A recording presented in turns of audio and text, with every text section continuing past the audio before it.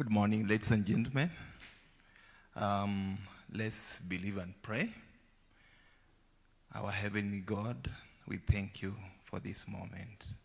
We thank you for giving us another day and giving us health and giving us an opportunity to live and interact. We are here for a purpose: to share, to learn, to educate, and to thank you. May you be with us, O Lord. We commit the leaders of this conference, put them in thy hand. Even all the guests and the speakers and all the participants, we commit them unto your hand. May you stand with us as we begin and as we end. We pray this in the name of God. Amen. Thank you so much. I take this opportunity to welcome Mr. Steve Kent, who is the World Scout Committee member.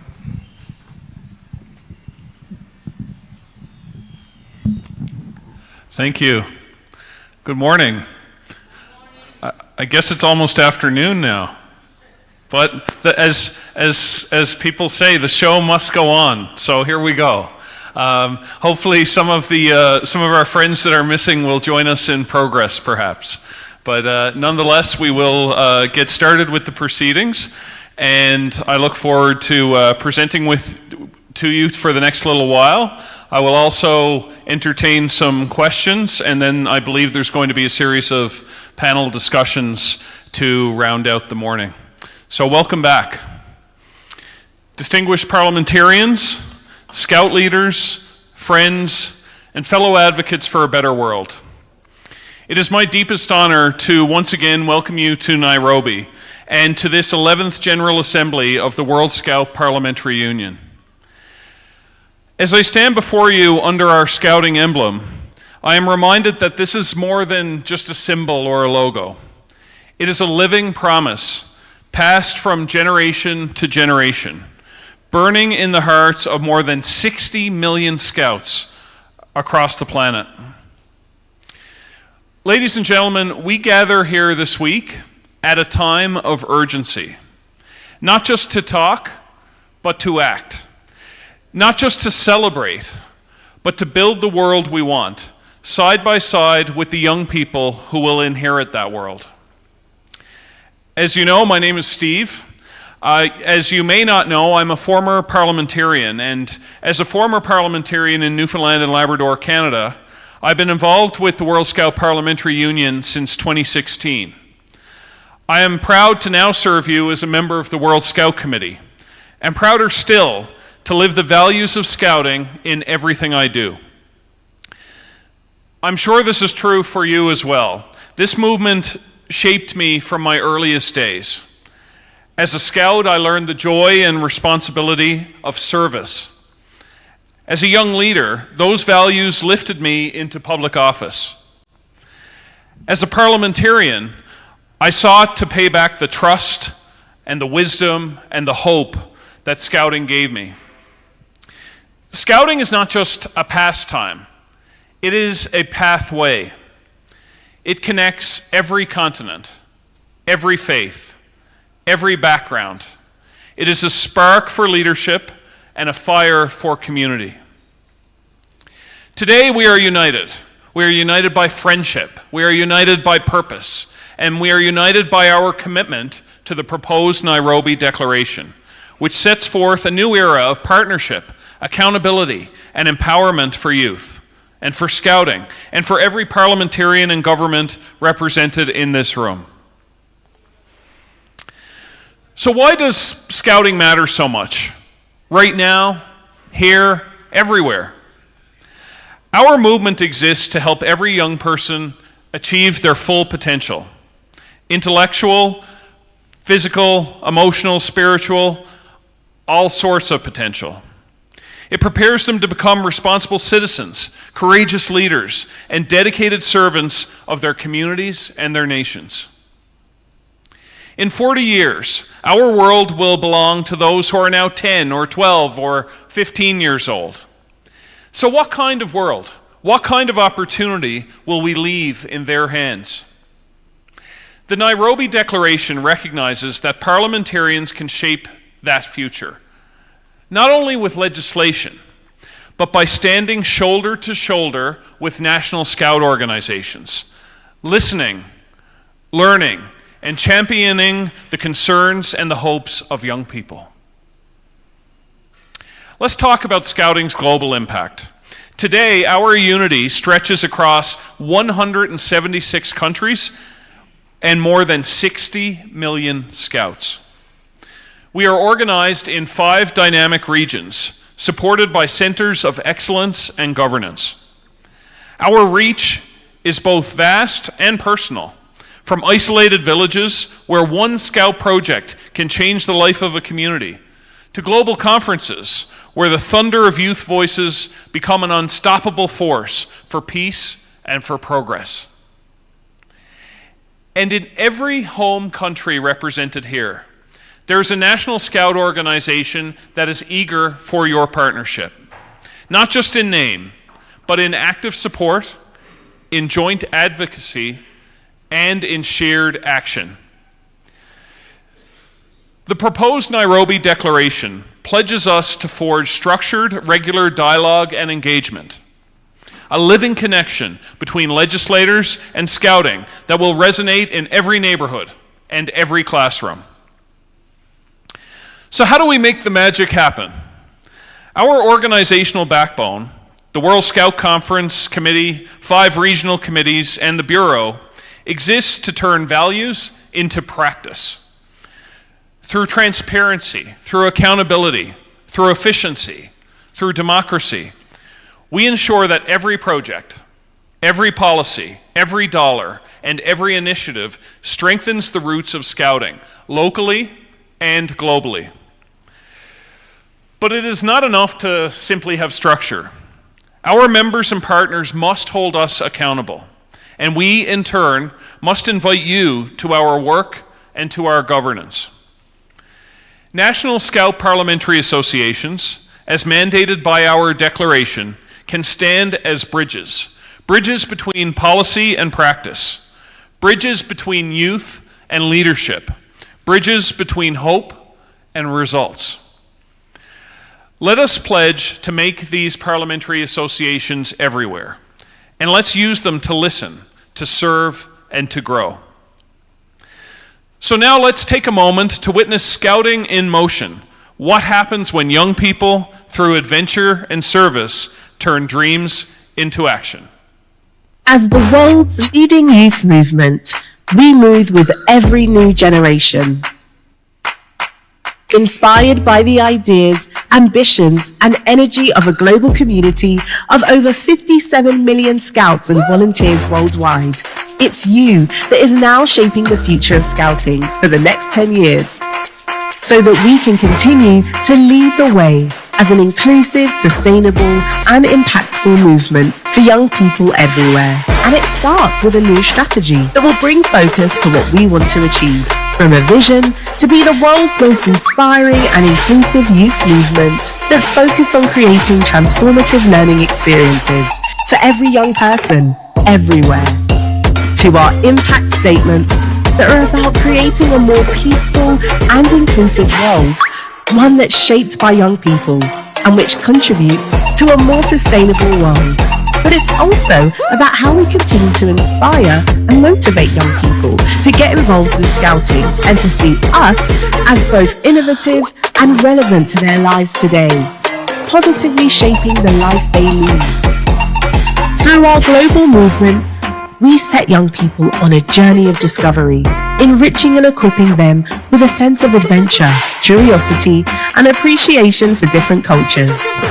We open eyes, minds, and hearts to new journeys and possibilities, helping form the foundational skills and values for all walks of life imaginable, from inventors, adventurers, artists, teachers, athletes, scientists, and entrepreneurs.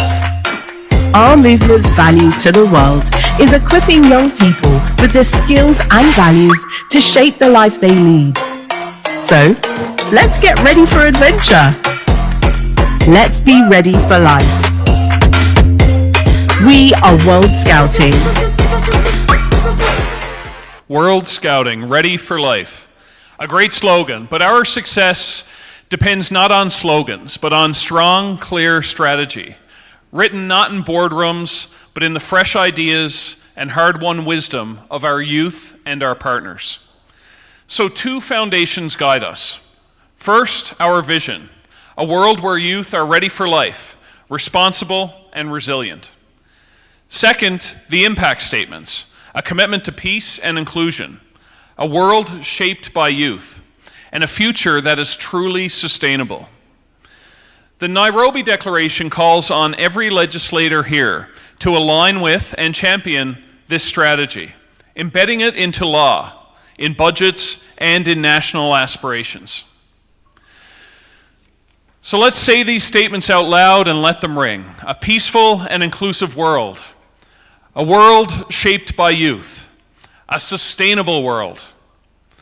Through the Nairobi Declaration, we not only affirm these values, but lay out a concrete action plan, policy frameworks, resource mobilization, and international representation, all aimed at turning this vision from hope to reality. So imagine the faces of young scouts in your home country. Are they living this vision? Or are they waiting for us to make it real? Let's talk further about the strategic priorities for the movement. How do we get there? We innovate in education and learning, making Scouting the greatest non-formal education program on the planet. We strengthen diversity and inclusion, making Scouting more accessible and more relevant than ever before. We guarantee safeguarding and well-being, zero tolerance for harm, and every young person safe, supported, and free to lead. We value volunteering, creating flexible, fulfilling paths for adult leaders to serve and to grow. Every one of these priorities depends on parliamentarians and National Scout organizations joining hands, spearheading programs, advocating for supportive legislation, and ensuring real change on the ground. We must not only talk policy, we must bring it home. We must champion it and make it real. Scouting organizations must be fit for purpose. They need to be well governed, they need to be transparent, they need to be sustainable, and they need to be youth-driven. They must adapt, using technology and data to meet new needs and measure impact so that we learn and improve. We are called upon in the Nairobi Declaration to resource these efforts, to open new channels for partnership, and to be relentless advocates for youth participation in our legislatures. Non-formal education must not be seen as extra or experimental. It needs to be seen as essential, validated, tracked, and honored in every national system, in every curriculum, and in every employer's expectations. I'd like to talk further about the new World Scouting brand. It's over a century old, but more relevant and vibrant than ever. Our refreshed brand is a signal to all. Scouting does not stand still. We lead, we adapt, we include. Joining forces with parliamentarians gives our movement new platforms, new respect, new opportunity for outreach and for growth and for impact. So let us make Scout a badge of honor everywhere, a calling, not just a logo. Every time a person engages with Scouting, at a jamboree, a village event, or online, they experience our principles: inclusion, sustainability, courage, and respect. So how can you, as parliamentarians, lift these moments higher? By bringing Scouting into policy dialogue, into parliamentary youth engagement, into civic ceremonies, making every experience one that carries forward hope and values. We have a bold world triennial plan. The triennial plan is no mere document. It is a roadmap made by listening to National Scout organizations, built through consultation, and sharpened by the experience of hundreds of volunteers and staff. It prioritizes projects that touch many corners at once, uniting health, climate, education, and peace. The Nairobi Declaration empowers all of us here to track progress, recommend solutions, hold each other accountable, and publish regular reports so we fulfill our responsibilities fully and openly. Scouting's operational framework is the backbone, supporting good governance and helping our national Scout organizations do the hard work. We invite parliamentarians to join us, see our process, understand our challenges, and become partners in alignment and growth. Accountability is not a threat, it is a gift. The Nairobi Declaration expects every National Scout Parliamentary Association to submit annual voluntary reviews, sharing both advances and obstacles, facilitating learning, and also building trust. And here, I ask every one of you to pause and commit. Champion the strategy for Scouting. Advocate for enabling, flexible legislation that supports youth and education and civic engagement. Encourage and collaborate with governments, agencies, and communities to embed Scouting into every national and regional legislative and policy framework. Mobilize your networks, ministers for youth and education and sport, to champion non-formal learning, advocate for recognition, and ensure resources are delivered. Please join our high-level network, amplify our collective voice, and become not only a supporter, but a driver of change for youth and Scouts everywhere. Please endorse the Youth, Peace, and Security Agenda. Recognize the power of Resolution 2250 and integrate peacebuilding, conflict prevention, and national security dialogue into curriculum, into youth programs, into the DNA of every nation's approach. Friends, it's up to us. Will young people view us as gatekeepers or as door openers and mentors and allies? Before I conclude, I will now invite a few brave questions from the floor if anybody has any. You may want to ask about partnership or youth voice, the future of Scouting, civic engagement.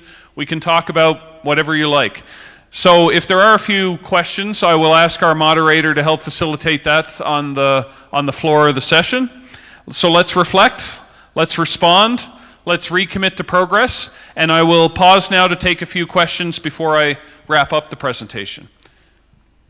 Any brave souls with a question?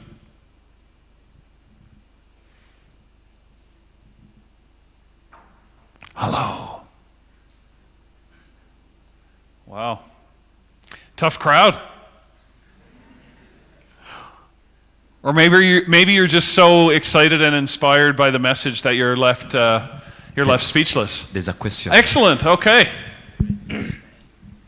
Scout, bravo! Bravo!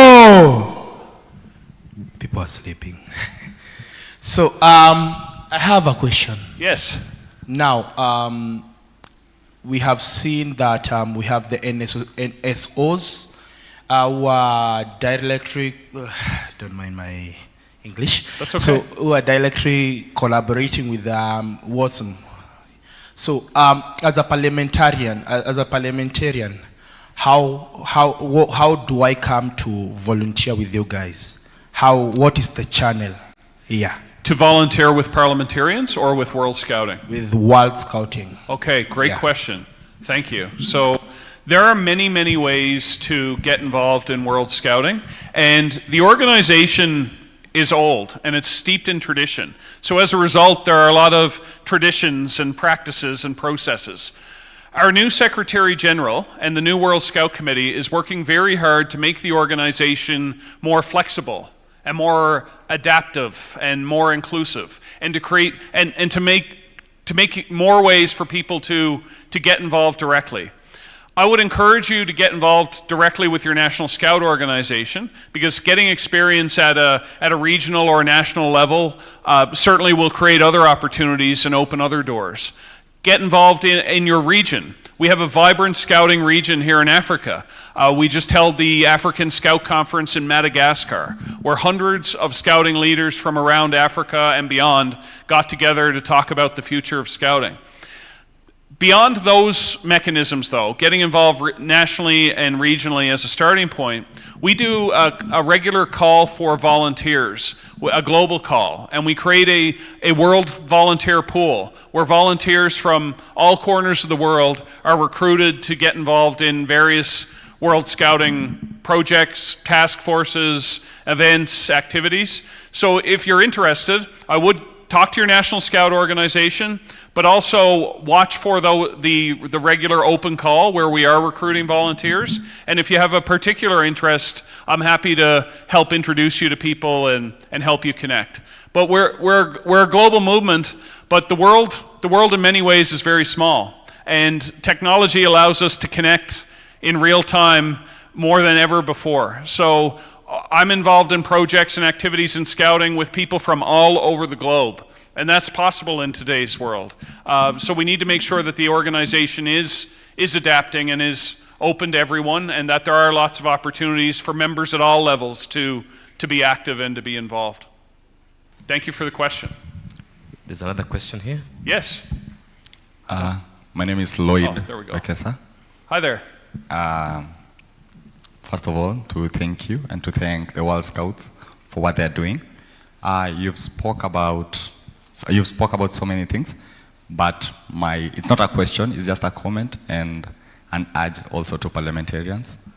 As the World Organization of Scouts movement continues to empower young people, I also believe with the Scouts donation platform, they can also be of assistance, and they can also continue supporting the young people, because with the young people, the major difference that is really delaying them in terms of making an impact or making change is just the resources, and of which the parliamentarians are in a position where they can get the resources. They're in a position where they can recommend people, where they can recommend partnerships and various things. So that is my major comment on the same. Thank you. That's a great comment. Thank you.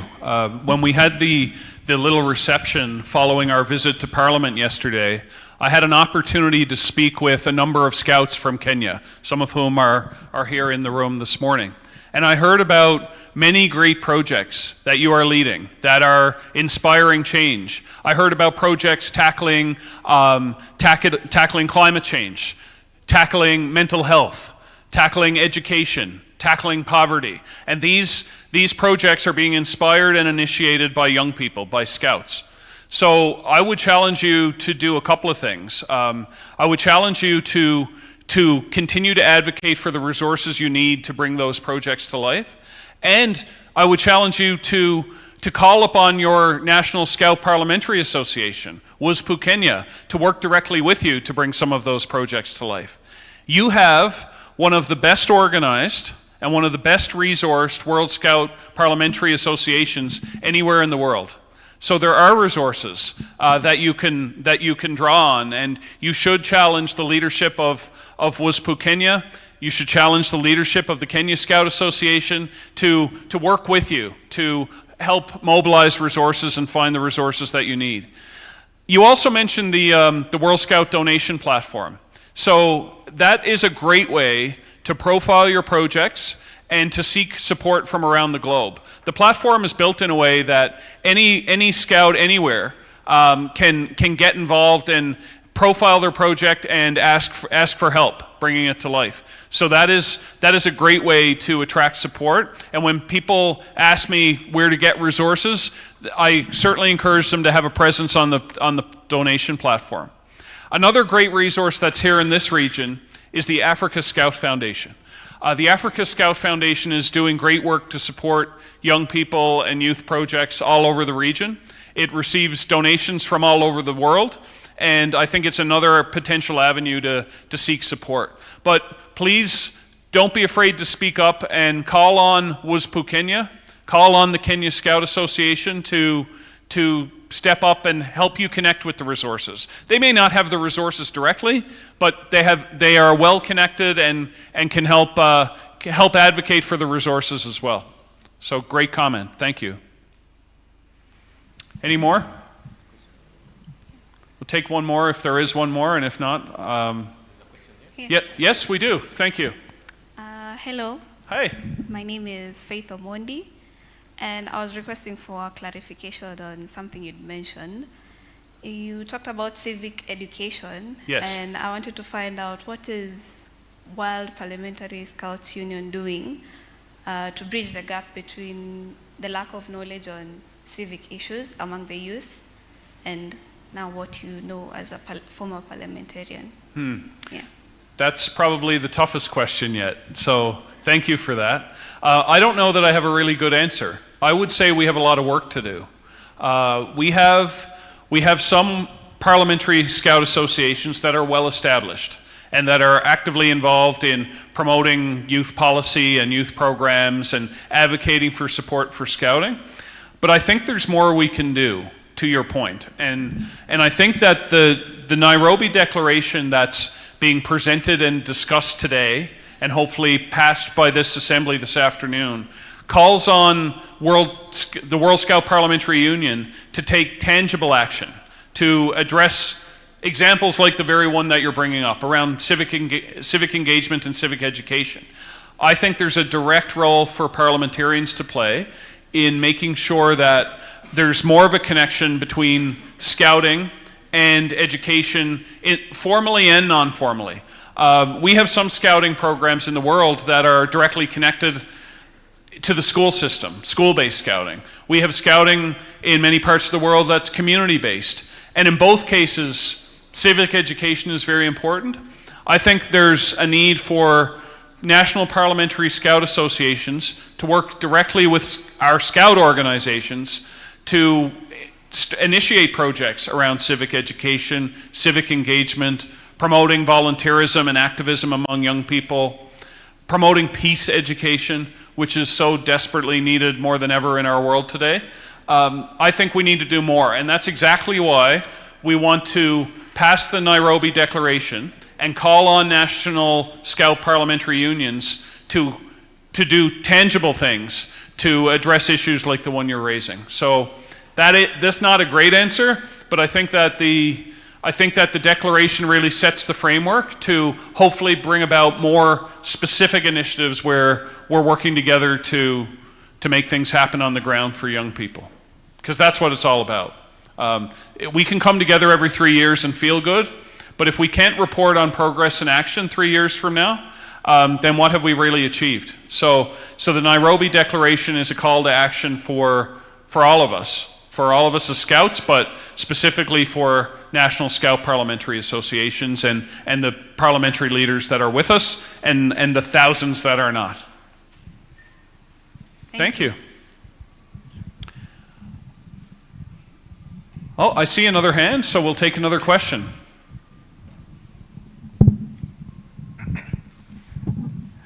Thank you so much for your presentation. Thank you. You've talked about your impact statements and the strategic priorities. And I was just thinking by myself, from that world point of view, is there a way to measure the successes of such global initiatives across the different national scouting organizations so that maybe it can help standardize the impact across the world?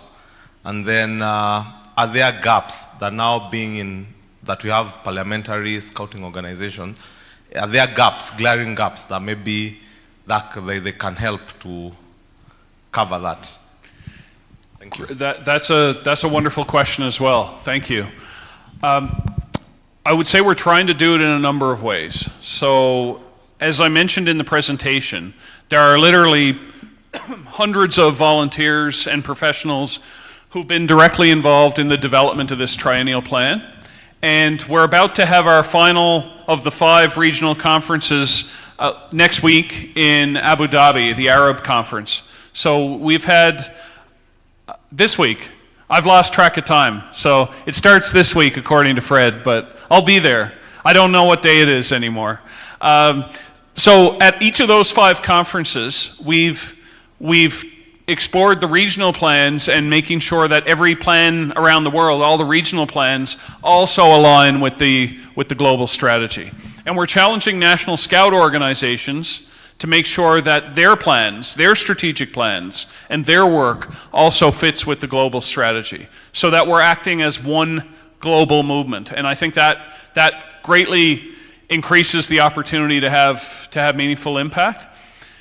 We have a variety of World Scouting programs and services that support National Scout organizations directly in tackling any element of that plan. So whatever if there are gaps like you mentioned, let's say an organization is struggling with, pick anything, engaging volunteers, or safeguarding and safe from harm programs to keep young people safe, or environmental programs. Whatever the gap is that a Scout organization is struggling with, we have resources available where we have a pool of trained World Scouting consultants in various topic areas that we can match up with the National Scout organizations to provide coaching, advice, collaboration, whatever the need is to help them advance in that area. So it's very hands-on, and it's about connecting Scout organizations to the specific resources they need to be able to tackle whatever the gap may be. Thank you. Is another question on this end? Okay.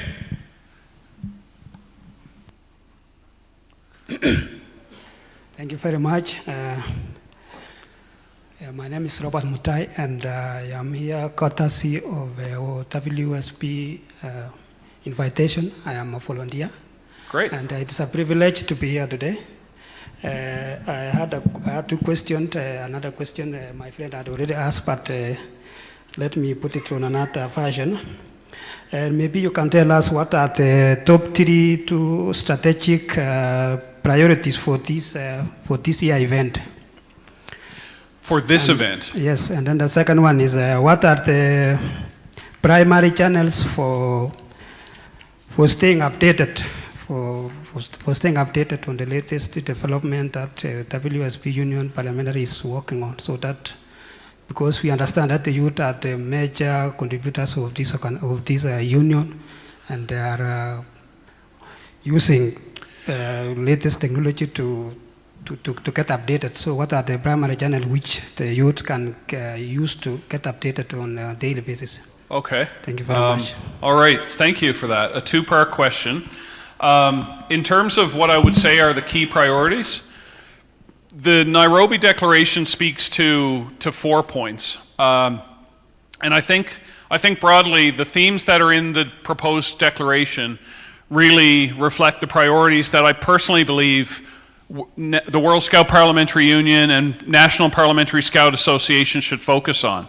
I think we should challenge parliamentarians to actively champion the strategy for Scouting and be advocates, and ensure that there's flexible legislation that truly supports young people and civic engagement, peace education, things that are reflected as priorities in our strategy for Scouting. So I think one of the priorities has to be that leadership and collaboration, where parliamentarians take specific action to advocate for the priorities that we believe are valuable in bringing our strategy for Scouting to life. I think there's also a need in terms of priorities to challenge parliamentarians to call on ministers of education, ministers responsible for youth and sport, to really be champions for non-formal learning and to ensure that non-formal education is properly prioritized and resourced in countries around the world. I also think we need to get better organized. Another priority from my perspective broadly would be to actually be better coordinated, to enhance the communication between these General Assemblies and create a high-level network that ensures we are doing everything we can to engage with government, engage with civil society to attract support for Scouting, and to ensure that Scouting is seen as a valuable player in every nation. And we're operating in virtually every country in the world. So the opportunity for impact is extraordinary. To the second part of your question, and if I understand, I would say the main advice I would offer is to really, and I know we have an international audience here, but we have a lot of representation from our host country of Kenya. So I would issue a specific challenge to those of you in the room who live and work and grow here in Kenya. You have untapped potential. You have a strong national parliamentary association, Scout Parliamentary Association, WSPU Kenya, and you have the Kenya Scout Association. And I would say that I believe there's lots of opportunity for those two organizations to work better together. And the only way that you'll achieve the true impact that is possible is to truly come together and work together collaboratively. And I think many of the partners that WSPU Kenya has assembled this week to be part of this event can be instrumental in supporting the development of those partnerships on the ground to create more opportunities for scouting. Frankly, there are some disconnects. And I believe there's greater opportunity to bring those partners together to achieve more for these young people and for thousands and thousands of others that are involved in scouting here in this country. I think that is an amazing opportunity that's before us. WSPU Kenya has done a great job assembling leaders from all over the country and around the world. Let's capitalize on that. Let's truly unite scouting in Kenya, and then I think you'll see some real change happen. Do I see a hand? Is your hand up? Okay, we'll take one more question over here. Then I'll wrap my presentation and we'll move on to what's next.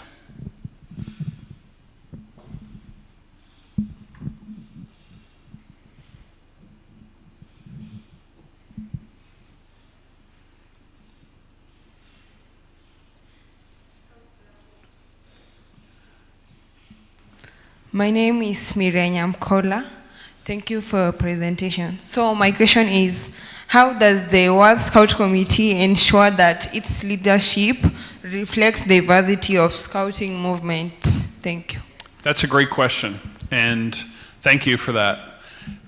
I will answer the question directly about the World Scout Committee, but I think it's an important question for parliamentarians to reflect on as well. Like, how do we reflect the diversity of our membership and our movement in our leadership? And I think I'm seeing some examples of it right here in the room among our parliamentary leaders. We have young people. We have females. We have leaders that are here participating for the first time. So in the time I've been involved over the last decade, I've started to see the transformation here through WSPU, which is very, very positive to see. The World Scout Committee is placing a real priority on board diversity, on the diversity of our leadership. So practically, in the committees we appoint, in the task forces we set up, in the projects we establish, we're making sure that we have people from various cultures, from various regions of the world, young people. We need gender diversity. And diversity has to take many forms. It's not just about geography. It's not just about culture. It's not just about religion. It's not just about gender. But those are examples of things that are important and need to be reflected in what we do. I think we need a formal mechanism. This is my personal view. I think we need a formal mechanism to make sure that regional voices have voting power at the World Scout Committee table. And it happens a little bit naturally. So right now we have representation from all 5 regions of the world on the World Scout Committee. And the 2 voices from Africa that are on the World Scout Committee, of the 12 of us, are among the most passionate and the most powerful. And I'm so excited to see how that work continues to unfold and how their work impacts the direction of the committee. But so I think a mechanism to ensure regional representation is needed. At every time the World Scout Committee meets, the regional chairs of the 5 regions are also in the room and fully part of our deliberations. While they don't have a vote currently, they are active participants in what we do. We have set up a board diversity task force to look at what recommendations we can bring forward to the next World Conference, to look at how we change our governance structure to ensure diversity, better diversity. Democracy is not enough. So one of the arguments that's made, and I do appreciate this argument as well, the World Conference, all of the National Scout organizations in the world, they elect the World Scout Committee. And there are candidates from all regions, from various walks of life, different backgrounds. There's lots of diversity in terms of geography, culture, gender, all of that in terms of the candidates. And democracy will elect, a democratic process will elect the committee. But if we value diversity, we may need to build some mechanisms into that democratic process to make sure that diversity actually doesn't just happen by chance. So there's a task force working on this right now. If you have ideas, we welcome them. And there will be recommendations coming forward either before the next World Conference or at the next World Conference. Thank you. Thank you.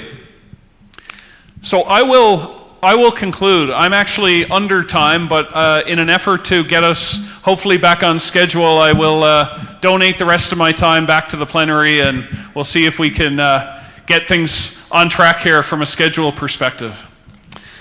So as we prepare to step forward, remember that the discussion we've had here today and the Nairobi Declaration is not a conclusion.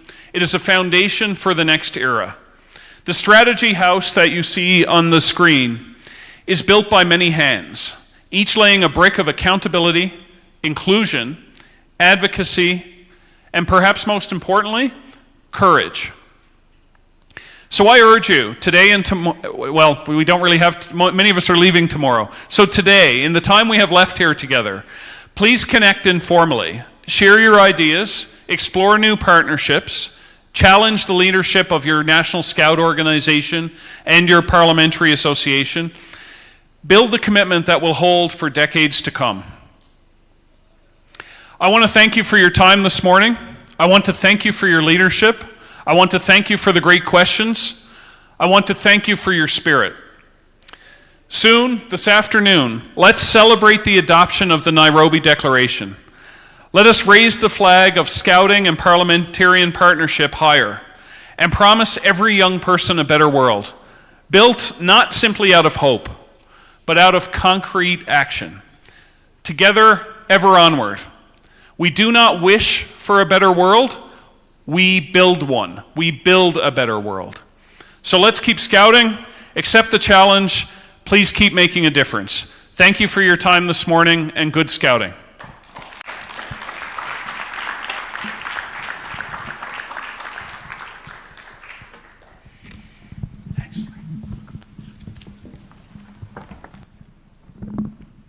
Let's put our hands together once more. Now I take this opportunity to welcome the moderator, Mr. Frederick Kamakama, the Regional Director, World Scout Bureau Africa, to moderate on the topic of formation and strengthening of WSPU chapters and the role of WSPU in supporting scouting. You'll come and invite your panel.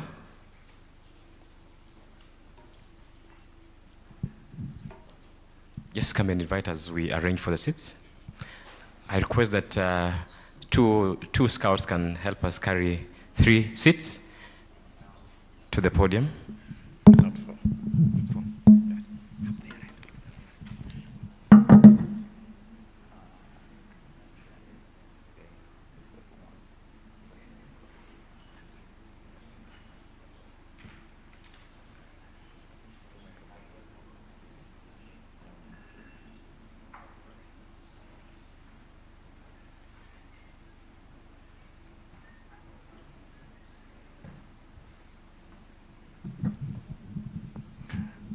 Good morning, conference. Are you with me? Are you sure? Good morning again. It's a pleasure this morning to consider this panel. And this panel, we are going to be discussing something very important. And I think this is why we are here. We are trying to see how we can form and also strengthen the existing chapters of WSPU. And I think this was part of the questions that came. So with me today, I have 3 guests. I would like to call them again. Steve, unfortunately, you have to come back on stage.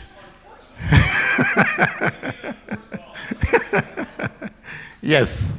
Yeah, we have Steve Kent, who is actually my boss, member of the World Scout Committee, but also the liaison officer from the committee in relationship with organization with consultative status with the World Scout Committee, and WSPU being one of them.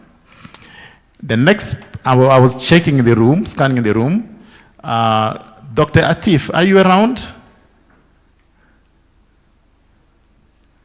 I thought I saw him somewhere. Has someone seen Dr. Atif? Okay, I think we'll see if he comes. And then I have a very beautiful lady from Croatia, who is also a good friend of mine. Lydia, please.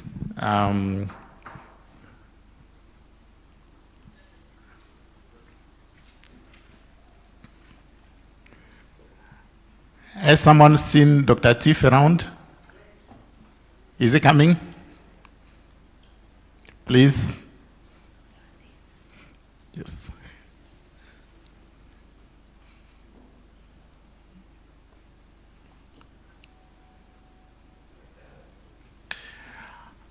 As we are waiting for Dr. Atif, let me introduce a bit the discussion that we are having. As you know, we have gathered here for this important conference to discuss the role that the World Scout Parliamentary Union can play. And we just followed the discussion with Steve, which is very important on what the strategy for scouting is and some other things. Today's scouting, for those of you who don't know, we are counting over 60 million young people around the world. So we are actually the largest worldwide youth movement. And 10 million out of the 60 millions are actually here in Africa. Can you give yourself a clap? And Kenya is contributing 4.2 million out of the 10 million. So we are actually in the right place here. And as we know, one of the unique opportunity of and strength of WSPU, and I think it came out very clearly in Steve's presentation, that here in Kenya we have a very strong chapter which is very resourceful, is actually to support or to link up youth development with policy making. So in this panel, we are going to have a quick look on how this is experienced from the global, the regional, but also the National Scout level. And at the global level, we have none other than Steve Kent, who is representing the committee. And at the regional level, we have Dr. Atif. Dr. Atif, for a brief introduction, is actually my former colleague and the former regional director for Arab Scout region. But he has also at the heart, he was a parliamentarian and the founding members of WSPU in Sudan, his home country. And then we have Lydia. I've also met Lydia in the corridors of scouting at the World Scout Committee level. But now she's carrying the heart of partnership between the Korea, what have you done for me? The Croatia Scout Association and the Croatia Parliamentary Scout Union. And we are going to have a very good example there, which also spreading out to other countries.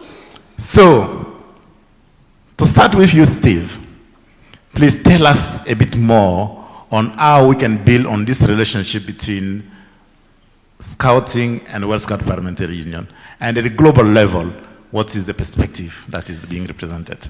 So I would say, first of all, I think most folks in the room have heard plenty from me already. So I will be brief and allow the other panelists to get some airtime here. I would sum it up as the most important thing is tangible action.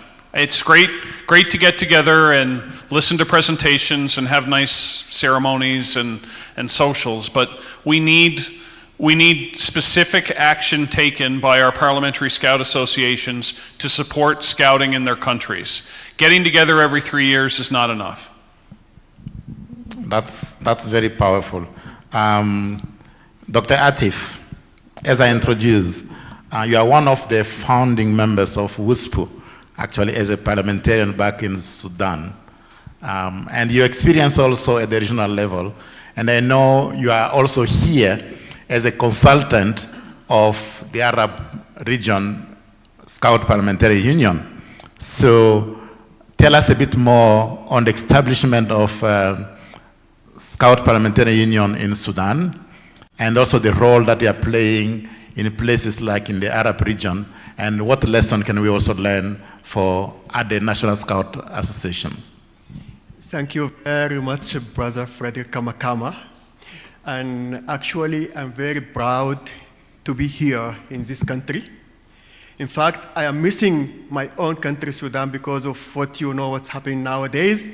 But when I came to Kenya, from the passport control, I felt at home. Just they stamped the passport and they said enter, so I am here at home. Thank you, Kenya. For the WSPU, actually, when Mr.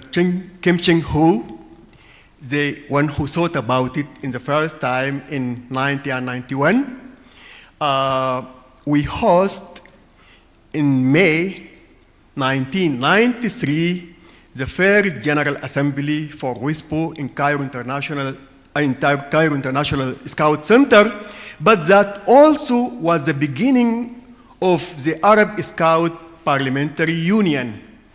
And I'm proud to say that we in Sudan, we formed the first national Scout Parliamentary Union, but in the beginning, most of the parliamentarians, they don't want to declare that they were scouts. But when they have seen what scout they can do and what the sample that we have done it for them, we have 60 out of 300 declared their scout. And for the preparation for the first General Assembly in Chile in '94, we need to do something to share it with other parliamentarians, that Scout parliamentarian can do something for their nations. At that time, we had a war between the north and south of Sudan. So as a Scout, we initiated, as a Scout parliamentarian, we initiated war victims garments projects. We were able to collect 6 million pieces of clothes. We distribute those clothes to war victims in 13 states war affected in Sudan. So that was a mission for the people that when Scout and parliamentarians shake hands together, they can do something for their country. And we put that in an exhibition in Chile, so other people have seen it. So after that, we started as 3 countries at Arab Scout Parliamentary Union, Sudan, Egypt, and Tunisia. But after that, more NSOs supported their parliamentarians to be a member. Now we have the whole 19 Arab countries in the Arab Scout region. They have representation for Arab Scout Parliamentary Union, and we do a lot of activities that support the Scout at grassroots level and support their countries. We support the Scout by laws at local level in each parliament, and we share this experience to each other. We support them financially also by supporting the Scout as in the budget of the country. We have also in each NSOs one of the parliamentarians as ex officio member of the board of the NSOs. This also make a lot of support from the parliamentarian to the scout at national level. Thank you very much. Thank you very much, Dr. Atif. You heard it. If scouts and parliamentarians work hand in hand, they can make a big difference. And I think this is something very important, and I hope from this conference, we'll take this as a message home. Yes, Steve just made something very important. Let's not only have conferences, talk at the conferences, but things which are actually done on the ground. And here I'm happy to bring Lydia, and Lydia will also bring someone else to share a bit of the experience. Lydia, can you tell us a bit more on the experience of Croatia Scout Association? This time I got it right, it's Croatia Scout Association. Yes, indeed, it is Croatia.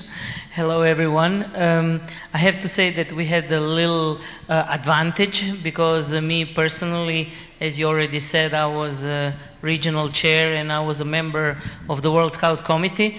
So we got all the experience and everything what Steve has been presented about the strategy and stuff. We start from there. So we start really from the roots and where scouting is coming from and where we want to go. And then with the support of our great team and our parliamentarians, not just chapter, but also ministries and the others, we managed to make impact and make a big change. And actually that's why, thanks to Steve, we are here today. He was at the European conference where we presented our concept and the project, and he invited us here to share with the parliamentarians from around the world and all the scouts here. So actually I wanted to present a project. I don't know if I'll do just the introduction now and then we'll go to the presentation at a later stage. But it's about an environmental project where through good and professional communication we managed to change the image of scouting in the country. We managed to build a really strong relationship with our politicians, our ministries, but also with the corporate sector who recognize us as a great partner for their corporate social responsibility acts, and whereby through innovative economies, as it is a program of this whole event, we managed to ensure new finances for the association, for the local groups, and through educational paths also, where we wanted to stress this part of the scouting and the recognition of our leadership values from the corporate sector. We really make the impact and make the difference in our society. That was recognized by our Ministry of Foreign Affairs that then gladly help us, or actually they even proposed that we export the concept in the neighboring countries, where with their financial support we build the same impact, same project in Macedonia, Montenegro and Bosnia. So by now we have a project living in 4 countries, and it is a really great example of all these topics that we covered. And if you remember Steve's slide where you have to do your strategy, call for action, plan, and then the impact, this is exactly what the story from small Croatia is about. And why we're here and why Steve invited us, we really want to give this concept and know-how with the support of our politicians, and we have our MP here. We want to give it to the other Scout brothers and sisters around the world. So this is like a summary, and then I'll show you what is it about a bit later. Well, I can't wait to see what exactly it is, but I'm touched by Croatia, Macedonia, Moldova. Can you come to Kenya? Can you go to Tanzania? Can you go to Rwanda? That's why we're here. That's why we're here. We'll show you what is the story about. It's a story about planting trees that is much more than planting trees. Yesterday I met some young people, actually young lady, who told me about planting trees. And I hope she's here and she's listening. Please try to find that lady on that side, how we can team up together to work on that. So we'll come back again to that. So let me, before I allow the conference to ask questions, come back again to you, Steve. I know you are now passionate about Kenya. I think Kenyans are here that you are listening. You need to give him some recognition here in Kenya. He doesn't have to go back. He can stay here in Kenya forever, and he will be speaking very passionately for us about Kenya.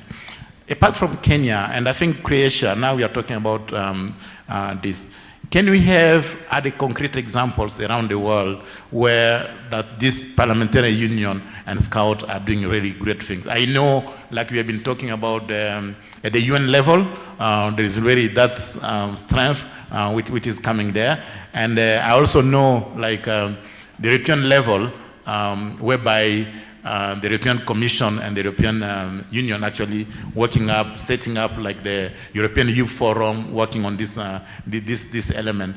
In Africa, I think we are lacking something. Can you inspire us a bit more? Can we challenge our parliamentarian here? Where should we go from here? So you told me I can't use Kenya as an example and I can't use Croatia, so I'll give you two others. But before I do, I would say, again, the resources and the potential you have here is very, very real. And bringing the Scouting Association and the Parliamentary Association even closer together will result in greater impact for young people in Kenya. I'm so happy that Lidja and the delegation from Croatia is here, because it's a concrete example that you're going to learn more about shortly. And part of the magic of it is it's so successful and so powerful that it's spread to other countries. So that is a great example, and you'll hear more of the story shortly. Two more examples that jump to mind. I would have to salute our friends from Korea. If it wasn't for Korea and the Korean Scouts and the Korean Parliament, I don't believe we would all be here. I don't believe that the World Scout Parliamentary Union would be as strong and as continuous as it is. Can we have a clap for Korea, please? The Korean Scout Parliamentary Association is very strong, and there's a direct link between parliamentarians and advocacy for scouting. Korea also is the global host of the World Secretariat for the World Scout Parliamentary Union. And that continuity is part of what keeps us together and brings us together. So it's probably the best example I can think of, other than the ones we've talked about. And that leadership at a national level is part of what fuels the global parliamentary Scout movement. Another practical example that I'm seeing in real time, real life right now is in Poland. So Poland is going to be the next host of the World Scout Jamboree. And at every world event, every regional conference I go to, not only do I meet a team of passionate Polish Scouts, but I meet the mayors of communities. I meet what state or provincial level, county level officials. I meet parliamentarians from the Parliament of Poland, and one of our MPs from Poland is with us this week. Multiple levels of government are showing up, not just for ceremonies, but they're showing up and they're actively involved in helping ensure that the next World Jamboree is an amazing success. So it's tangible engagement where the levels of government are directly engaging with scouting in a way that's helping us reach more young people. So those are the first two that jump to mind, but there's others. Actually more than two from what you have shared. Dr. Atif, I'm going to take you a bit on a more challenging side of this discussion. I know we are only human. There's no human initiative which is perfect.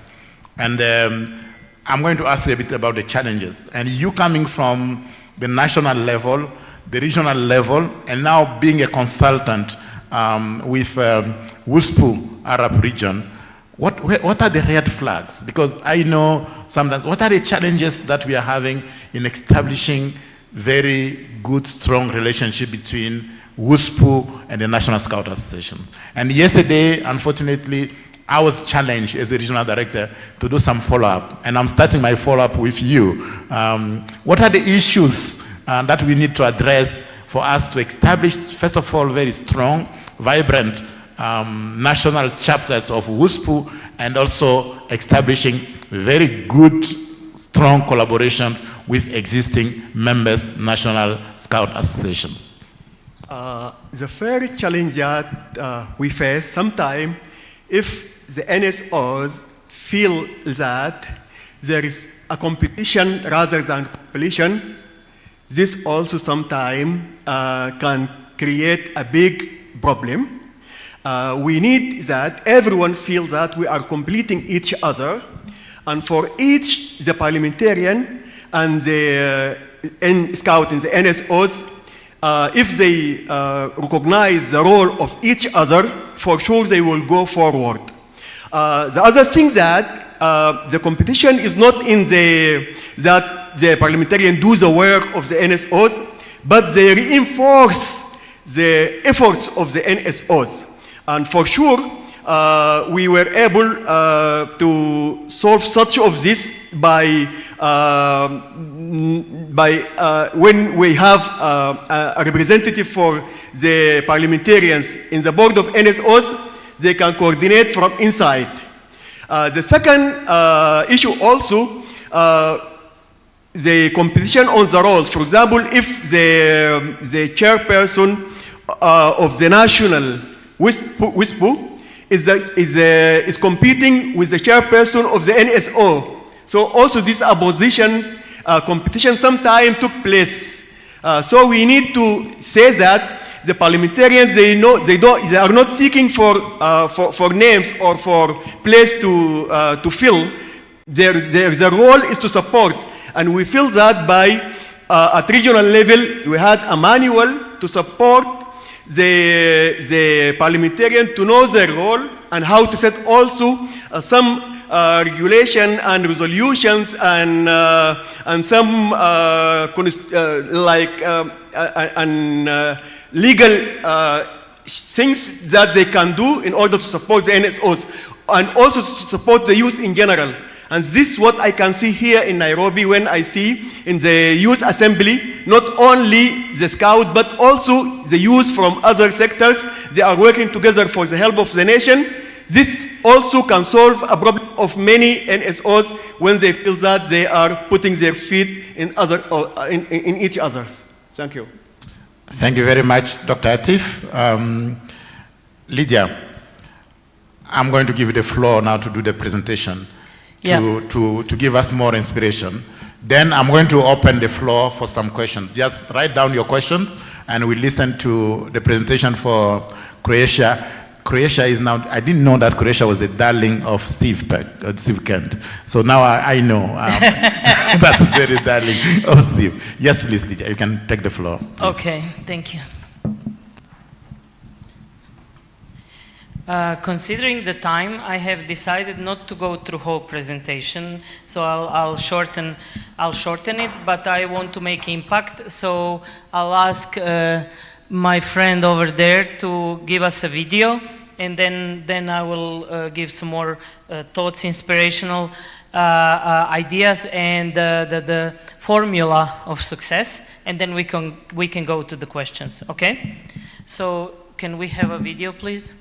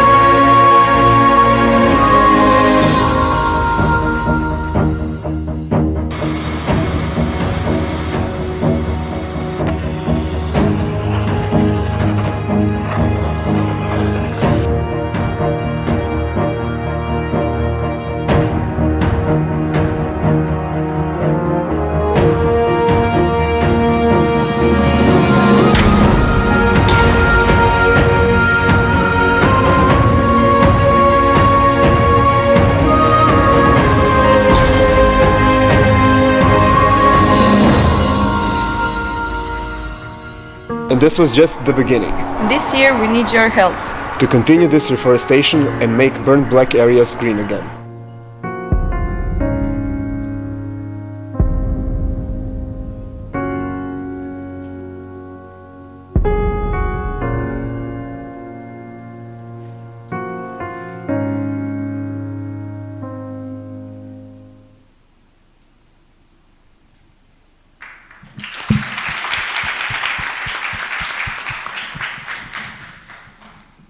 Thank you. So, as I said, this is a story of planting trees, but done in a much different way.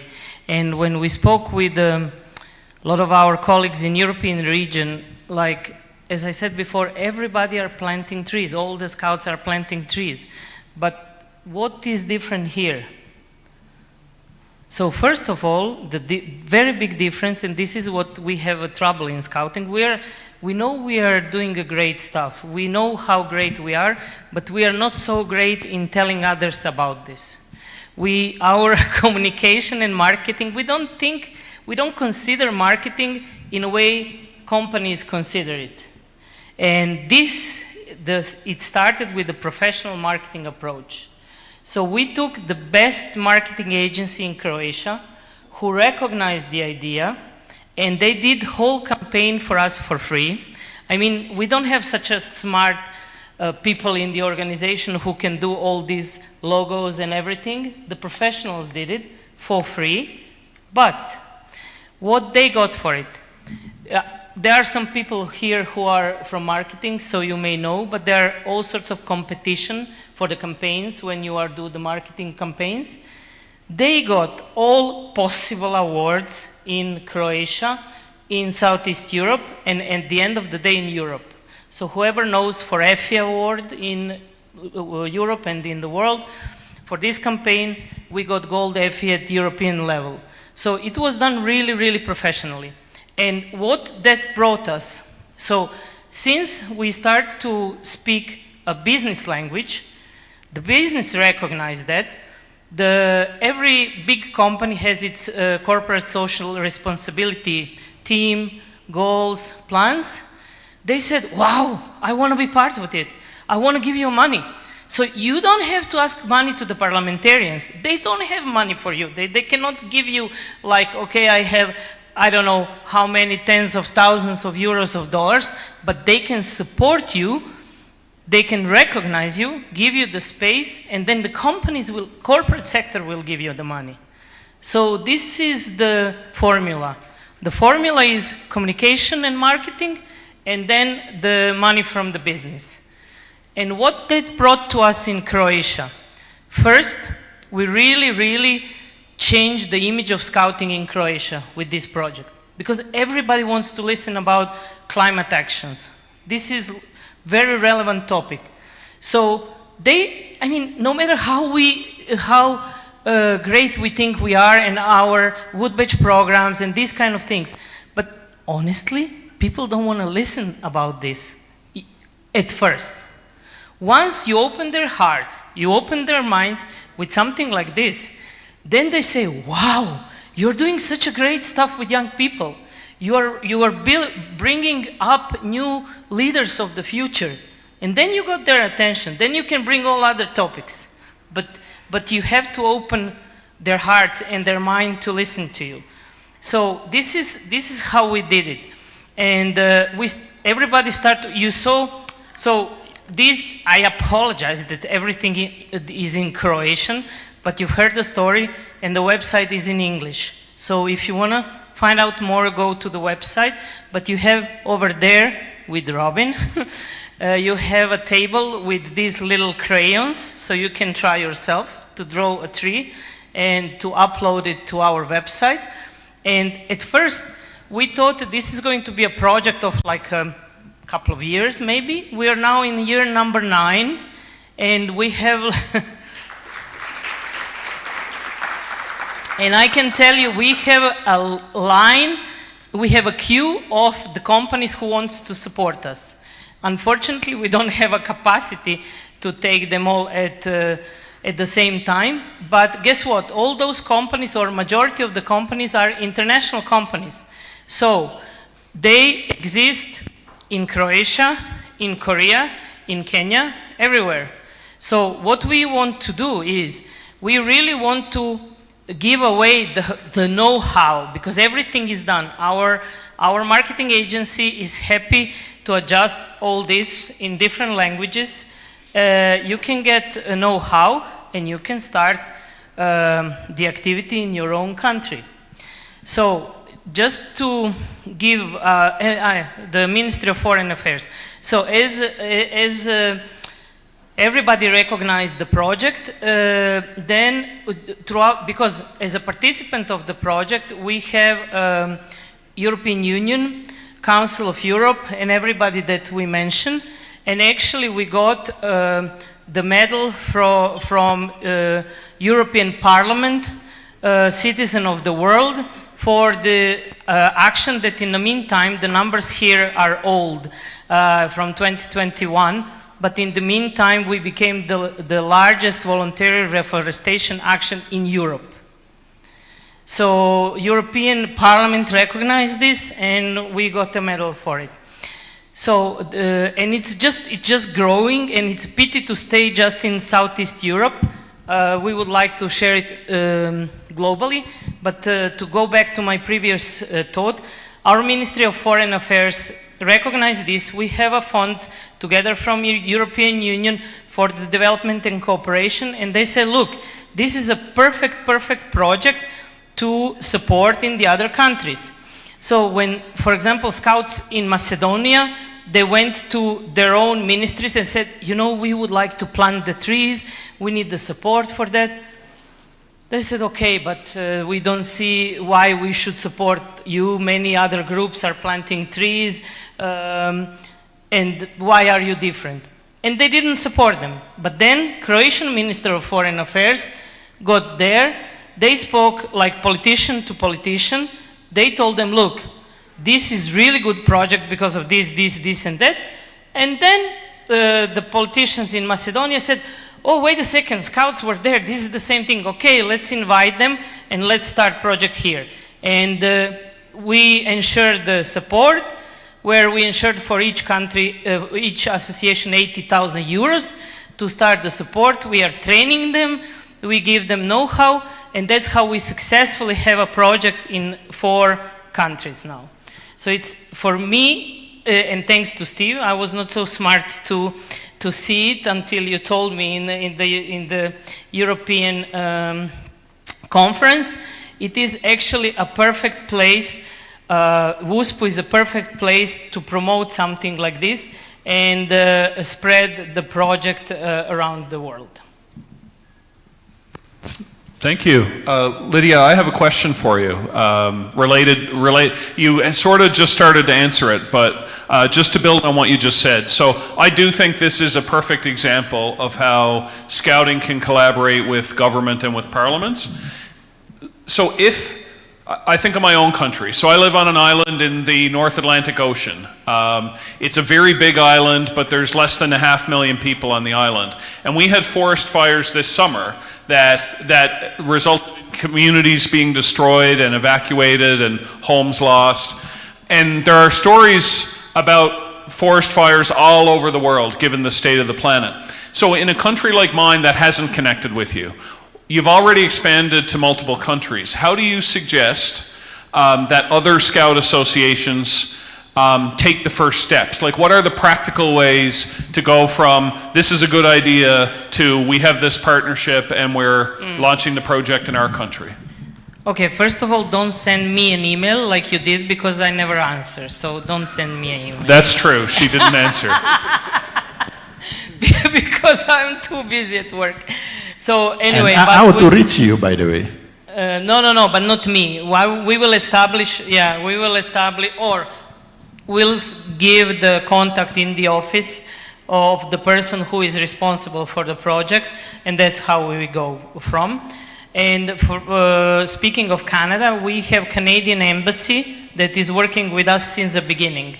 So Canadian ambassadors, we changed 3 of them by now, but they were always with us planting trees. Of course, we have president, prime minister, everybody, but Canadian ambassador was always there. So we can go through the embassy, actually. Yeah. Thank you. I can see like, also don't reach me the same way you reach my office. Don't reach me, Kama. I will not answer you directly. Yes, Lydia. Just two more things. I would just like to give you the further food for thought, because as we have been doing Boranka now, as I said, for 9 years, we got 2 more projects that build out of it. The joke was like Boranka 2.0 and 3.0, but it's not the same name. The second one is CO2 compensating by planting, where we basically trade CO2 compensation by planting trees. So it's not only about the reforestation after fire, but this one, where we brought up the way to finance scout groups in the old regions, because we are getting contracts with the companies on like recurring way for 3 years or 5 years. And again, all those companies, you know, we have all global pharmaceutical companies, cosmetic companies, banks, insurance. And that can also be very easily exported to, I got in the meantime presentation. That can be really easily exported to the other countries. And you can also find the materials on the table there, or you can find me later today to tell you about it. And third one is a Japanese concept of building a small urban forests, where we also bring option for the cities to have more green areas. So we have like portfolio of products for the companies who are approaching us and wanting to support our activities. And of course, that we had the scouts saying, but we don't want to deal just with the trees. And we are not. We use these funds that we get through the trees to invest in the new leaders. So we have, like last year, we had 150 new leaders financed through that program. So they paid 0. Their groups paid 0 for the training. And also the program, renewal of the program, this, that. And finally, we are seeing growth of the organization. So our ultimate goal is to see the bigger numbers in the members of Scouting. So, and thank you from me, but I would like to invite just for one sentence our MP to share her view of all this Scout story.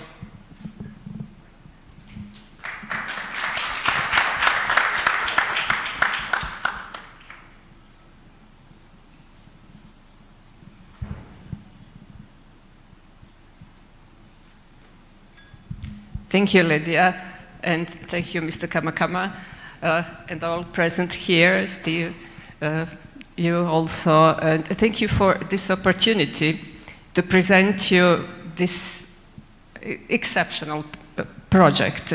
I really proudly stand here on this stage presenting Boranka, a project that actually connects a lot of layers in our society, from corporate social responsibility and corporate sector to NGOs like Scouting organization, and actually all public officials from the cities, from the counties, and at the end, government and parliament. So I really proudly stay here and presenting Croatia, a small country from the Europe with such a big project. Thank you very much. Thank you, our MP. For those who don't know, I was in Croatia in Split for the European Conference. It's a very beautiful city and a beautiful country, and it's very good. Steve started with questions. I would like to open up the floor for some questions to the panel. Then we'll wind up after the questions. Let me sit here so that I can see very well.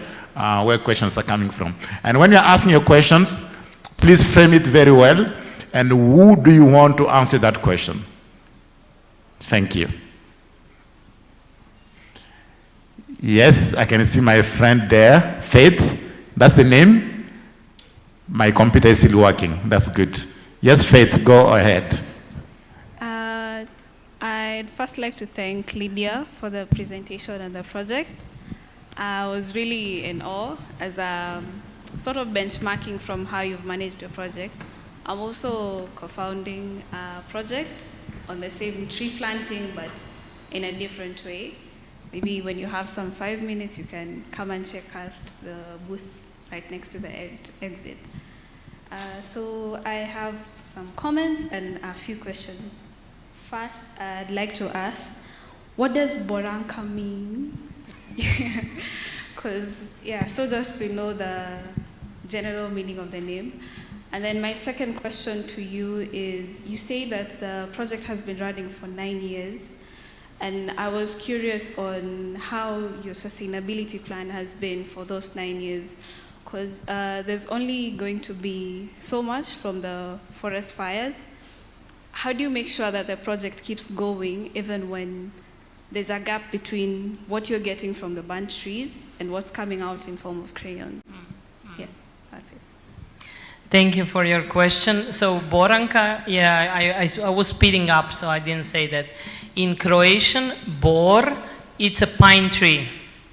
Because in that area where we were planting, we mainly were planting pine trees. So it's like an anka is like ending of any word, like any noun that you want to say. So it's kind of a combination of ending of anything to make it to noun and a pine tree and to sound good. So this name definitely is not working in English.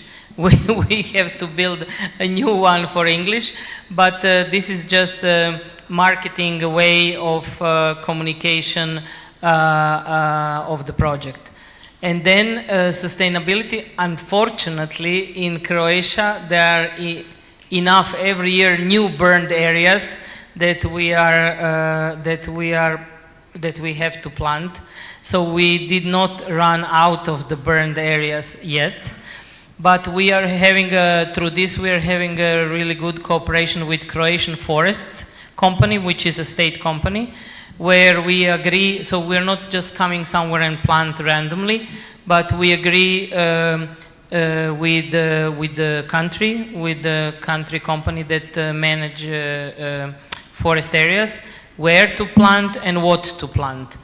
But this is related only to the south of Croatia, where we had these fires, but the rest of the country does not have the fires, and that's why we came up with this second project that is called CO2 compensating by planting, where we plant again according to the instructions of Croatian forestry, whether the forests were injured, because they have their own plan of planting. So sometimes forests can be ruined by insects or by some, I don't know, disease, or they can be ruined by the storms or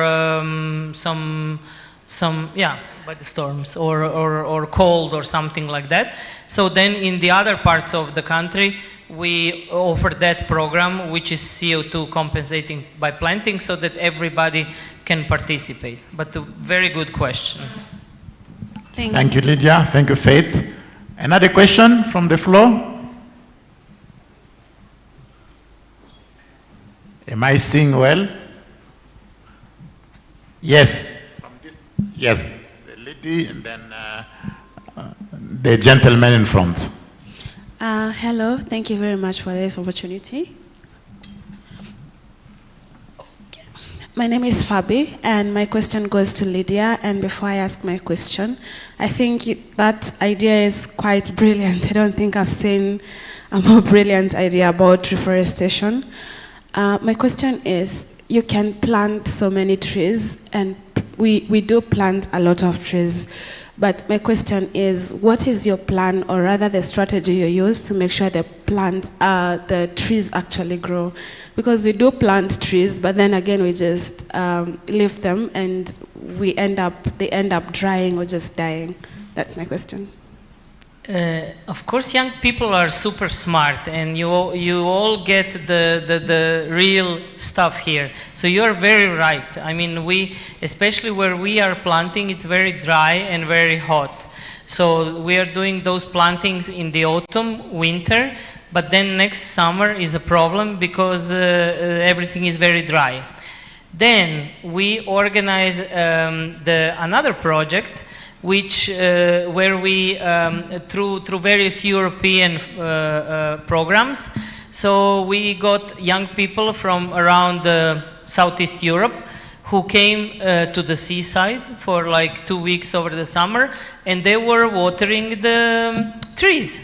So we did it with the firefighters. Firefighters brought water, because this is like in the middle of the nowhere on the mountain, and we were watering these trees. So we had another action and like a joint plan of international patrols who got together to water the trees. Thank you. Dr. Iyaya. Thank you so much. I want to appreciate Lydia.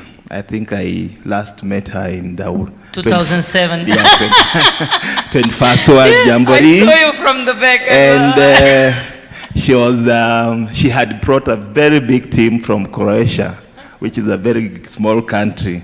And I can see you continued working so hard. And I want to really congratulate you for that. My question goes to Dr. Steve. Dr. Atif. I'm so impressed with you having been the person who initiated the advent of the World Scouts Parliamentary and the Parliamentary Scout Union in your country. Maybe just to share with us what motivated you to do that, and what were some of the challenges. Maybe we can learn from that. Thank you. Thank you very much. Dr. Atif, you can go on, and then we'll get... Yes, please. Actually, the first thing that motivated me, in the beginning, our parliament, it is either geographical representation or sectoral representation. When I entered the parliament in the first time, I was from the portion of the sectoral representation. So I was the youth representative, and I represent the scout. So my passion to do that scout can do something for the scout and for the world and for the youth in general. When I heard what Kim Cheng-Hu said, that he would like to make a scout parliamentary union, we took the gloves and we worked hard to make it happen. And that was the secret. Thank you. Thank you, Dr. Atif. Can we have the mic on this other side, please? Yes. And there's also a lady at the back there. Good. Fellow Scouts, brother and sister, I'm representative of the National Scout Organization of Thailand. It's not like the question, but I'd like to share what the Thai Scout have done. Let me tell you, for the last 100 years, Thailand in Southeast Asia, we have the forest more than 70% of the nations. But after, industrial revolutions, after we develop, we have the forest left only 28%. It's a pity. For the last 20 years, Scouting, government, and the people who have responsibility, we try to increase the number of forests in Thailand. And I'm proud to tell you that today we achieved more than 35% increasing. During the last 10 years, we have set the unit of Scout we call the Environmental Scout Group and become the association about the Environment Scout Group. And not only environmental, we set up the IT in protect the harms from the technologies. We have the unit, special unit with the cooperation with the Minister of Technologies. We are set up the Scout for IT, we call IT Scout. We also have the Narcotics Scout to solve the problem with the kids. The kids know, and we are spread out all the communities with the Scout Heart and try to help government to reduce the narcotics. We have been success, quite a number that you can know that for the last 2 years, we have achievement. The tourists come to Thailand, one of the top 5 in the world. More than 35 million tourists have been visited, and you feel very safety. You feel our society heart to heart, by heart feeling. And that behind the scene, because we have encouraged the Scout. We have more than 1 million Scouts in Thailand. And we are proud to tell you that we not call our Scout as an association. We call ourselves as an organization, the National Scout Organization. And we have law, national law, that whoever becomes the Prime Minister must be served as a chairman of the Scout Councils. And also, we have the law, whoever becomes the Minister of Education must be the president of the organization. That's why we have cooperation between administration and the volunteer system. And this is what I like to share, what we have been success in the Scout for the last 115 years. Thank you so much. Thank you very much, Chief. That's very powerful. I'm also conscious that we are running short of time, but there's a lady at the back there. She will be our last question, so that we can move on to other programs. Yes, please. Hi everyone, my name is Ruth Wairemo. I'm a landscape architect. My question goes to Lydia. You mentioned you have an initiative about small urban forests. So how do you bring in the forest into the urban area, considering that the space is limited? And how do you do it? How do you get through the regulations? Just shed light on that kindly. Yeah, we can, considering we have some more questions, we can talk about it in the break, but this is the concept that was pioneered by in Japan and then supported in Europe a lot in Netherlands. This is really small area that is needed. It's like, I don't know by heart now, but a small area like this part of the chairs. That's how big it is. But the whole point is in having diversity. So you are planting trees and the bushes, and you have, we just planted in my city where I live, in the school yard, and the experts have to plan where to put which tree. I'll show you the concept. And we had like more than 30 different species in that small area. And then they support, they are like food for bees and all sorts of advantages that you have. And the trees are, or plants are supporting each other. And so it's like a lot of science in that little area. And we are just doing what somebody else said it's great, and then local communities are recognizing this. But I would be happy to share more with you later. Thank you, Lydia. And I will say that this is just the beginning. The reason also that we meet in conferences like this one is also to network. So this is also an opportunity for us to really... We had another question from before here. Yeah. Okay. I wanted to use the power invested in me to roll out because of time. I have a couple of questions which have been written here, sent to me. I will just read them. We are not going to answer them, just for the interest of time. And the first question is, must us, and I guess the audience, pass throughout the NSO to reach out to WUSM? The emphatic answer is yes. Because we are a disciplined movement, we don't want chaotic arrangement, but you can talk to us. Again, remember, don't write to me, write to the office. You can talk to us, and then we'll direct you to the right person within your National Scout Association to reach us. You can talk to us, but we'll send you back to the association with good direction and good support. Do the World Scout Bureau follow up on the donation made through the NSOs? And again here, Kenya was given an example. Yes. We have some accountability, but only if we know.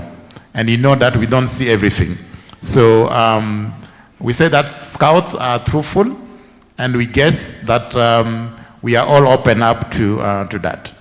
The next question, how do the World Scout Bureau feel about the situation that is between some, I don't want to say the name, some national WSPU chapter and the National Scout Association? And again, it is unfortunate. The fourth law of Scouts say that a scout is, what does it say? A scout is a brother and a sister to every other scout. So we need to live that sense of unity. And again, I think the World Scout Committee, whenever I present a case, the first question they ask me, what is going to be the impact of that on the unity of the movement? So the unity of the movement is paramount, and we all need to work towards that to ensure the unity of the movement.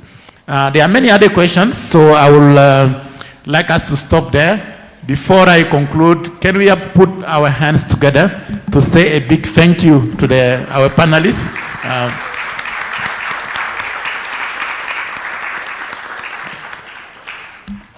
Indeed, we have had a very important discussion talking about the relationship between WSPU and the National Scout Association. And we have said that the formation of WSPU chapters require to be intentional, but also structured and aligned with both the policies of WUSM and the policy and support at the National Scout level. The other point, and this came out actually before in the presentation of Steve, that the WSPU chapters, both at the national, regional, but also at the world level, occupied a unique position within Scouting, because they can support legislations that, and also initiative we got from Korea that can really reinforce Korea, I need to sue you. You corrupted me. I need to say Croatia and not Korea. The example that we had from Croatia. So I think that's very unique, and we also pray our parliamentarians to really help with legislations which can really advocate, support, but also ensure oversight and also mobilization of resources for the National Scout Association. And WSPU collaboration we have seen with National Scout Association must be reinforced. And I think that's the bottom line, and I've seen also from the question that has been looking today. So with these discussions, I would like to really thank you, and we hope that, again, with what Steve advocated during his presentation, the memorandum of understanding that we wish to establish between WSPU at this assembly with WSM will also help us to reinforce some of the things that we are here. And Lydia has assured me they've got a display there and they can also meet you during the breaks. Thank you so much, and I wish you better deliberation from the next session. Thank you so much.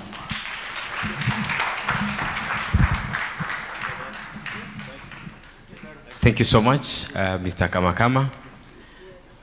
I would like to invite the Executive Director of WSPU Kenya to invite a guest that has just joined us before he guides us on how we are going to take our tea. Karibu sana. Good morning, good people. Good morning. You know, like they may say, please wave at me. I think very nice. Briefly for 5 minutes, because she'll be coming back again, I'd like to introduce 2 members of parliament who are here with us, the Kenyan Parliament, who are members of the World Scout Parliamentary Union, to come and greet you. We have Honorable Charity Kadhambi. Please come. Honorable Charity Kadhambi is the chairperson for Climate Change Caucus in the National Assembly. She'll be coming back, so we want her to introduce herself. She's also a member of the World Scout Parliamentary Union.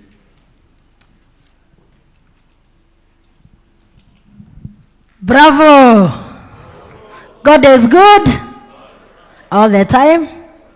Thank you very much.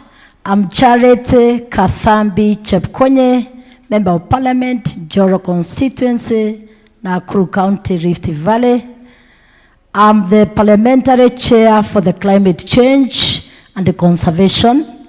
That is both the Senate and the National Assembly. Thank you so much for great presenters who have done fantastic presentation. True, climate change is real. It is affecting us. The nature will never forgive us. We have to take an action. And I'm so proud to meet very many champions of Scouts who love our environment, who are doing a lot of ABCD programs in different parts of this country. As members of parliament, you know our work is matters of legislation, oversight, representation, and also matters of budget.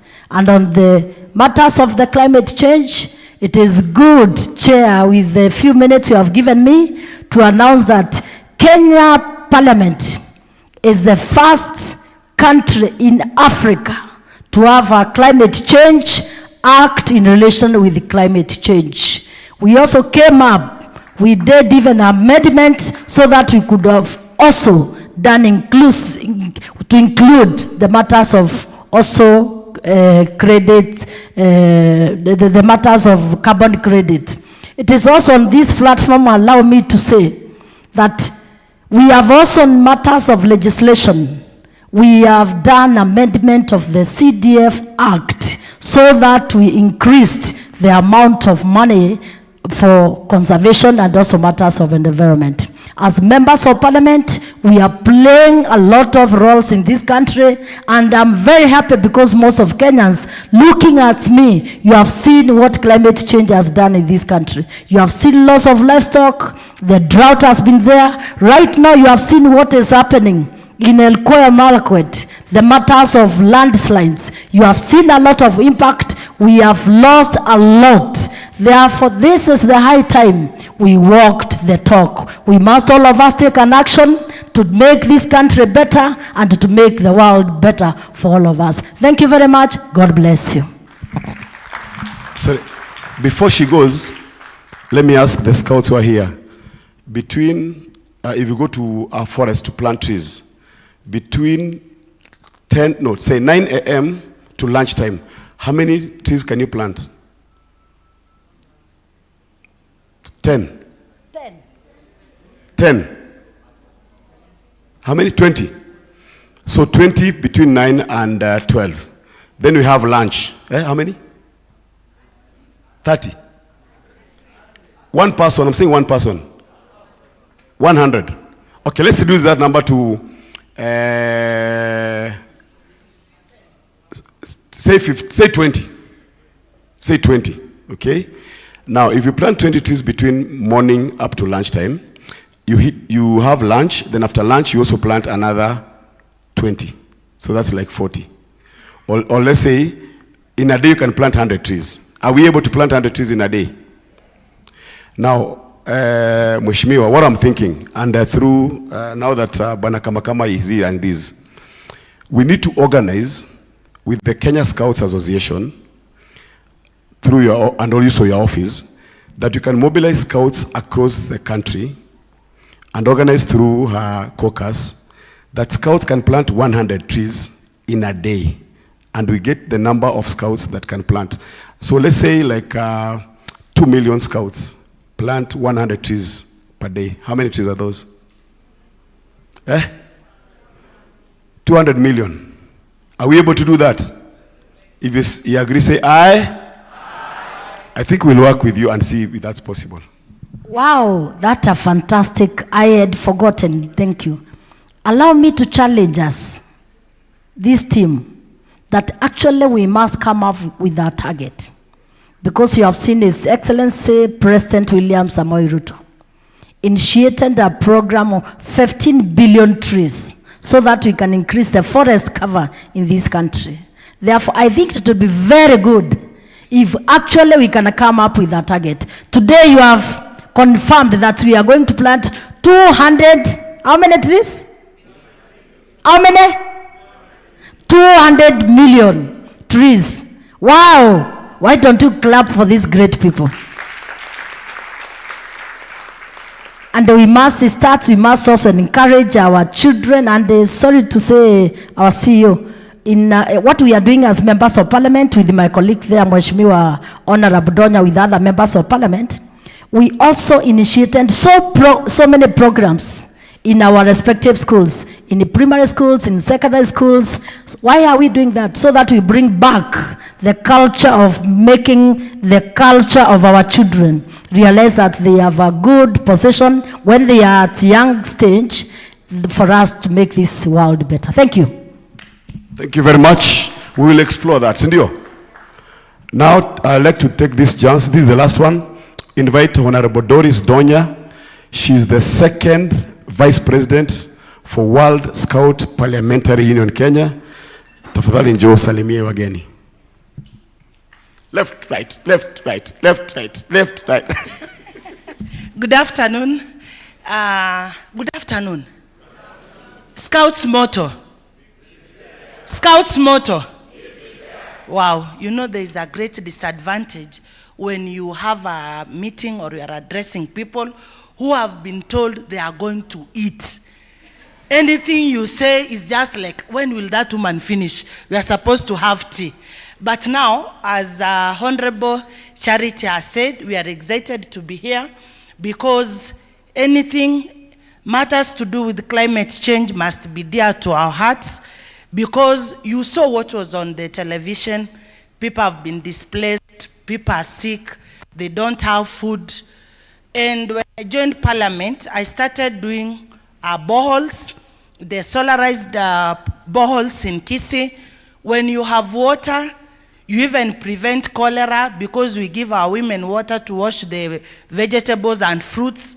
This is something that should be talked about every time, every day, so that the awareness is real. If we don't talk about it, it will not be the agenda on the table. People will assume that things are okay, and we'll have no nation take it to the bank. We need to continue saying plant 2, not even cut 1, plant 2. Cut 1, plant 10. The rate at which we are cutting our trees is not even the rate in which we are slaughtering our chicken. You will find the women in the village saying, this one is laying eggs, don't cut it, leave this one. But as we are cutting everything for firewood, even fruits, imagine we are cutting them down, like the avocado trees, we are cutting them, I don't know why. So when we cut 1, we make sure when we are planting 10, we have even 5 fruits. We make sure each school has a fruit, avocados, oranges, mangoes, plus those trees. Scouts motto, go for tea. Let's have tea. Ameshasema. Let's have tea, then we come back. Thank you so much, Mheshimiwa. Let's have tea, then we come back here. Asanteni.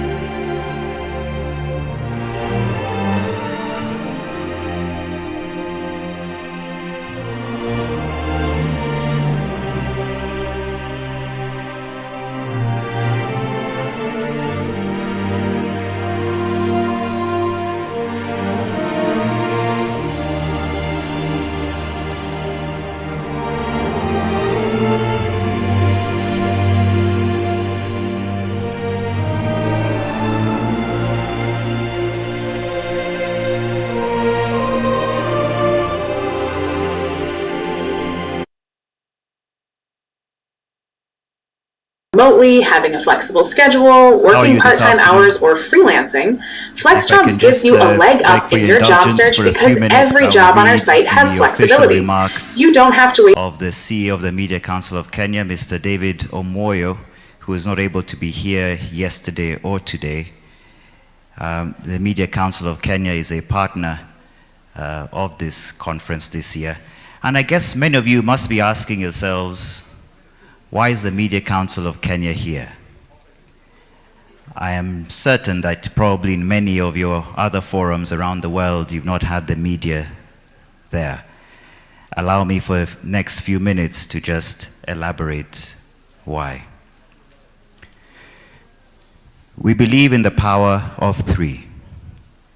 Scouts prepare citizens, Parliament protects citizens, and media informs citizens. Today, these three pillars converge here in Nairobi, not by accident, but by necessity, because the challenges we face, poverty, climate crisis, misinformation, youth unemployment, cannot be solved by any single actor alone. The Media Council of Kenya stands at this rare intersection where service meets scrutiny, where leadership meets literacy, and character meets credibility.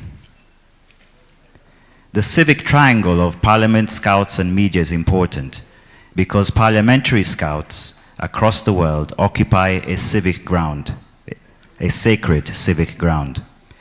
You are legislators by day, shaping laws that govern nations, mentors by mission, shaping lives that lead communities, and models by example, proving that power and principle can coexist.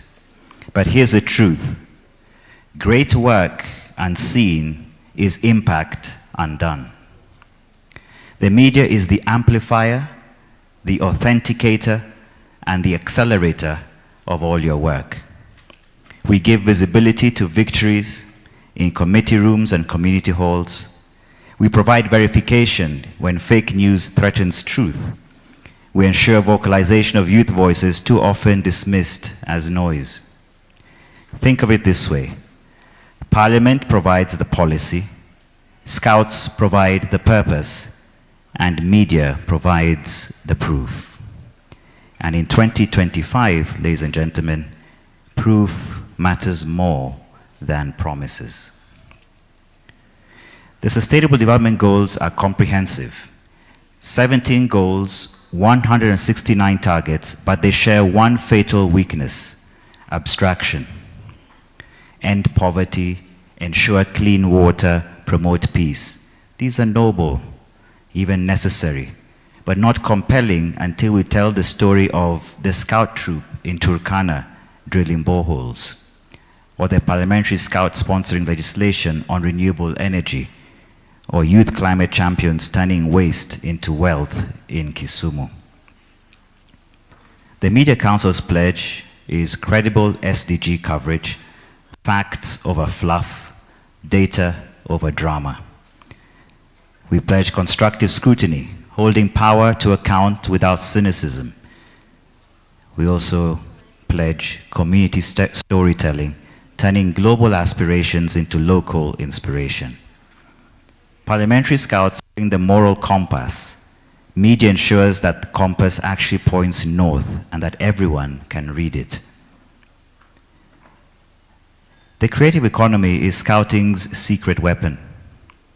Here's what outsiders miss about Scouts. You're not just about hiking and camping. You're training problem solvers, innovators, and creators. Badge by badge, you build initiative, that is seeing needs before being told, improvisation, solving problems with what you have, and innovation, imagining what doesn't yet exist. These are the exact skills Kenya's creative economy, and indeed the world's creative economy, needs. From film to fashion, animation to advertising, digital content to design, our youth must be equipped not just to consume content, but to create it, curate it, and commercialize it. MCK's commitment to this area is to protect intellectual property rights so that young creators can get paid, promote ethical content creation so that platforms don't become poison, provide skills training, turning passion into profession. Remember this, a scout with a camera is not just recording the world's history, they're writing it. They're not just content creators, they're custodians of the global narrative. Climate change doesn't negotiate. It doesn't wait for political cycles or budget approvals. It acts through floods, droughts, displacement, and sadly death.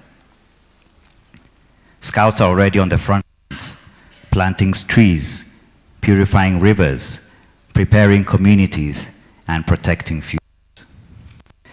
But action without awareness is a tree planted in darkness. The media must report responsibly. Climate facts, not climate fear-mongering. They must train journalists in climate literacy, science, policy, and solutions. And spotlight climate champions, especially young ones, leading where elders hesitate. Here's the equation.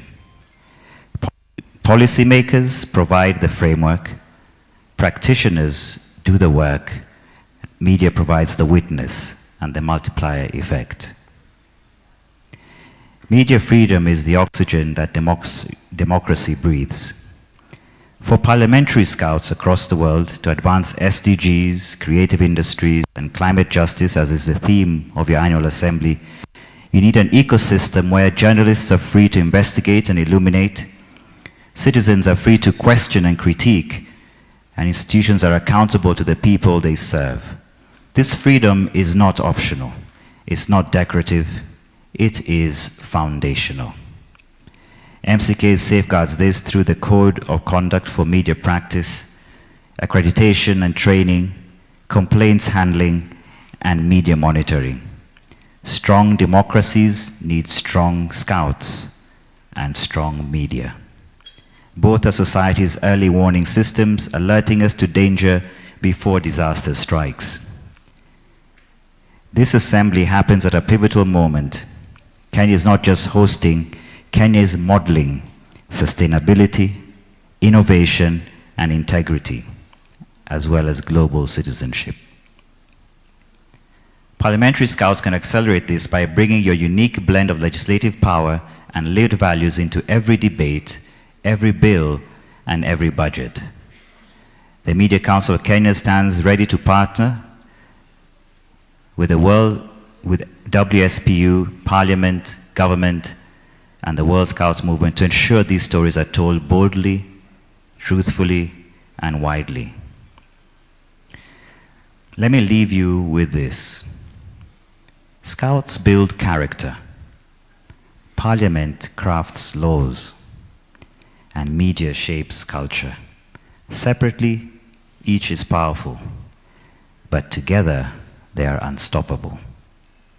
When Scouts model service, Parliament legislates justice, and media holds both to account, nations don't just change, they transform. They become places where truth defeats lies, service defeats selfishness, and hope defeats despair.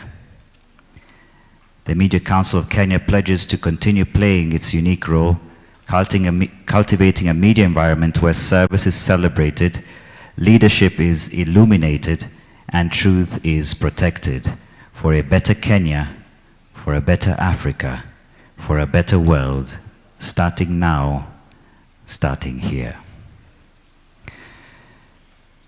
I've been listening to the deliberations today and yesterday, and I'd like to share a few thoughts as you come together with your Nairobi Declaration.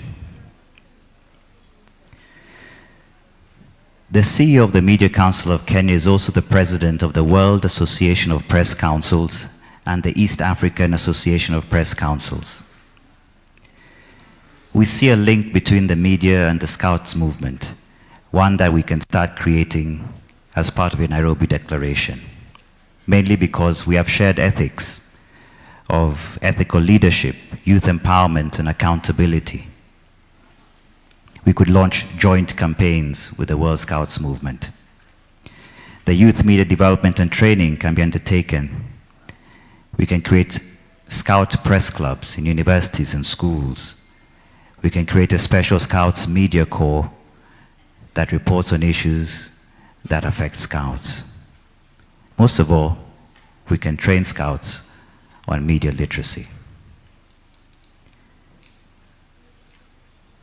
Institutionally, we'd like to see a situation where we'd be able to, in the same way as the World Scouts movement, you've created the World Scouts Parliamentary Union, perhaps it's time to create the World Scouts Media Union.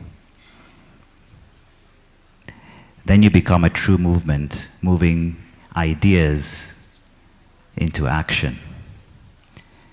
And then you create a network that ensures that your work, the good work that you do with over 60 million members, gets to impact the world even more.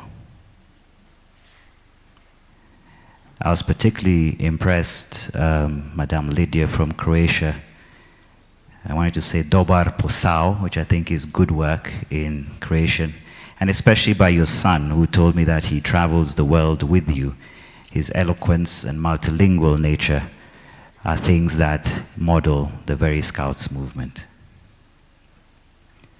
Ladies and gentlemen, with those few remarks, I wish to thank you for your attention and hope that the Media Council of Kenya and the World Association of Press Councils finds some ink on your Nairobi Declaration as one of the major innovations for the World Scouts movement. Thank you very much.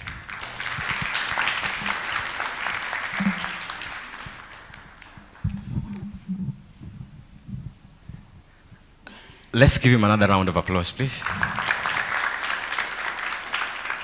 Now, our next presentation will be from Mr. Mustafa Matesanwa on child protection and safeguarding. I don't know if he has arrived in the hall. Come running, come running.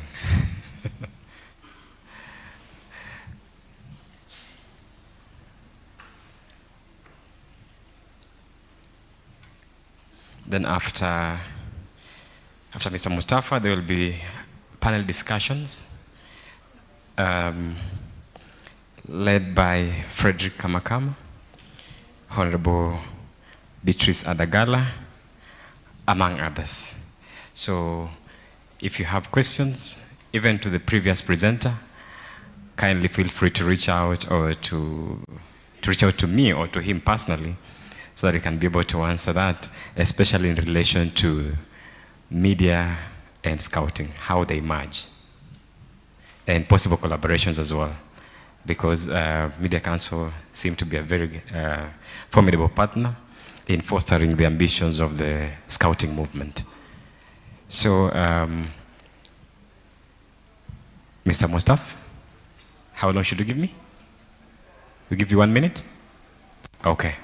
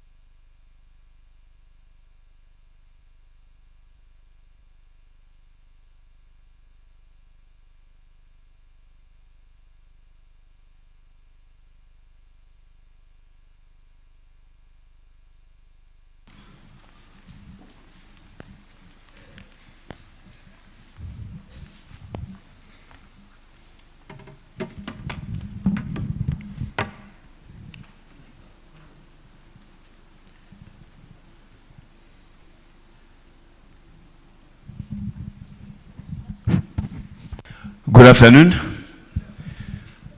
My name is Mustafa Matesanwa. I'm from the World Scout Bureau. I'm in charge of safeguarding, and child protection. So I'm going to talk about child protection in scouting, but more or less I just want us maybe how we can cooperate or how we can partner with parliamentarians in order to ensure that we create safe environments in our countries or in our NSOs, because safeguarding is not only for scouting, but it's for everybody. And I know that parliamentarians will play a crucial role as they are the legislators of our laws, of our rules, and also they can really push to ensure that the rules are being followed where in the countries they are. So the topic I'm going to deal with here is partnering with lawmakers to advance child protection and safeguarding. But my presentation will center more of what scouting is doing. That's worldwide. What we are trying to do to ensure that all our members are protected. So the purpose really, just I've mentioned it, is that to ensure we can have initiatives to foster partnership, especially when that partnership is very key for us, and inspire advocacy and stronger child protection and safeguarding measures. Nationally, when I say national here, where we are coming from, because together, collectively, we can ensure that we have a safer environment wherever we are going. So, of course, I've been given for small time. I will not waste time maybe to talk about more of this. I have very limited time, but otherwise the expected outcome here was to ensure that we understand the Safe from Harm framework from the Scout side, recognize MP's role. I think that is very key in promoting safeguarding and also identifying collaboration opportunities. This, I think, we can also continue to have that discussion through this gathering. So, of course, commit to being an ambassador of safeguarding. Our hope and our wish is that if we can have all parliamentarians, especially in this gathering, to be ambassadors of safeguarding in the country they come from, I think we can achieve more in ensuring safe environment. So for us, what is Safe from Harm? Safe from Harm is a collection of actions to ensure that everyone in scouting is responsible and committed to protect children and young people in the outside the movement, to ensure everyone feels safe anywhere at any time. So I believe even as we gather here, I think we are in a safe environment. I would want to believe that we are in a safe environment. So if there's anything, we need to also to talk to the organizers to ensure that our consent are covered. The World Scout Safe from Harm policy guides National Scout Organization in meeting International Child and Youth Safeguarding Standard. I think that for scouting, it has really tried to ensure that collectively, globally, we can have the same guidelines and use them according to our national rules and national constitutions. It is also a constitutional requirement for National Scout Organizations members to ensure that they have these rules in place. I think this is one of the challenges we have encountered, that sometimes we can have rules, and how do we ensure that the rules are being followed? For scouting, I can say that at the moment, we are really trying to run some assessments for our National Scout organizations.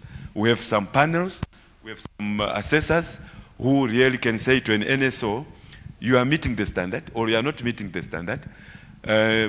If you are not meeting the standard, what opportunities are there to ensure that the National Scout Organization is supported?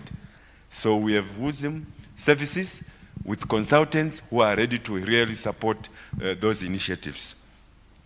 I have a short video, I don't know from Ben, maybe just to explain what Safe from Harm is for scouting. I don't know whether that is possible from behind.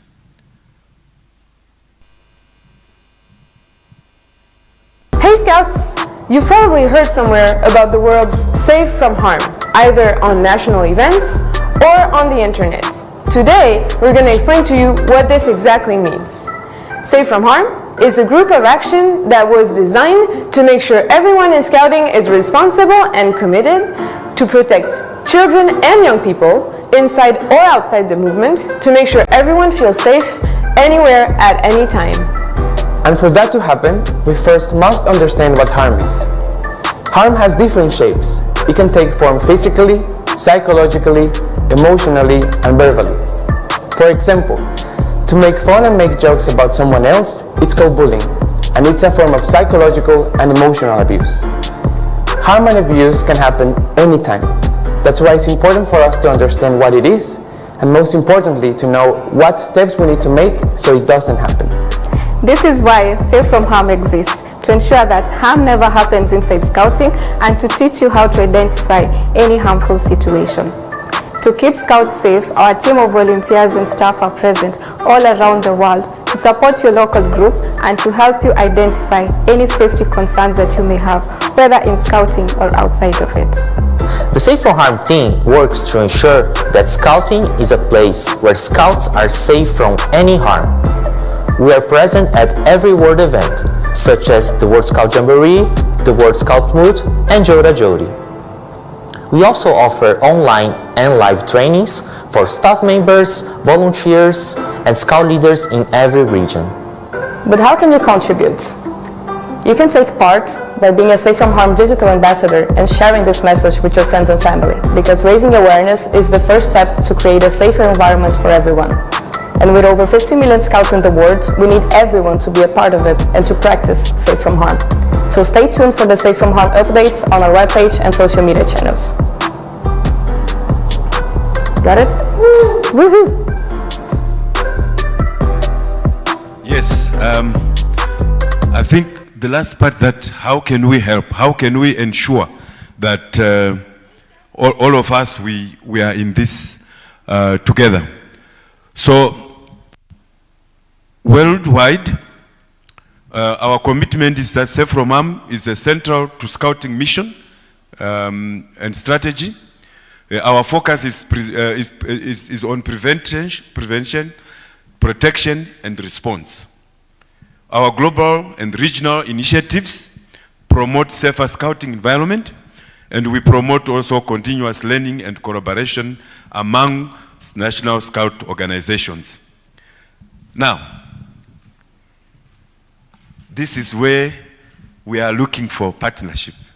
And what could be that role parliamentarians can do or can look at and help this safeguarding area to be done. So, of course, influence national safeguarding laws and policies. I know parliamentarians can do that in their own parliaments. Promote awareness and advocacy for child protection. This now will be nationally, not only for Scouts, but for everyone.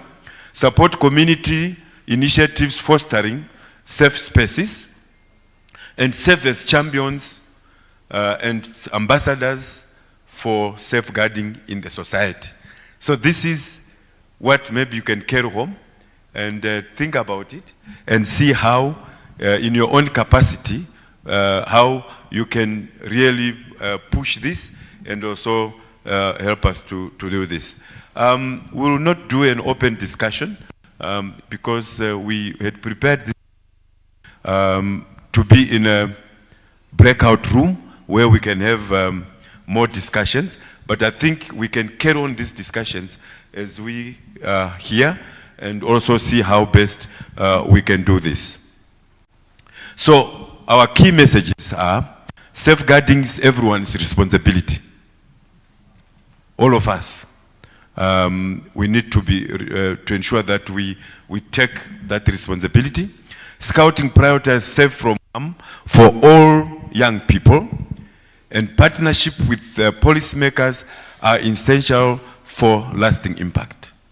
Now, if where you are coming from, maybe this partnership is not there, let's create it with our National Scout organizations, with all those people in society. Let's make something which can be seen. Together we can create a safer communities and for all our children. Finally, call to action. I think these are the points we can look at. Partners with Scouting to strengthen safeguarding frameworks, influence the review and enhance national safeguarding legislation. This is very key, and this is where we need you. Advocate for community-level protection initiatives. Become an active ambassador for safeguarding in your country.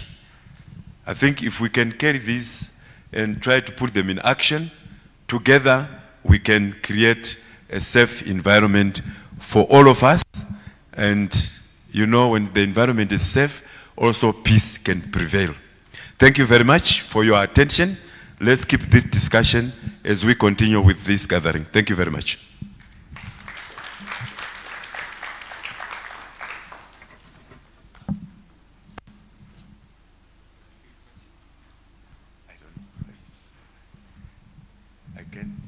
If there are questions, kindly, we can take this opportunity to ask. Any questions? It means we have made a very brilliant presentation that everyone has understood. Let's give him a round of applause. Oh, there's a question.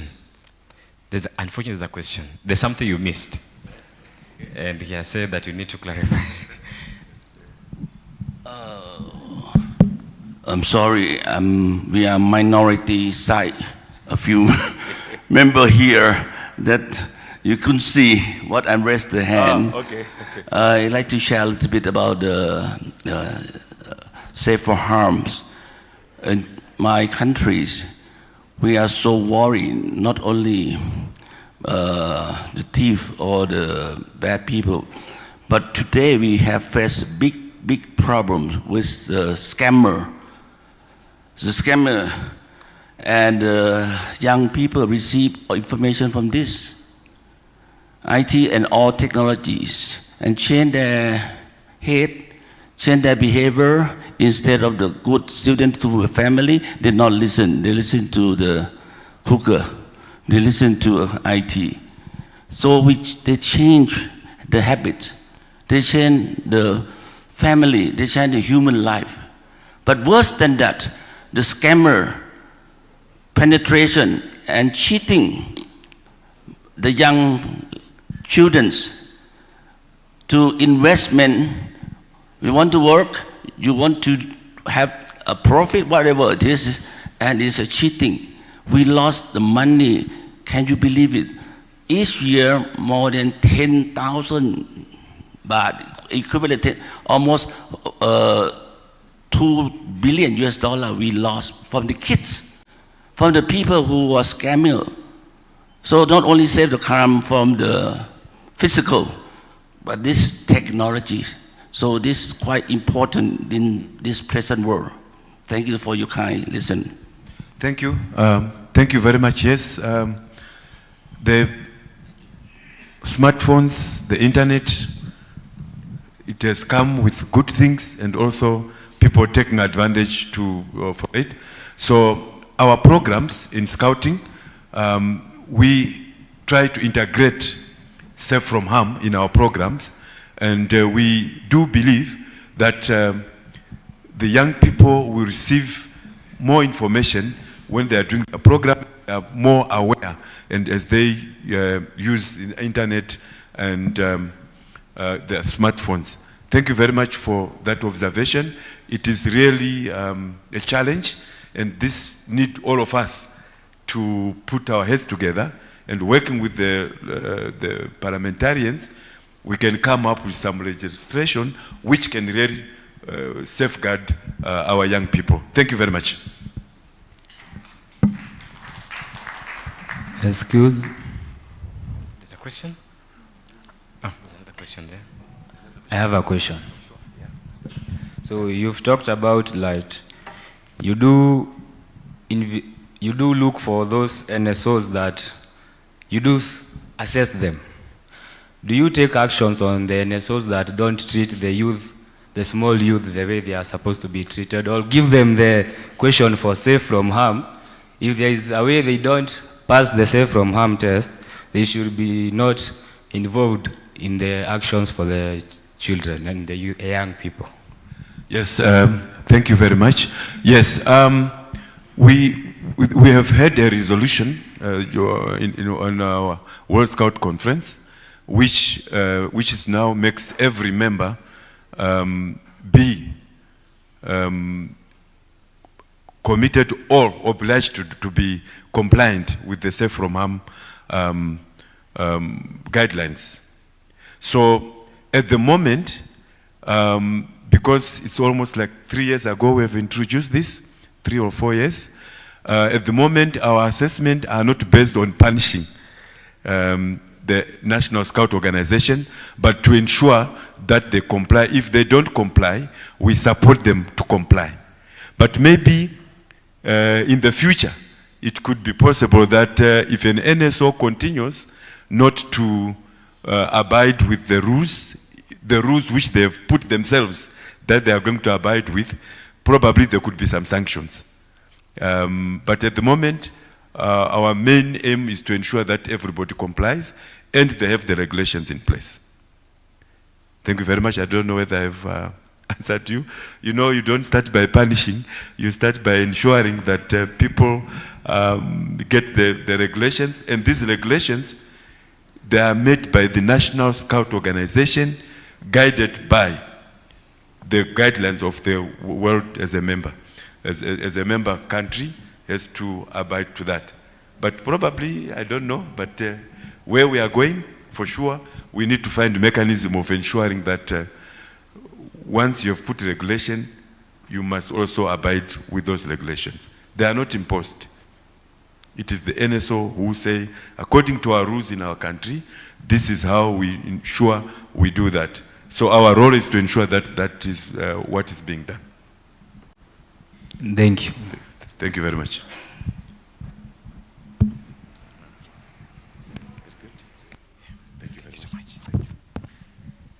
We had a question for Media Council of Kenya. Maybe I can give you an opportunity to respond before we proceed.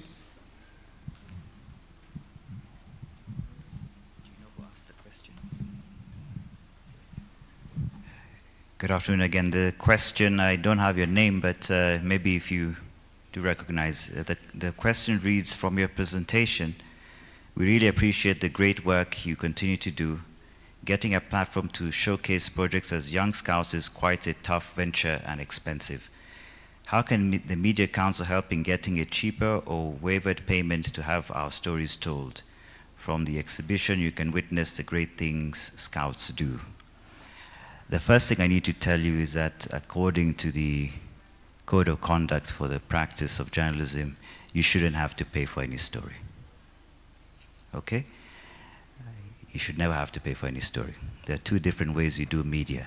There's advertising and there's editorial or earned media. Earned media, you should never pay. And it may be a problem sometimes with journalists demanding payment for coverage, but that is actually against the Code of Conduct for the Practice of Journalism. And if you go by our tent, we have the booklet that's there. And if there are any issues with such journalists, you are free to report them to us, and we'll take the necessary action. If you're advertising, you pay for your slot, and that is called paid media. So I don't know if that answers your question. Was it you asked the question? No? All right.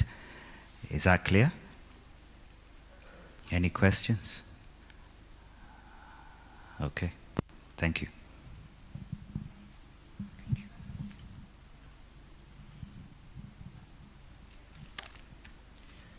So we'll have two presentations in this order. We have a representative from the higher education. He's representing the PS, Dr. Beatrice Nyangala.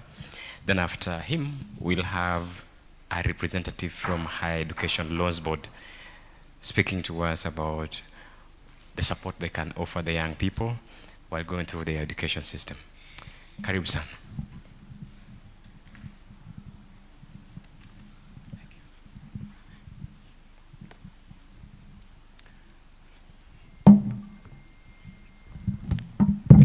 So, good afternoon, members of the conference. Good afternoon. I wish to first of all bring the greetings from the PSI Education, Dr. Beatrice Muganda Inyangala, who was supposed to be with us to share with us on education values. Because of other commitments, he has ably requested that I represent her in this particular discussion or engagement to share reflections on that particular bit. My names are Dr. Milton Kiora Njoki, Deputy Director Education, and wish to welcome the visitors from within and without, and encourage you to, during your free time, make a tour of our country and the city where you have not visited. I've seen your program, you have and some visits here and there, but there are some other areas that you can still move around and see the ambience. This is I want to take a short time because of the program. First of all, to appreciate that a majority of us here are young people in our high schools and colleges and universities. And Africa, we benefit from the youth dividend because the next socio-economic transformation driven by the young people. But I think the problem we are struggling with is how shall we manage the dynamics that are coming through technological changes and our value system. We are preaching a lot of accountability, integrity, transparency, inclusivity, but how shall we ensure that going forward, the intergenerational transmission will encompass and carry forward those particular values? We will trust in our education system that the intergenerational movement will carry with them those particular values. Now, looking at the education per se, what I was wondering when I was sitting there is whether education was meant that when we go to school, we take notes, and when we take notes, we carry them so that we keep on reverting to remember what we are taught.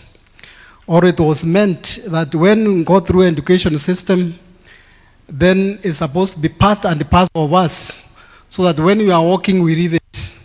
We don't have to carry notes, yellow notes, and all those, so that we are able to read and demonstrate that you have been to school.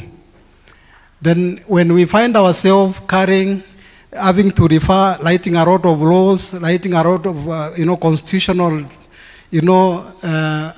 writing a lot of law guidance and policies on how to live, then we realize we have a problem as a people.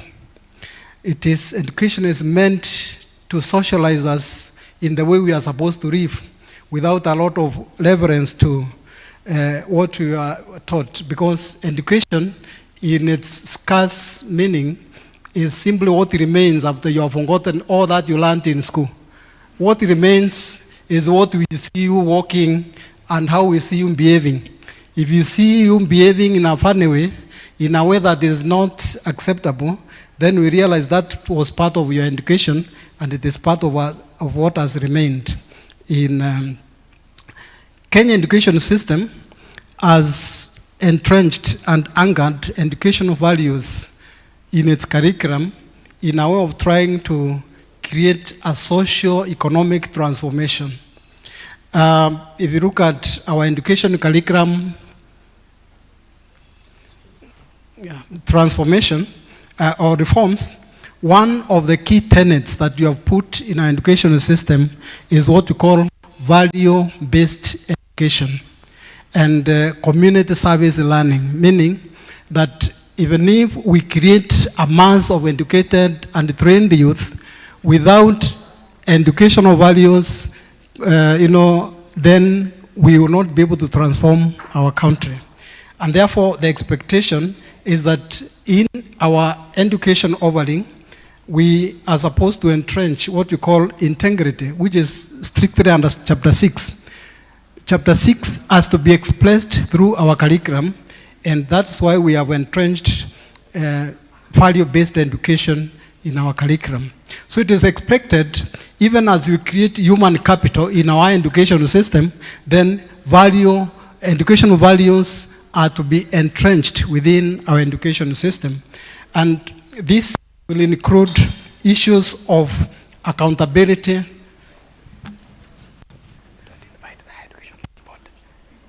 it's okay. So in our value-based education and our curriculum, then we have entrenched what we call patriotism as part of the core values, which are supposed to be expressed within the curriculum. As we then the issue of inclusivity in our education system as part of what we would like to see expressed in the democratic principles in our interaction and the question of social equity. But the question comes in when you look at our constitution and the Bill of Rights, and very key to how we look at our interaction is the freedom which is being expressed by young people, the freedom picketing, freedom to demonstration and all that. That is a whole question going into the future. Because how shall it be expressed without infringing into other people's rights? How shall you be able to demonstrate your rights without infringing?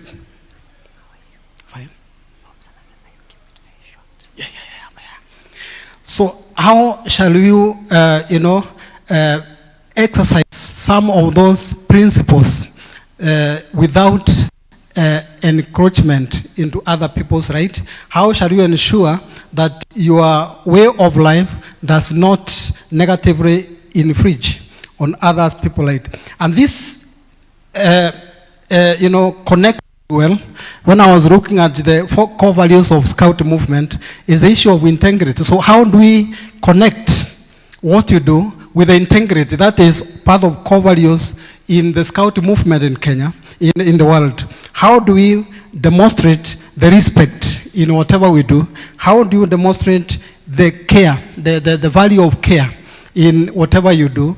How do you demonstrate the question of cooperation without infringing? So as we bring people into the socio-economic agenda and socio-economic development, then we need to explain the principles of our belief as a Scout movement so that we are able to make a society that is transformational, that is sustainable. Thank you very much. Enjoy your time and God bless you.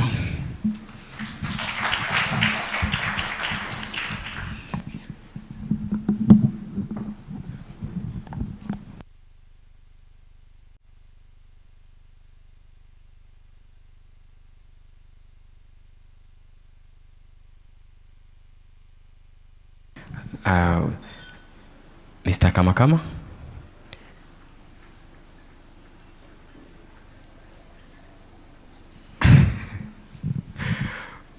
Will you be courteous enough to step forward a bit? So there's a panel that will be tackling several issues, among them creative economy. And I would like the panelists to introduce themselves as we go on, and I also invite the Executive Director of WSPU Kenya, Mr. Poppins, to come to the stage as well.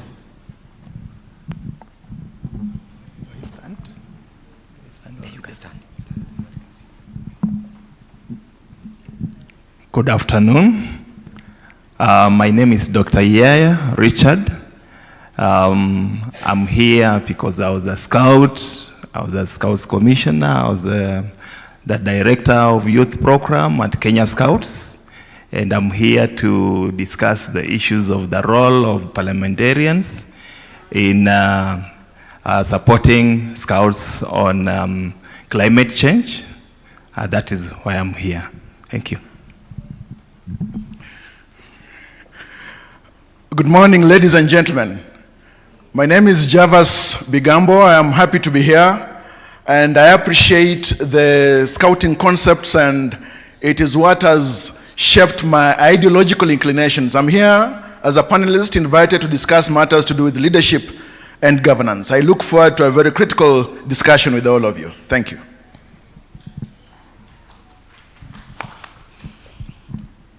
Yes, good morning. Scouts, we. Yeah, my name is Maina Karobia, by grace of God, Member of Parliament in the East African Legislative Assembly. I chair a regional committee of the East African Parliament on matters regional and conflict affairs. I'm here to discuss parliamentary action, particularly on building on the Sustainable Development Goals. Thank you. Afternoon. Some of us are not used to speak after honorable members, but my name is Kevin Kieri. Kevin Kieri is a lawyer by profession. I'm also a member of the Scout.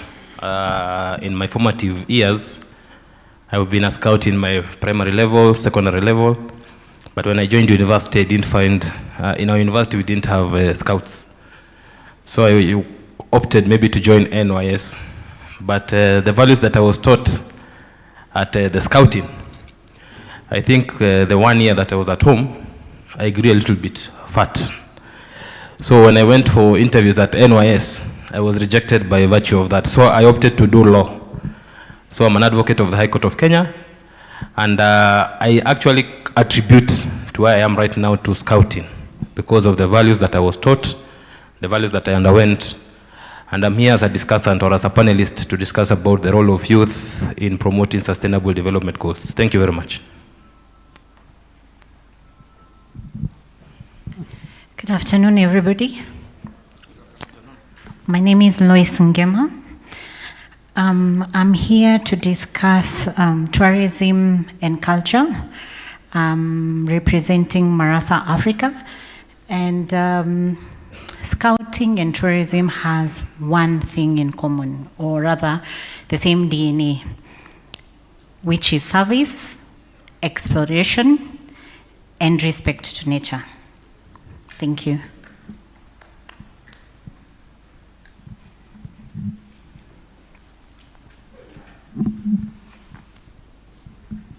The advocate of the High Court, clearly you chose a course where you are not discriminated based on any attribute of yourself. And maybe you can go back and seek legal redress because of that. But again, I believe right now you have worked on what was missing at that point. So maybe you can expound further on the role of youth in, as we've said, in sustainable development goals, so that you can be able to understand the topic. Should I stand? Yes, please. So basically, I believe all of us know what SDGs are. So can I have an open session so that now maybe one or two tell me what SDGs are? So what is, when you're asked about sustainable development goals, what triggers your mind? Anyone in the room? Sustainable development, yes? And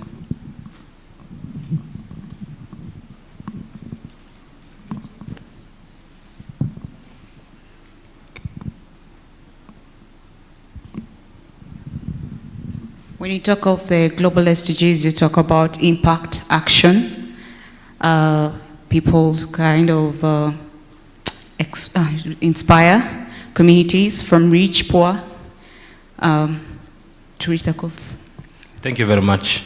So basically what she has said in a nutshell, SDGs cuts across people-centric initiatives that tend to improve the livelihood of a person. So talking of SDGs, we have around 17 SDGs. But when you look at the formative or the foundation of Scout movement, actually Scouts began their activities even before the adoption of SDGs by the United Nations. So basically I think even the founders or the originators of the SDGs were part of the Scout movement. So we'll find out whether they were part of the Scout movement. Because basically what, as Scouts, what we do is, and based on our values, which are 3, that is service or duty to God, service to others, or service to country, then service to oneself. So that is the overarching foundation of the SDGs.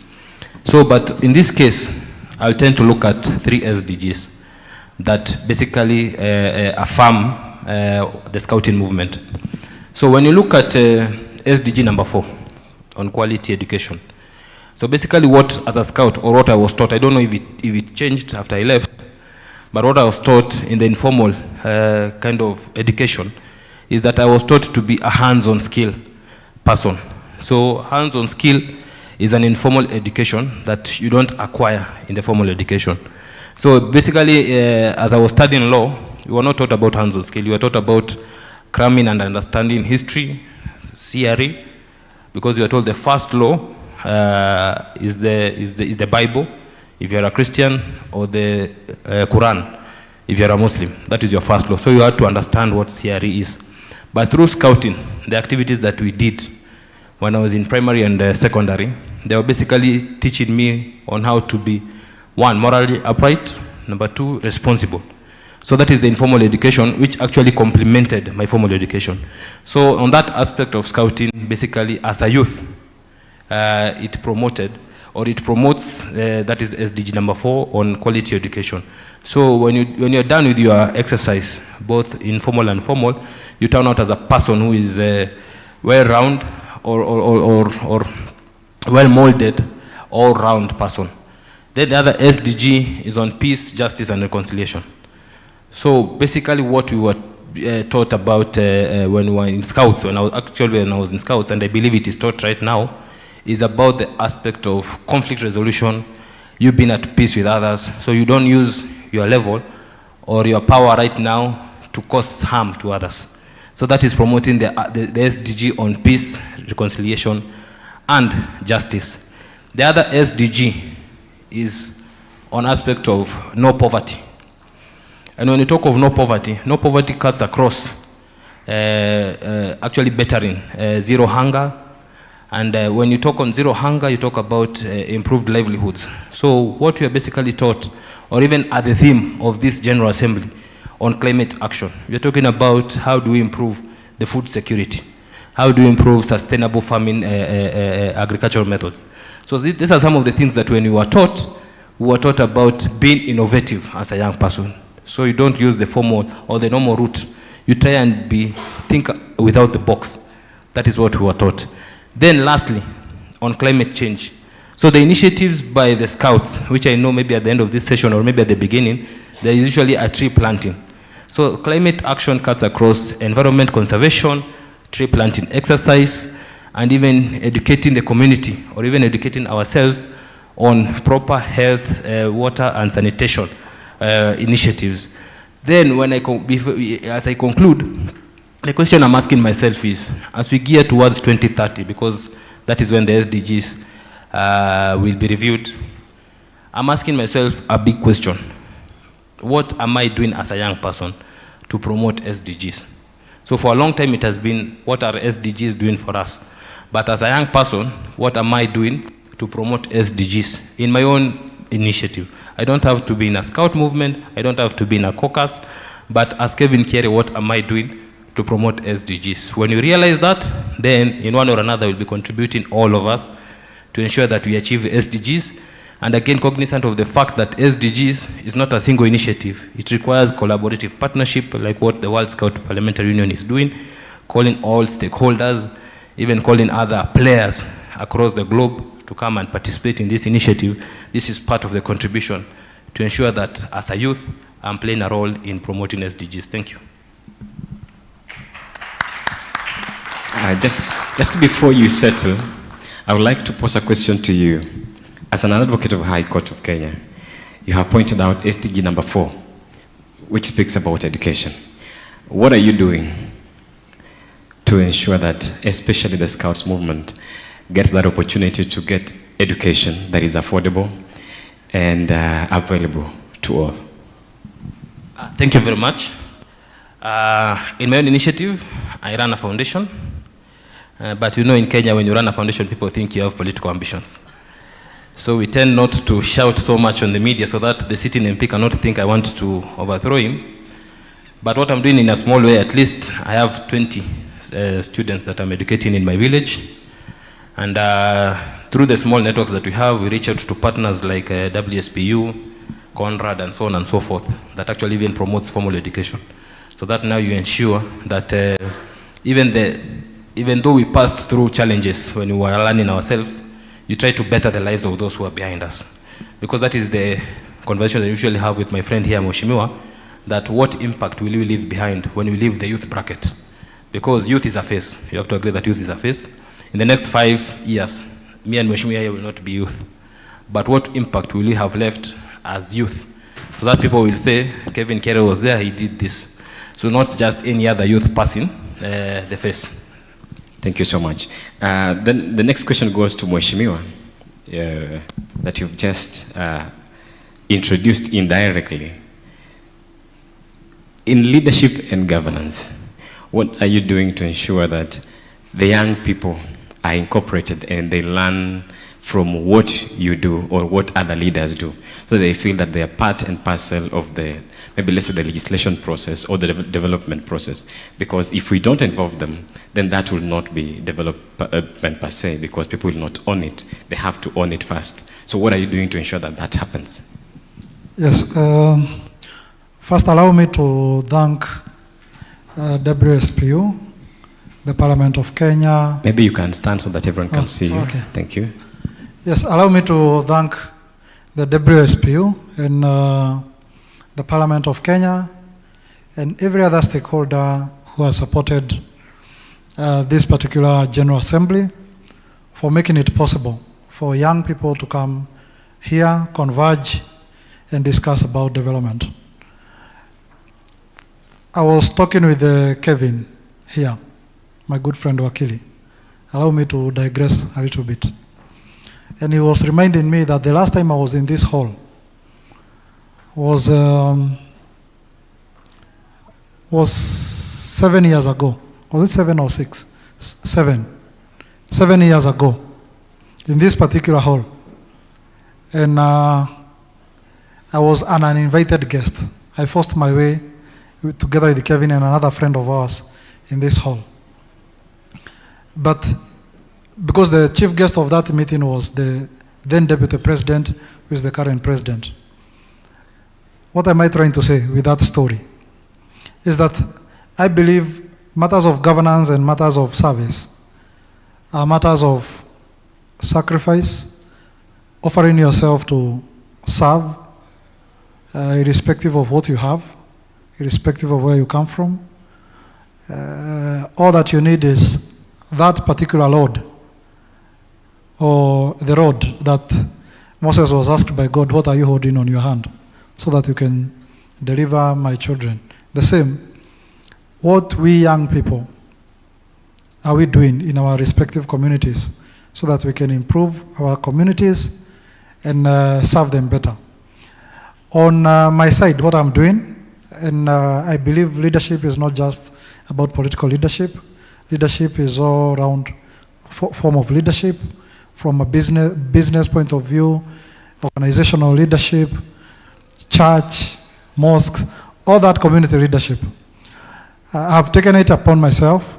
Together with Kevin, we have an organization called Forum for Progressive Future, where we incubate young people so that we can release them to the society through mentorship programs, sharing of opportunities, because sometimes, this was my thinking as I was coming here. Sometimes leadership, you don't have to be theoretical, be taken to a class to be taught about leadership.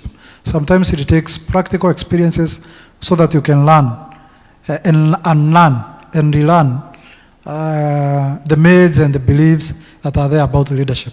So for me, what I'm doing is about mentorship. Before I came here, I was actually organizing a team of young people in my area, in Thika, of how I should mentor them because they have just joined community service. How we can best improve our community by partnering with these young people. So mine is through mentorship programs, exposure to opportunities, availing myself to search fora so that people can see a young person who is already in a position of leadership and they can believe, indeed, it can be done.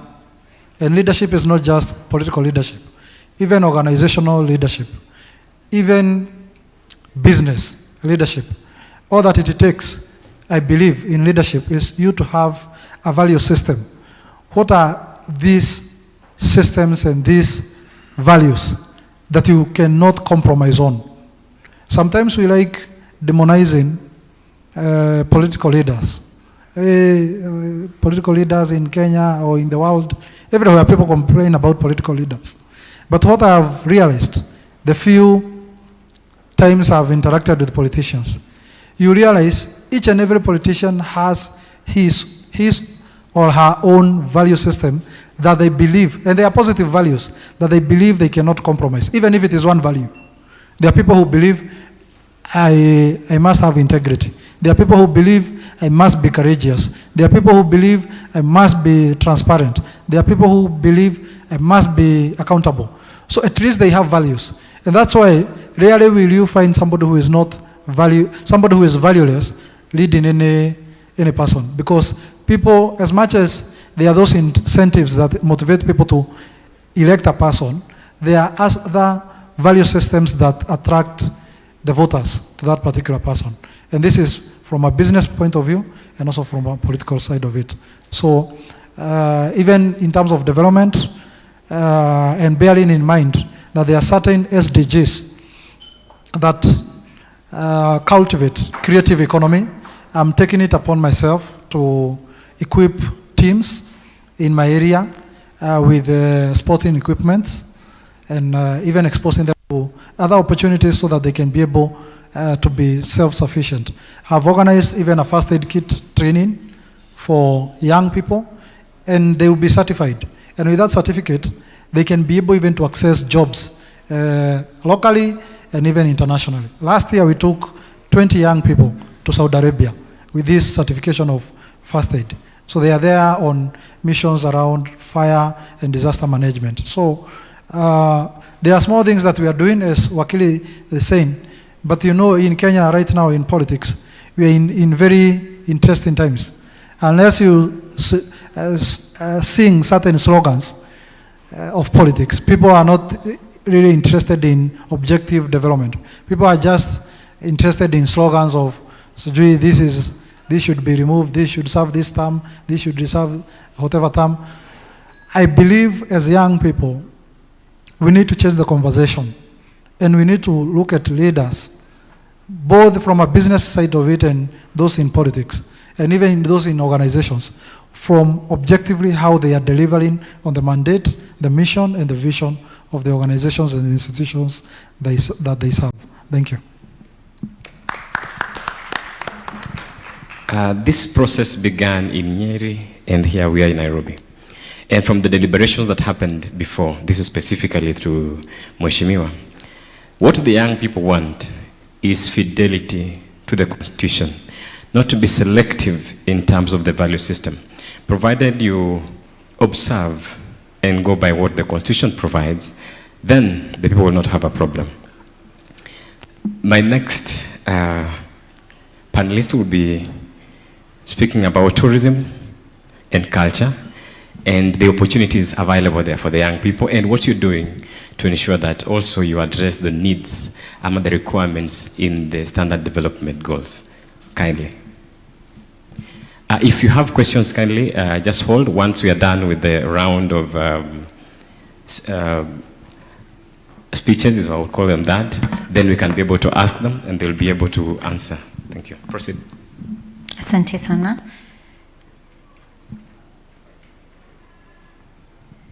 Now, scouting and tourism,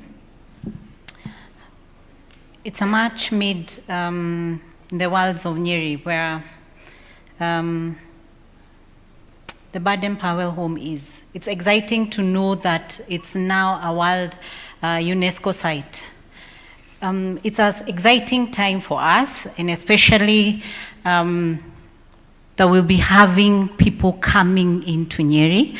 Now, Marasa Africa has properties in Nyeri, like the likes of Aberdare Country Club and the Ark inside Aberdare National Forest. Now, what this proves for the tourism sector is that we will be having people coming into Nyeri for exploration and the respect for nature, for community services, pillars, and the cultural tourism. Now,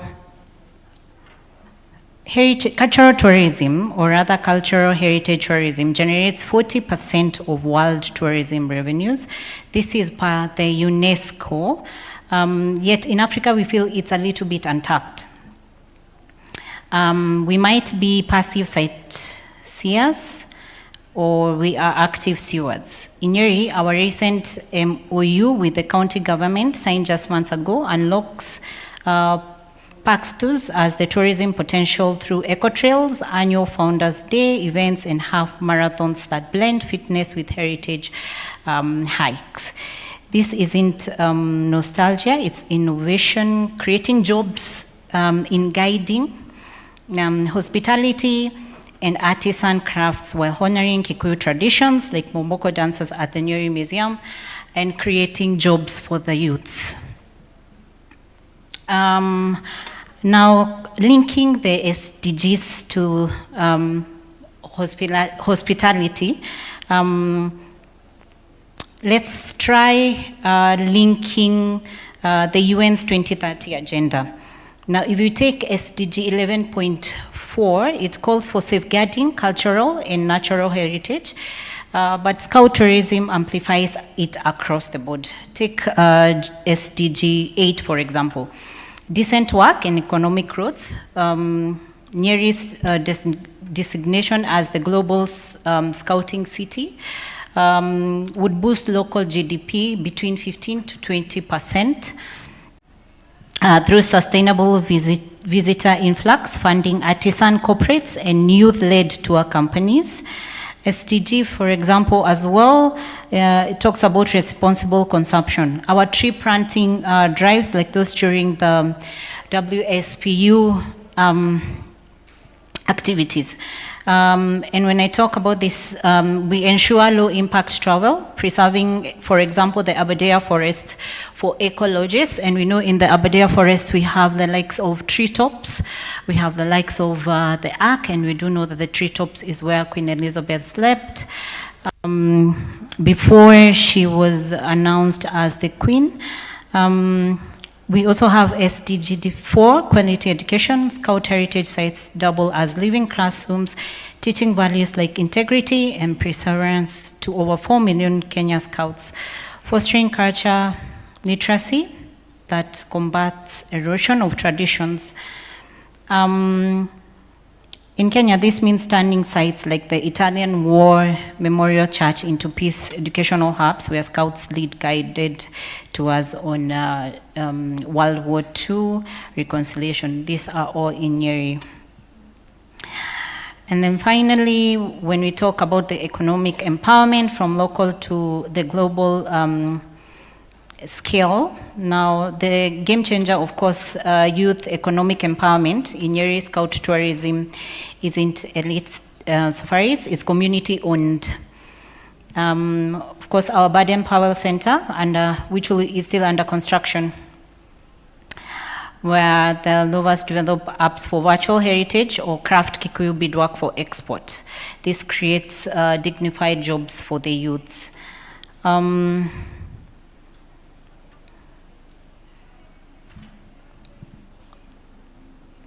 Now, billions in SDG align revenue, reducing youth empowerment by channeling the scout hustle into heritage and entrepreneurship.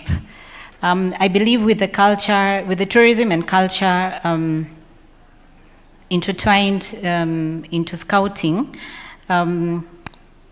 it can be embedded in the scout training, in the tourism curricula, turning Novas into certified culture guides who will earn this while educating. Thank you. Okay, just before you take your seat, Yes, you've stated that Nyeri is the scouting city. Yes. And you've spoken highly about the county and how it is at a serious tourism circuit. Yes. I'd like you to speak to the Scouts movement, how you are incorporating it in enhancing the effectiveness of the tourism sector in Nyeri specifically. And let's say for the past 5 or 10 years, what impact has it had on the scouting movement?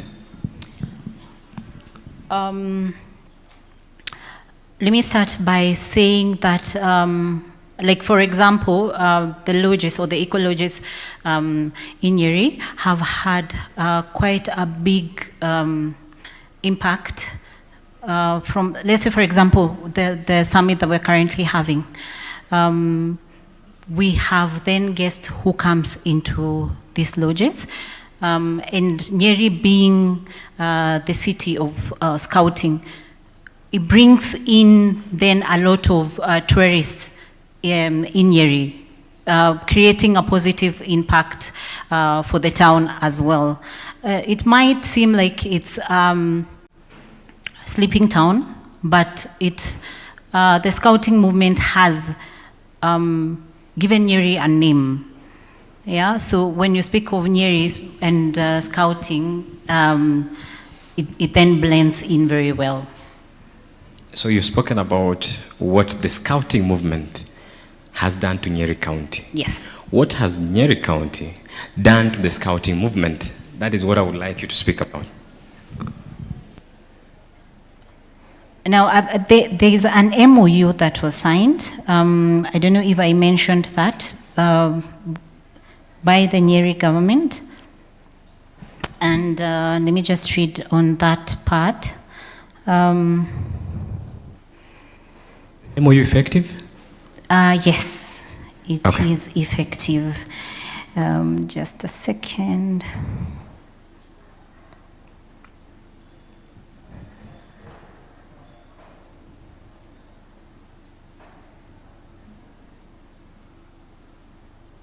I'm trying to get into and just read. Oh, yes. So the recent MOU with the county government, which was just signed a few months ago, it unlocks the park's tourism potential through eco trails, annual Founders Day events, and half marathons that blend fitness with heritage hikes. Yeah. Have I answered your question? Not yet. No, you have not answered my question, but I will give You're you... not convinced? Not at all. You have not convinced me with facts. You have convinced me with an MOU, which the panel is not convinced that is operational as at now. But we appreciate your presentation. Thank you. I take the mic to Mr. Yaya to speak about the topic of discussion that he's about to. Karibu sana, Mr. Yaya. Thank you. I want to present myself as evidence of what scouting can do to a person. After that, I'll also talk about my interaction with quite a number of scouts, especially the young people, and how they pose to be a ready partner to to carry out quite a number of things from those who would like to work with them. Like I said earlier on, I was born and I've been a scout since primary, secondary, and real college, university. And then I joined leadership and became the National Director, Youth Program Development. And in that position, I was able to interact with a lot of young people until the time when we started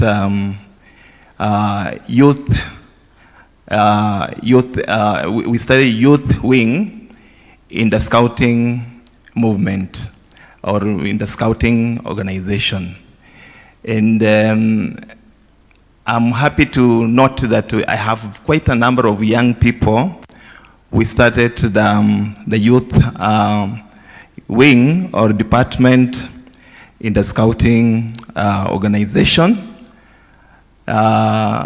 who have really done a lot. I just want to say that when you look at scouting, you'll find that this is an opening for any partner that has a task or a program or maybe a project that he would like to carry out. Because these scouts, they have the values. They are very innovative. These scouts have been taken through activities that have helped them to develop character. And I just want to give a scenario how scouting has influenced the new curriculum of education in Kenya. Number one, the CBE or the CBC curriculum that we have, it has the values in it and the competencies. When we look at those values that we have in the education curriculum, it originates from scouting. And so as we talk about the new curriculum now, scouts have been there even before this curriculum came into being in 2017. I want to just refer to the method of learning in the new curriculum, where we talk about it's now learning, it's not teaching.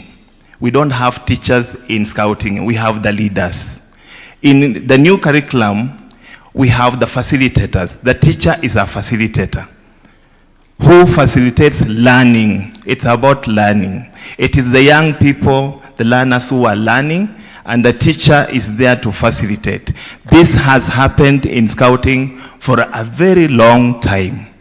And we look at now when you go to a class, a learning class in Kenya, the learners sit in groups and they discuss, they are given tasks, they discuss and present.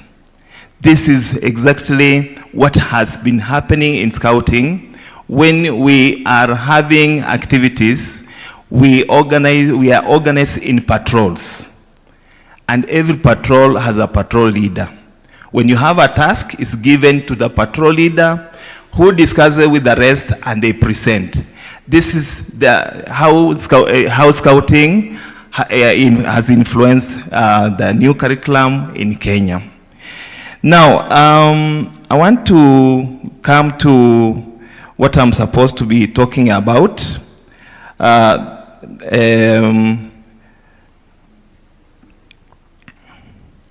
This is the role of parliamentarians, how they can help scouting or scouts to enhance climate action through Scouts Association and how they can also support them. And number one, I'm saying this, that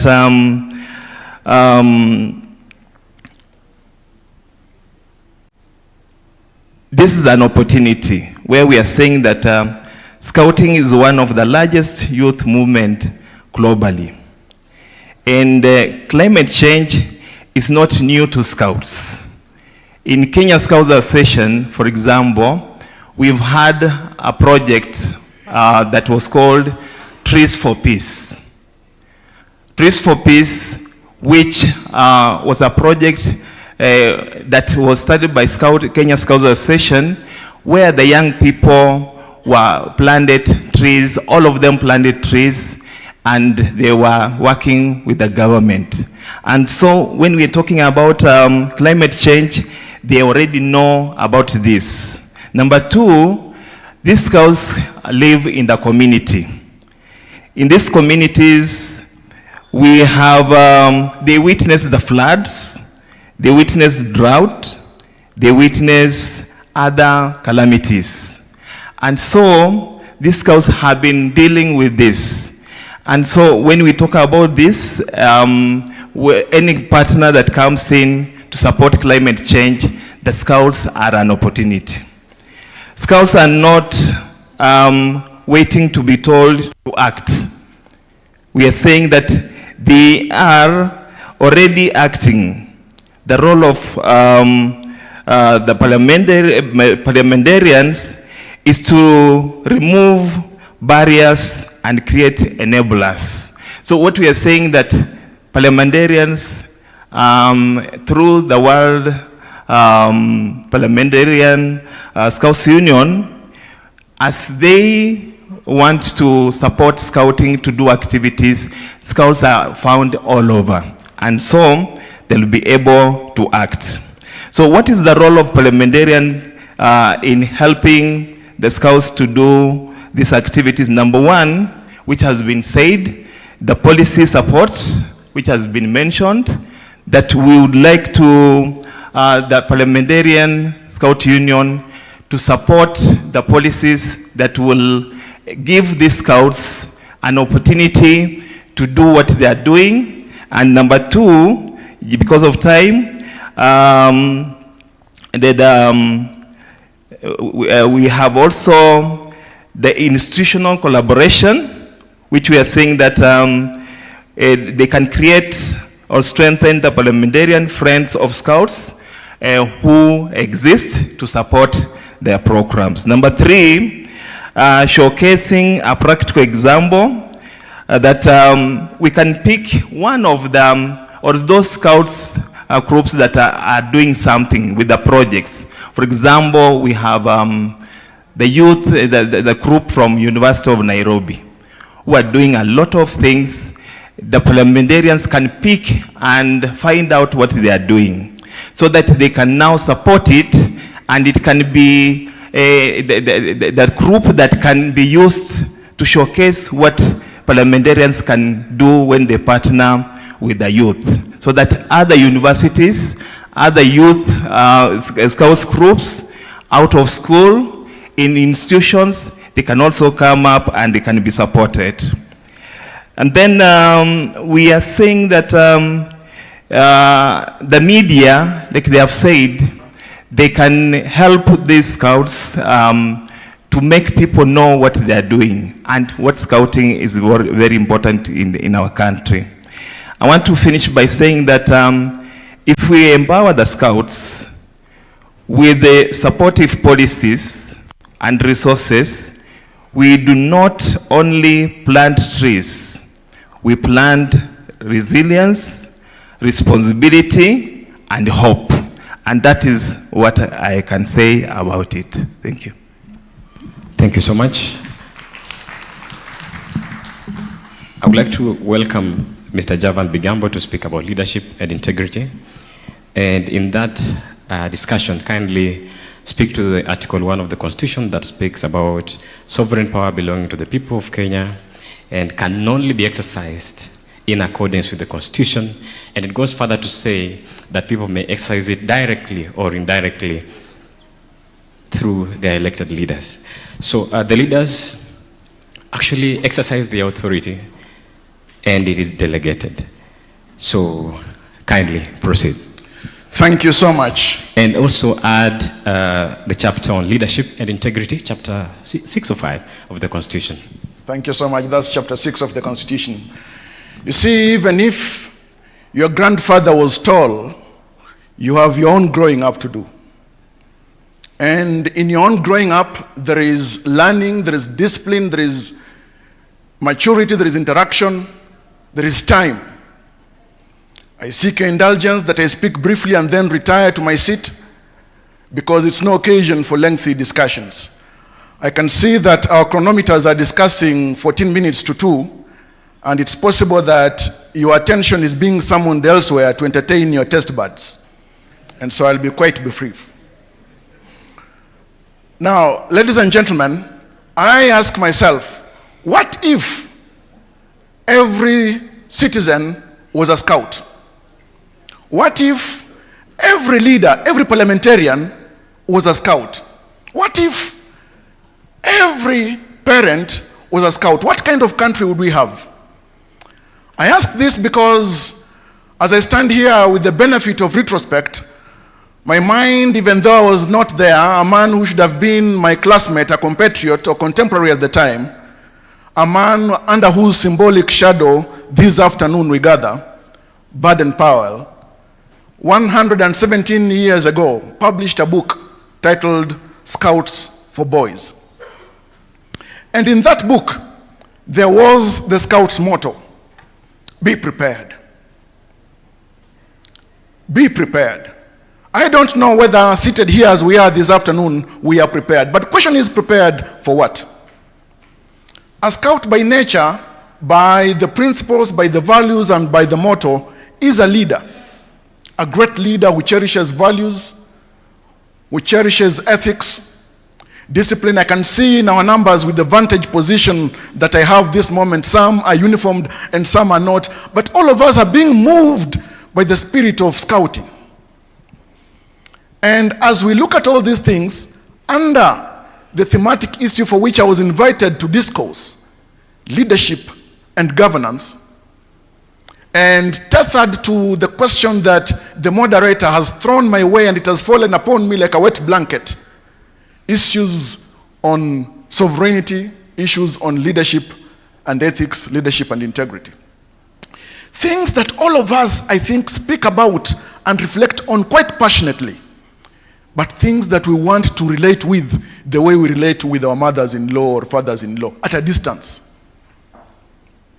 I say this because nearly all of us cherishes sincerity, cherishes integrity, but if at all a question was to be asked this moment, and your response to that question will send you to hellfire or to the great heavens and join the heavenly dwellers, how many of you, how many of us really by day live out the true meaning and the symbolism and the values of the scouting that our very own Baden-Powell lived his life and even died for?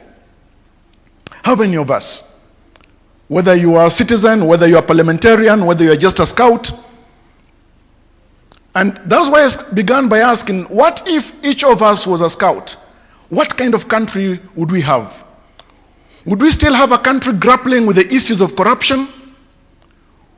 Would we have a country or a world where some leaders are so mean and they mean nothing for the entire world and other populations except what they mean for themselves? What kind of world would we have? Gathered here from all the four corners of the world are men and women who know what it means to be gathered and summoned by the Great Spirit that was propounded by Baden-Powell. That a world can be better.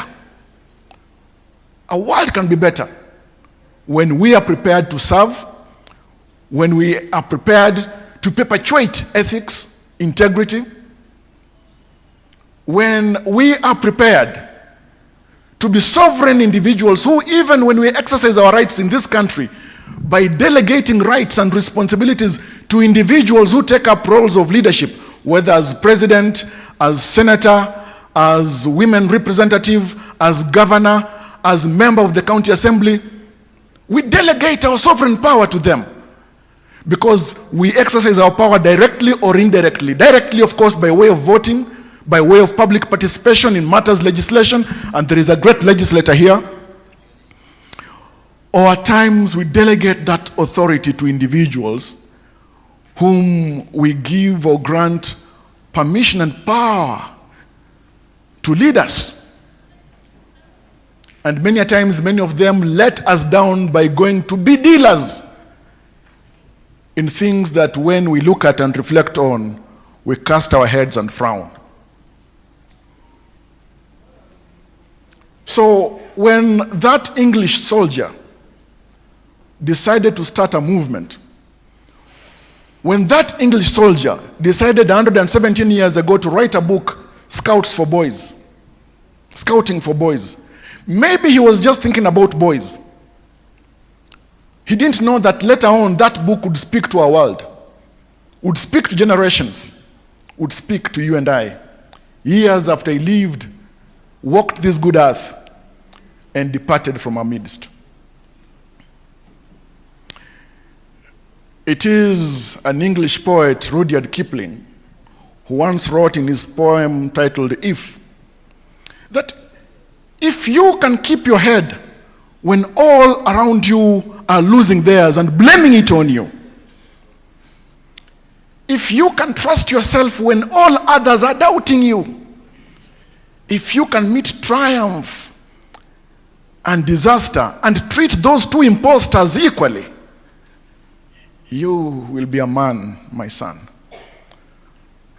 How many of us would speak and think with Rudyard Kipling and say that with the values and ethics and the spirit of leadership and integrity that is the spirit of scouting for parliamentarians and for ordinary citizens and for every scout and girl guide, that actually we can do the little we can to make our communities better places, the world a better place, and even making our own countries better places. Sadly, with all these great intentions, at times things fall short. And that's why Shakespeare speaks to us through Cordelia in the play King Lear, that we are not the first who with the best intentions incur the worst. In closing, perhaps I would say and think through the same Shakespeare, recalling the works that he did in the play, and he speaks to us through the speech of St. Crispin's Day. He says, and I'll quote in part, that if we are marked to die, we are enough to do our country honor. Enough to do our country honor. And the fewer we are, the greater the share of honor. Ask not one more man to join us. And so I tell you this moment, this afternoon, the fewer we are, abiding by the spirit and the words of Baden-Powell, the fewer we are, the greater the share of honor. Let us just push on, pump on with the spirit, and casting that literal ripple by way of example, when you throw a pebble in the sea or the water, the ripples are caused.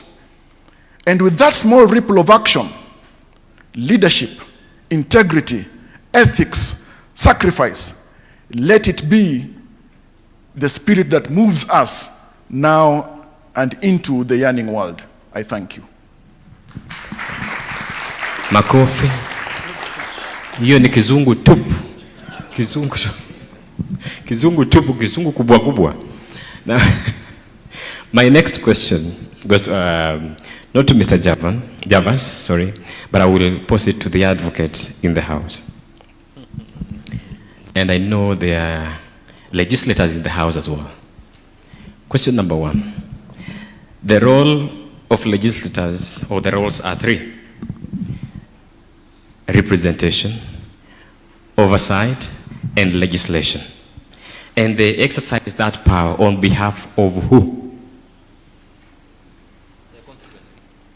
On behalf of the people, right? Is there any provision of the Constitution that bars the people who own the sovereign power from questioning those responsibilities if they are not exercised in accordance to the Constitution? Well, thank you very much for that question. There is no law that bars.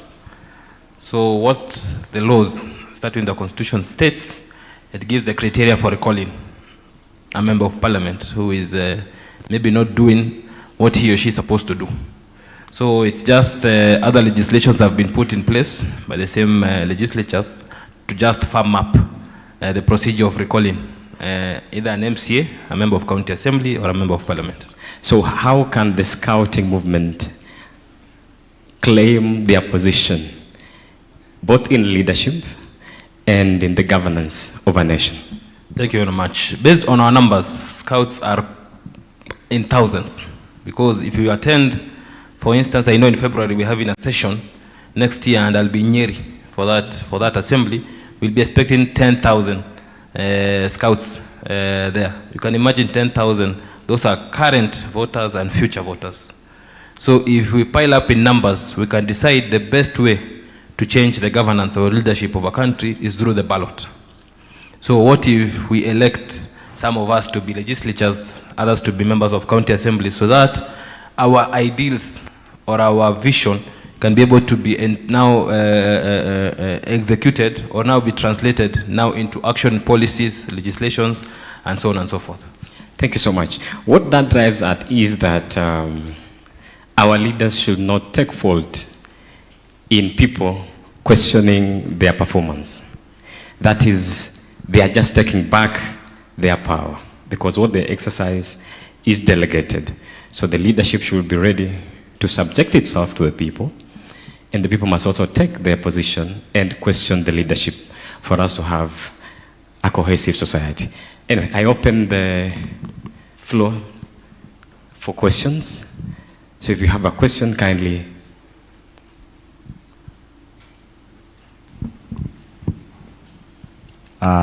Nice presentation to our speakers. Yes, before we proceed, let's do it with decorum. Let us not turn into a chaotic situation, but proceed.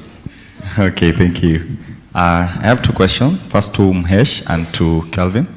First, Kelvin, sorry you missed scouting in campus, but the UON has a branch, and you can also visit us after this to check the good work the lawyers there are also doing. Now, you also stated that you have an organization that you are running to help the young people in your village. My question is, how do you sustain your initiative in terms of funding and in terms of these people growing? What is the end goal? Are they going to grow and get into the society where we are living in a plane of joblessness and all that? Hesh, to you. You also talked of good works you're doing in Thika, especially empowering and transforming the lives of these young people. My question is majorly lying in terms of funding. I think the president launched Nyota Fund and something of sort. My question is, what if there is a possibility of coming with such a program in your community? Maybe a World Scout Parliamentary Union fund that is going to help these young people in that community. I'm talking from this perspective that young people are going to be trained, they're going to be given all this information, but when it comes to job employment, we all know it's a little bit tough. And so businesses are the way to go. So what is your take on the same in terms of just funding these young people to start their businesses and run them? Thank you.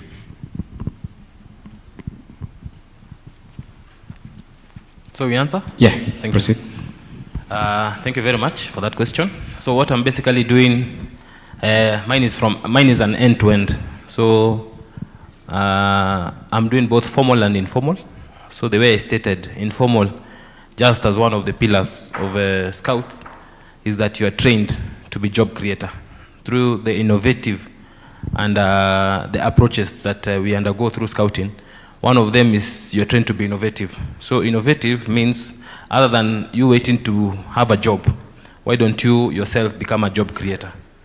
So that is what I'm doing. So what I'm basically doing, other than those who are interested in education, because we have to agree, not all of us are talented differently. Some of us are not good in education, formal education, but others, some of us are very good in what we call street smartness.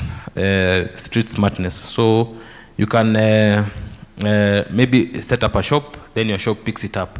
So what I'm basically doing is I'm working with partners. That is where my funding is coming from. So we have partners like Conrad, we have Oslo, we have even MDS within government, whereby you just do a proposal to them. As long as it cuts across their objective, they'll be able now to work with you. So me, I don't look for money, but I look for in-kind support. So in-kind support, I come, I tell you, please pick 2 students for me, educate them. So you find that's where you get the support from these partners. The challenge that we face, most of us, is when you reach a partner, you expect that partner to give you money. Then again, the challenge comes with when that money comes, accountability is a problem. So your predecessors who have reached out to these partners before may have tainted the image of partnership. So people nowadays are not feeling comfortable in giving monetary support. But when you approach a partner for funding, approach it in the form of in-kind support. That's where you'll get a lot of support.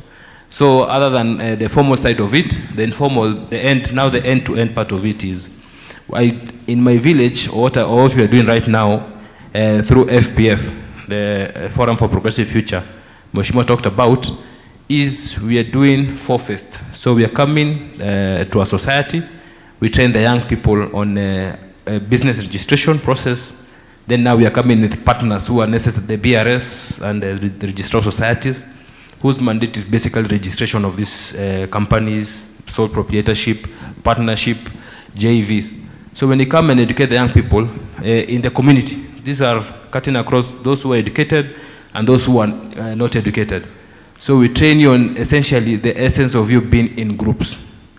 Because for you to get an opportunity, it's easier for you to get an opportunity in groups rather than individual. Again, because of security issues and guarantee issues. So when you train about, these state entities and FPF, we come and conduct that training, we tell you the essence or the positive side of you coming into groups. Then after that, through the same BRS, you get registered for free, you even get a certificate. That's part of them giving back to the society. Then after that, we do what we call financial literacy. Financial literacy, we tell you if in a group of 10, if you get 100,000, you don't need to go and drink, or you don't need to go and eat chicken, or whatever, because you have never eaten. So this 100,000, you can put it into good use. Kenya shillings, this is what you can do with 100,000. If you're coming from region X or region Y, this is the economic activity that you can do. Other than potato farming, you can do sugar beet. Other than this, we give you a solution, an alternative. Then after financial literacy, the other one is what we call financial linkage. The same entities, the Hustler Fund, the KIE, Kenya Industrial Estates, banks which are given actually very lucrative to support young MSMEs. We also have MSEA, that is the Micro Small Enterprise Authority. These are some of the entities that we partner with. Then we also have now the Nyota program that is now coming on board. So that now when you get the financial linkage part of it, you're able now, we have taught you about financial literacy. If you get 100,000, then now we give you the 100,000 for you now to start the business. Then after the financial linkage is what we call market linkage. So we have done the financial literacy part of it. We have educated you about, and we have even prepared you psychologically. If you get 50,000, if you get 20,000, this is what you can do. If you get 100,000 Kenya shillings as a group, this is what you can do. Then now the financial linkage, you get the money. Then now we give you a process. We tell you now, if you plant this and this, if your economic activity is fishing, this is the market for your fish. This is the market for your products. So we look for partners like Naivas to come and now offset to buy your products. Maybe avocados are doing very well in China. We get a gateway through government. So there's no way you can work in a silo. In one or another, you need to work with government so that now you have that goodwill to ease the process.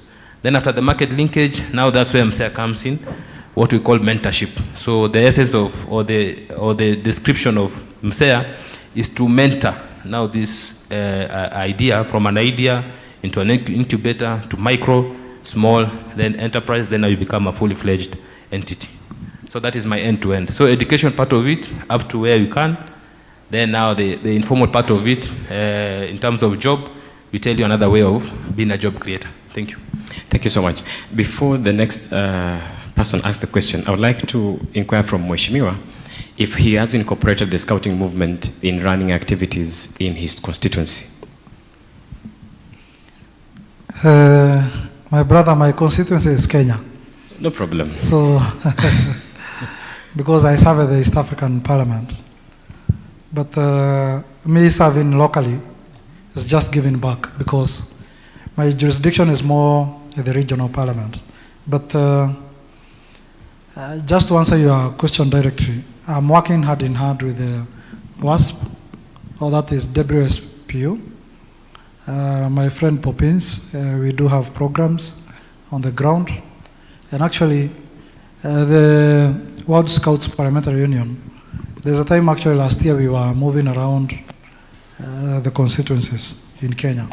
So mine is to work hand in hand with the WSPU. And any other organization that comes on board that is youth-driven, you realize, because my town is Thika, more of a youth, the major population there is young people. So anything that involves empowering young people is something that I'm really into it. Even as much as my responsibility is at the regional level. So far I've been able to mobilize 10 million Kenya shillings for 15 groups in my area, specifically that area. And this money goes to their accounts, not individuals. And now they can be able to finance their programs. And I've involved the Youth Enterprise Fund and the WESO Fund. This is in line with making sure that people become independent financially. They can create their own spaces of earning a living.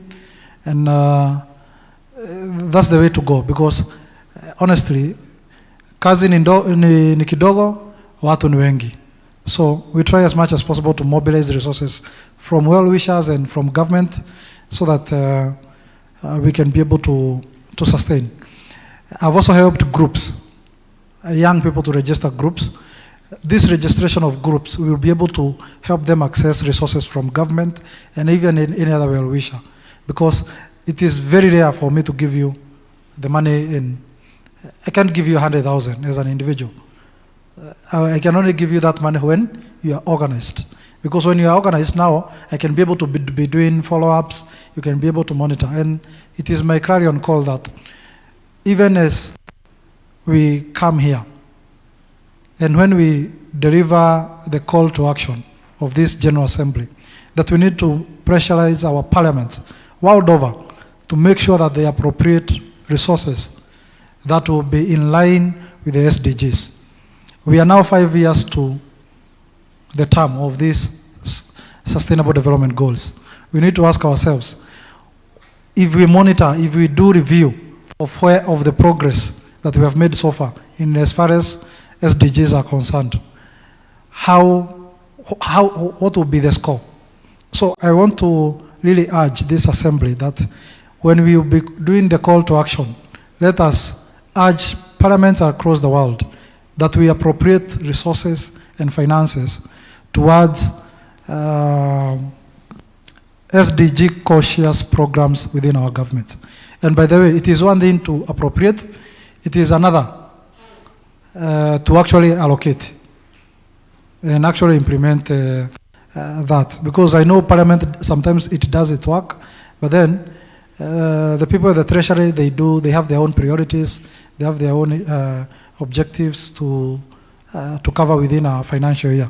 So mine is to ensure that, or is to call upon this assembly that we urge our parliamentarians across the world that we come up with financing systems or financing mechanisms that are SDG cautious. Because these SDGs, they are not any country specific. They are universal goals. I like the way my sister talked about the global goals. They are universal goals. And if Kenya is doing something, if Thailand is doing something, if Japan is doing something, if Korea is doing something, if China is doing something, US is doing something, Europe, we will be moving ahead. So, and we'll be building cohesive and well-built economies across the human race. So, for me, I would really urge us, our parliamentarians needs to build budgets that are SDG conscious, so that we can build economically resilient communities. So my brother, in as far as my support to groups or young people is concerned, I like working with, and any other leader will tell you, it's good you work with organized groups, because you can be able to monitor, you can be able to check how they are doing their progress, and that's the way to go. So far, I've been able to work with 15 groups with 10 million Kenya shillings, not from myself. I'm just a facilitating person going to knock doors from government and other supporting agencies so that we can be able to help our young people. So for me, that's what I would urge. And I've also worked with willing organizations such as YMCA so that their premise can serve as a safe space for young people. You know, sometimes to go vijana, we want a safe space where we can go meet, like the way we are here, we can meet, build ideas, ask ourselves what we can do, incubate those ideas in a certain physical premise. So in my case, I'm using these organizations that have physical premises as safe spaces for young people to incubate ideas and actually see how we can be able to move forward. So those are my practical solutions on the ground, and I would urge us that we go on the ground and transform our communities at the ground. Thank you. Thank you so much. Question? Thank you. So my name is Peter Ivenji. I want to direct my question direct to the tourism department. One, I would like maybe to know the tourism maybe levy that you have been maybe collecting from scouting. Have you been able to give it back so that at least we see the growth of the movement? Another thing is identifying the strength of scouting. For example, in Nyeri. Nyeri maybe like might be very good in homestays. We have scouts here who would like maybe to stay with their scout colleagues there, and they see how they do things. How can you maybe like be able to work with the stakeholders in Nyeri and they develop that as a package that can be able to be selling the tourism? The other thing is about the owners of the movement, the scouting. And on the side of the tourism, we believe that there is something that we normally give back, but it will be very good now from this time, because it's a city of scouting, for you to look for a way on how maybe from the Ministry of the Tourism you can be able to do the capacity building for the leaders, so that at least you know the number, and now even you can be able maybe like to talk about, well, when you talk about statistics of the scouting in the city of scouting. The last one is about marketing. When you are doing the marketing of scout or maybe tourism, have you been able maybe like to engage the scouting? For example, maybe like when you are going out of the country, so that they can be able to say the package or services that, or maybe the itinerary that they have for all the foreign scouts who would like to pay a visit in Nyeri, and particularly maybe to Kenya, so that at least we can be able now to open up that market. And I believe those are a few. You can rest. Thank you. Thank you for your question. I'll start. I think just before you answer, I would like us to take all the questions, but kindly limit them to one, so that once you start answering, we just clear with them. Just one question at a time, not two or three. I think my question also goes to you. And he has actually talked about something I wanted to talk about, the marketing part. But for now, I'll just echo a question that the moderator asked you before. You talked about the county government of Nyeri signing an MOU with the tourism board, or rather the Scouts. So my question is, apart from that MOU being signed, do you think it's actually effective? And apart from being effective, what do you think the community in Nyeri, or the people of Nyeri, or the county government of Nyeri could do to enhance tourism? Because again, tourism is a community thing. It cannot be one-sided. It needs the community and the government as well. So what would you think, or what would be your recommendation for the people of Nyeri and also the Scouts who are in Nyeri? And how will they enhance tourism in Nyeri? Thank you.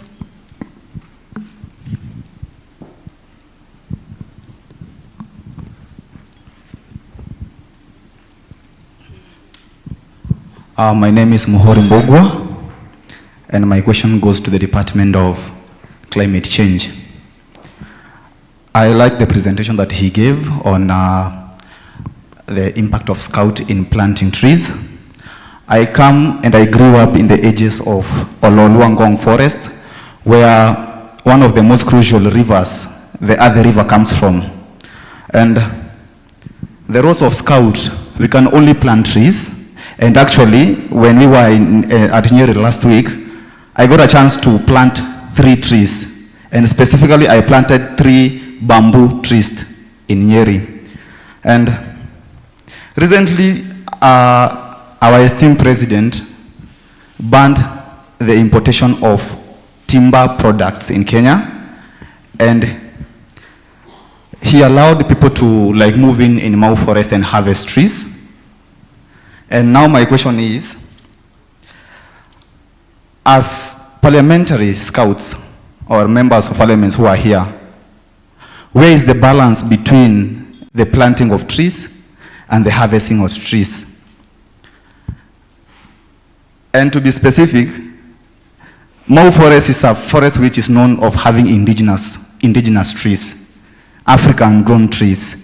And as scouts, we can only plant bamboo trees. Where is the balance?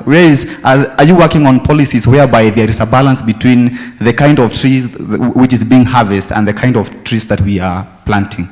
Thank you. One last question.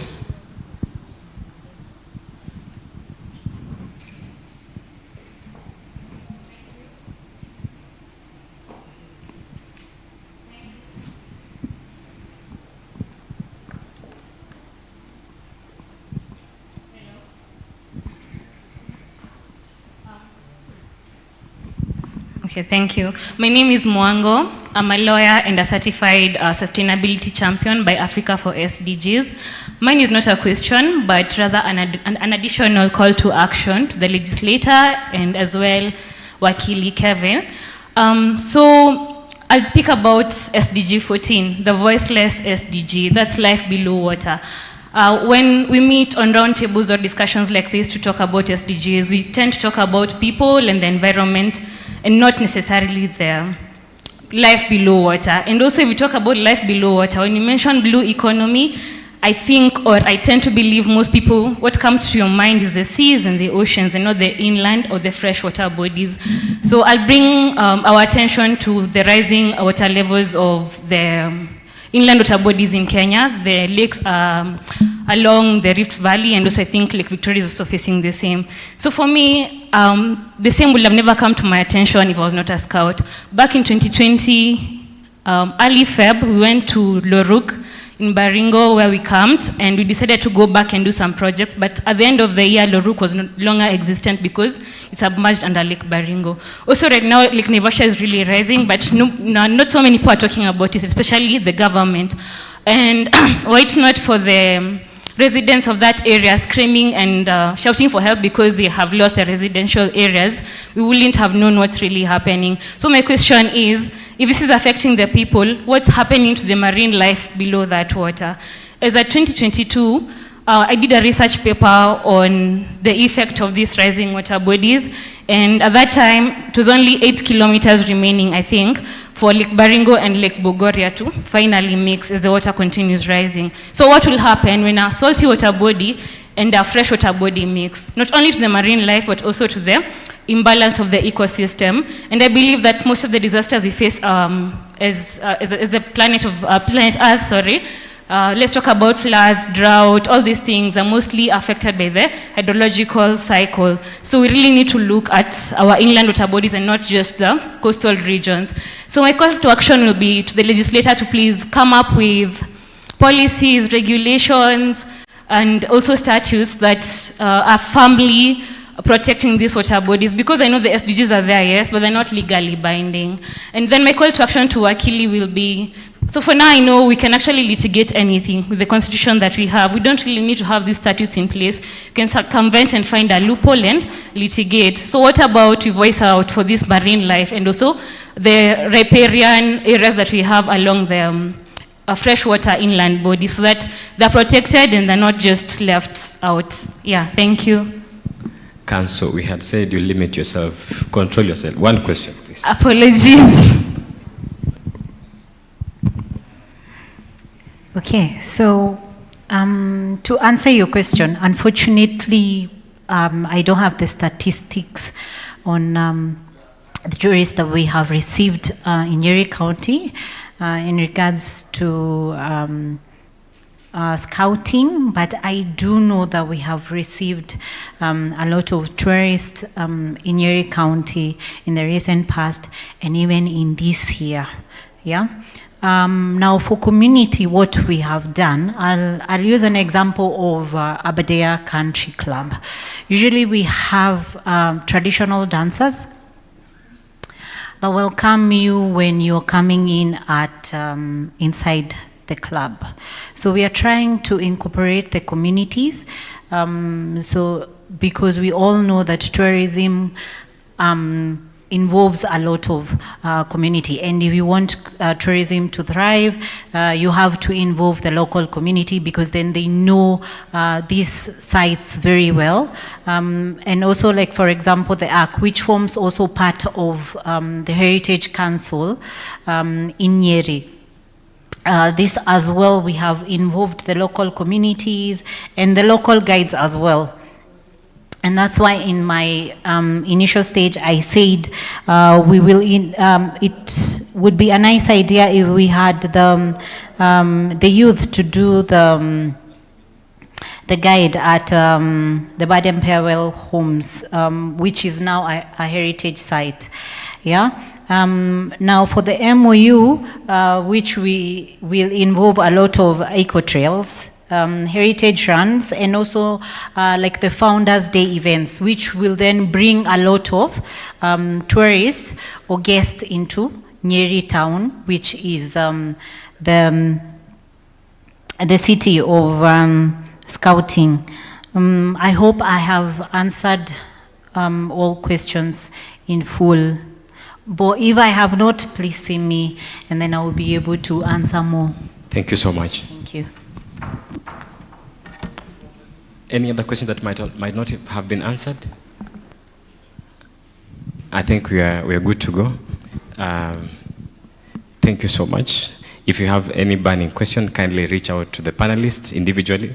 Some of them are still around, and they'll be able to address those concerns. Without further ado, kindly let's break for lunch, and then we'll be back after 45 minutes at most. Kindly let's keep time as we fill our tummies. Thank you so much.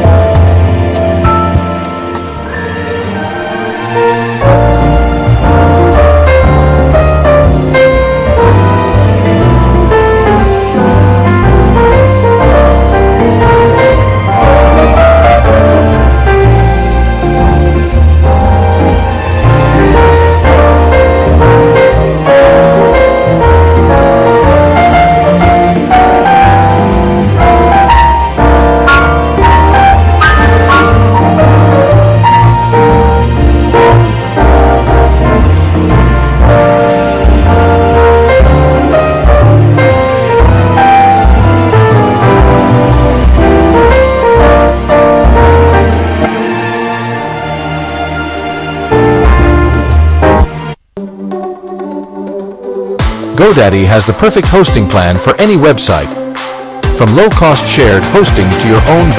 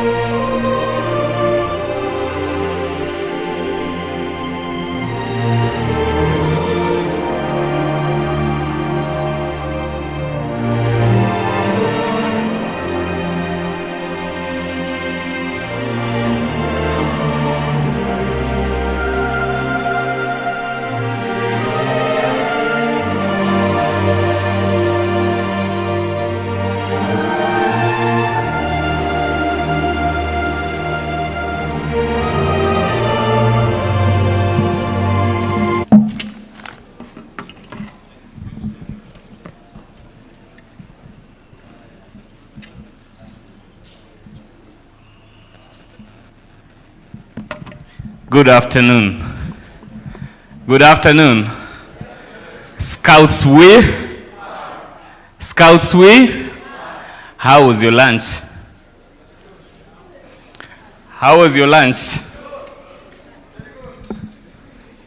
How was your lunch? This side lunch was good, and this side? Do we have complaints? I've been sent by the kitchen department to pick your complaints. Our guests, the members of parliament present, scouts, brothers and sisters. I like your enthusiasm. I want to be you when I grow older.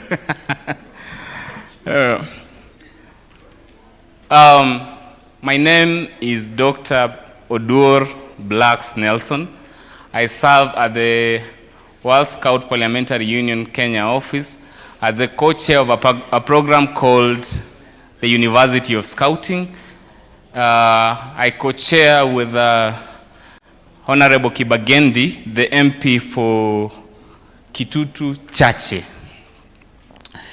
Our mandate is to facilitate training programs in different aspects to our youths who are affiliated with the World Scout Parliamentary Union and other scouting communities in Kenya. A great leader that we recently laid to rest gave a very hilarious analogy in one of his campaigns. He said, if a hungry young man goes out to hunt an elephant for dinner, he should not be worried, because if he kills the elephant, he will have a meal. And if the elephant kills him, if the elephant kills him, he won't have to worry about the hunger. Now, what is the elephant of today's world? The creative economy is the cutting edge for the youth of today. Nairobi basks to be one creative hub, and I think I dare say the best in Africa. We are the home of mobile money transfer, and every single day we get to see innovative solutions being brought up by young men and women who are enthusiastic about changing how business, life, and community is led. At our program, the University of Scouting, our mission is to train youths, not just to serve, but to create, to innovate solutions that benefit their communities. Our programs are designed to develop soft skills, that is communication, collaboration, creativity, and critical thinking. 2, leadership through volunteerism. We try to encourage and train our young men and women to volunteer in their communities, not only to build their character, but to give them an insider view of the communities that they come from, so that they are able to note the gaps in their communities and to give solutions that will make their communities a better place. Our other mandate is innovation, where scouts are encouraged to design solutions for real societal needs. We believe that the creative economy begins with a mindset, and we are helping young people shift from job seekers to job creators. Through our trainings, scouts learn that innovation is an act of responsibility and a commitment to solve, not just to survive. We have strengths in partnerships, where we are expanding our innovative ecosystem. To scale these efforts, we have built partnerships that connect learning with leadership. We recently had a group of young people that went to the Kenya School of Government from 6 different counties, and they were trained on soft skills, and they went and served in their communities. That is the chief's offices, the local member of parliament offices, churches, police stations, and other community centers. As parliamentary scouts, we are uniquely positioned to support this transformation agenda by shaping policies that reward creativity, fund innovation, create pathways for youth to commercialize their ideas. When we invest in creativity, we don't just grow the GDP, we strengthen identities, build resilience, and inspire a thriving generation of problem solvers. I believe that this General Assembly will recommend and will be remembered at the moment when scouts, parliamentarians, and community leaders made innovation a new form of service. We commit to equip our young people with skills and platforms and confidence to turn ideas into industries. We should hold hands and model responsible leadership that inspire innovation, because in every scout's promise lies the potential of enterprise, invention, and impact. When responsibility meets creativity, the nation rises. When innovation becomes our culture, the future is secured.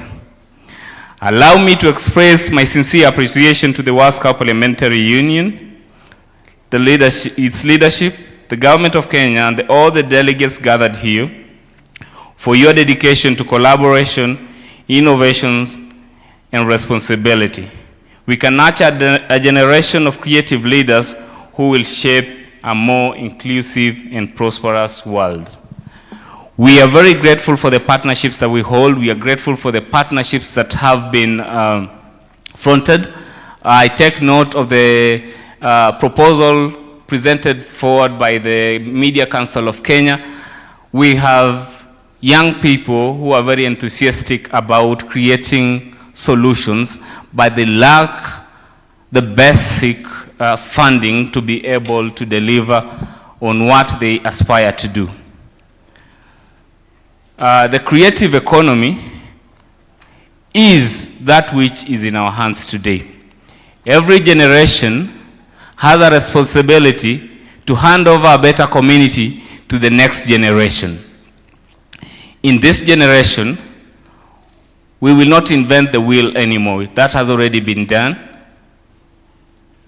But we can solve the problems that the generation of now and generation of the future has the potential to face. But this can only be possible if we come together in our own individual capacities, pool our resources, ideas, aspirations to have impactful solutions. A story was placed forward in our last graduation. We were graduating the youth that came in for training. A young man was faced with problems where he lived. There was a company that used, I think it's a hotel, used to drop jerrycans just outside his gate, used oil jerrycans. And someday he decided that he will be cutting out patterns on each of the jerrycans. And he will be selling them as lampshades. And that has become a source of his income. That is innovation. When we think about innovation, more often than not, we are thinking about the great information technological applications, and we are forgetting the basics. Now, the reason that World Scout Parliamentary Union sends its youths to go and serve in the communities is to give solutions of the problems that are faced by those communities. I would like to say in the Kenyan spirit, asanteni sana kwa kunisikiza. Thank you so much for listening to me.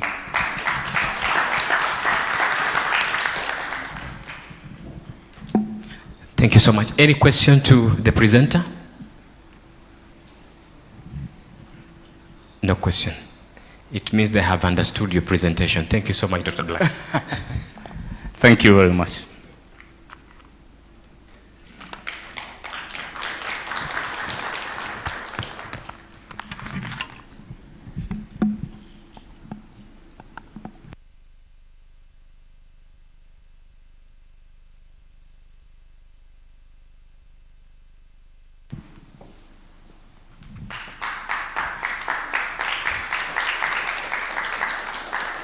Okay, we have one more presentation. Red Cross, kindly be brief and straight to the point. Then after that, the president will take over the program. Mr. Anthony from Kenya Red Cross, just 5 minutes.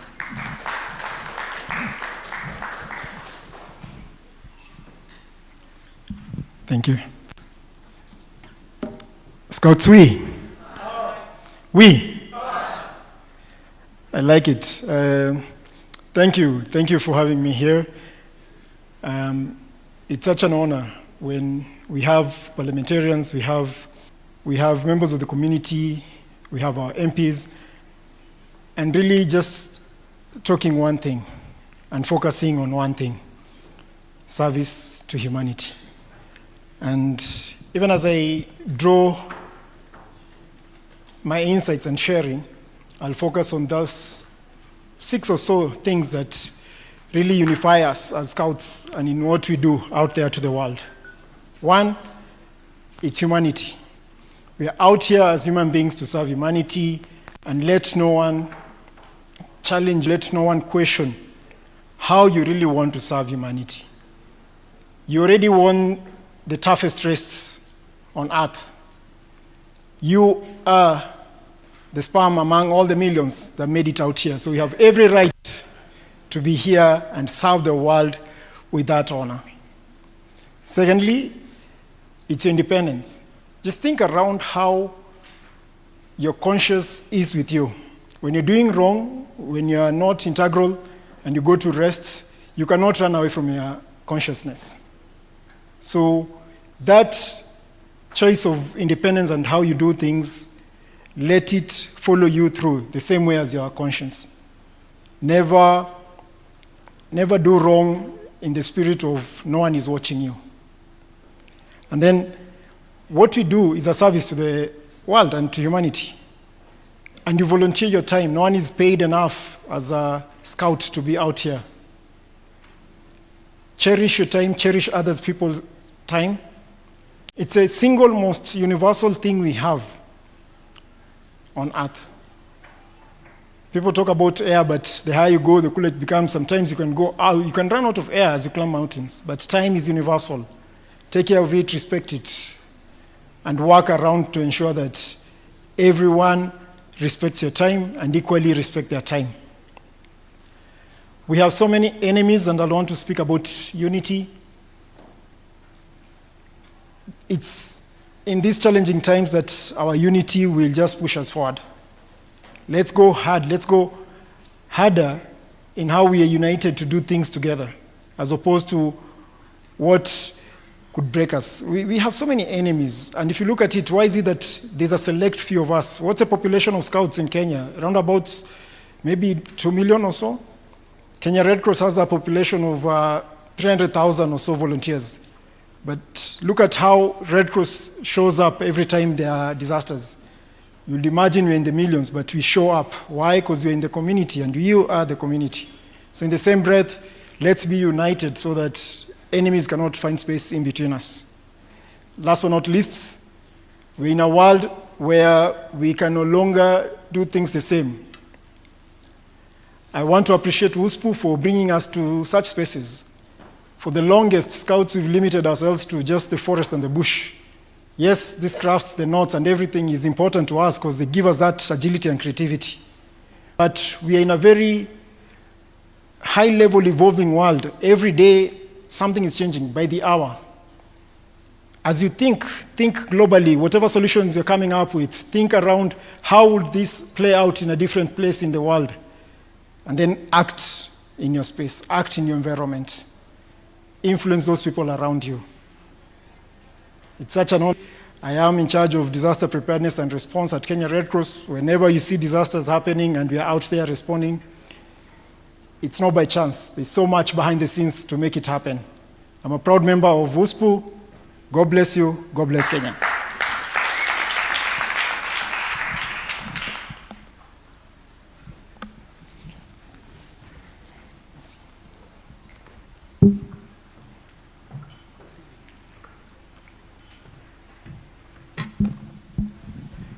Because of time, we will not really give much of presentations.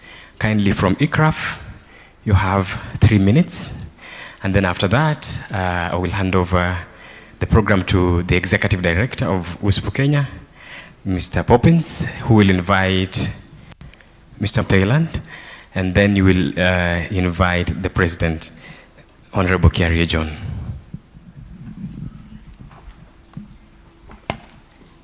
Good afternoon, everybody.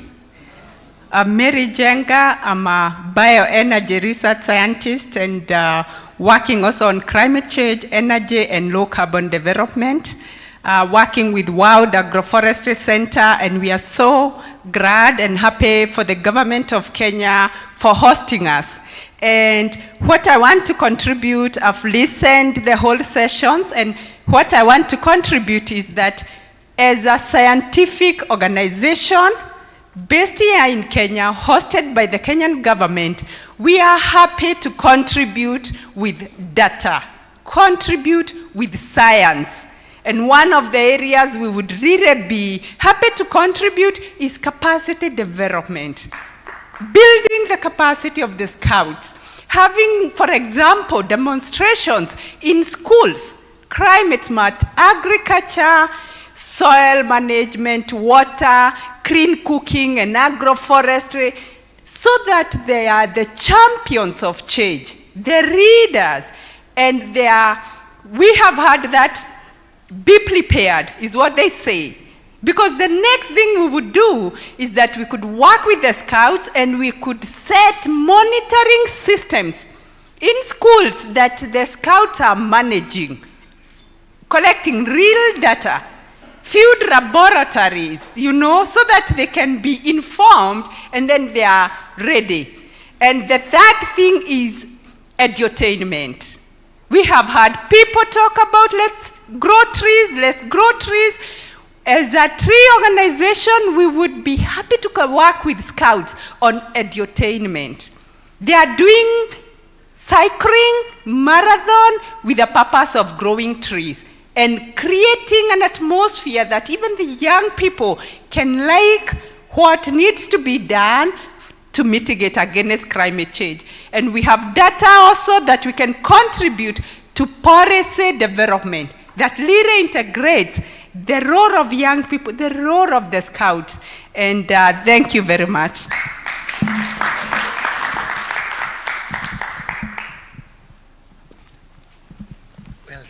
Thank you very much. Well done.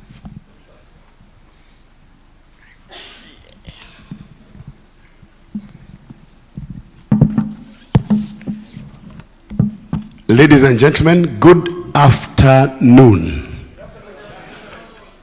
The people on my right, extreme, oh, this is my, the other right. I can see 1, 2, 3. Then there is Bushra. Is that Bushra? Okay, please move forward. We do not want the picture to miss you. The 3 people, please come to this other side. For those of you who are not scouts, Scout Law number 7 says, a scout obeys orders. Initially, when you were young, it used to be a scout obeys orders of those in authority without question. But they changed. So it's a scout obeys orders of those in authority, but lawful orders. So what I'm giving you is lawful order. So the Mkama and Onesmo, please move to the front.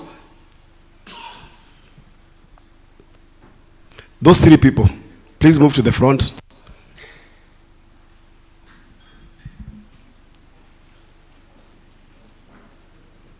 The people on my left, those, please, we will not ask questions, so don't worry. You know, backbenchers usually.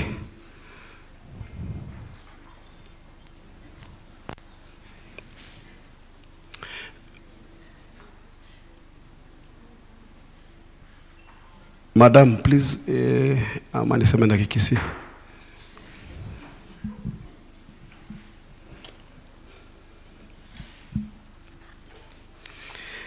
Thank you very much. How was the lunch? Good. Very nice. Now we are, after lunch, people usually tend to sleep. And when you are seated, please push the chair back so that you have some space to stand, or on the side. Stand on the side. Yes, inside. Okay. All right. Let's do some stretch. Just stretch. Just stretch. Stretch. All right. Now we're going to do a very simple exercise. There is a song we used to sing when we were young, and this is nursery school song. I will make you fishers of men. Fishers of men. I will make you. If you. All right. Now you guys know it. Now what's going to happen? As you sing that song, where there is M, the men, you have to sit and then you stand. Where there is F, female, the ladies, you sit and you stand. Can you try? 3, go. I will. Fishers of men. Fishers of men. Now wait. You cannot stand where there is I. There is no I. It's only M and F. Are we ready? 3, go. I will make you fishers of men. Fishers of men. Fishers of men. I will fishers of men if you follow me. You see there's some ladies standing where there is me. Clap for yourselves. The person I am going to introduce this afternoon is a gentleman I've known for very many years. He is the president of the World Scout Parliamentary Union. He started his scouting at a place called Dagoretti. No, this was actually from primary. I think in primary he went to a primary school in the village. You know, in the village. In French they say La Campagne.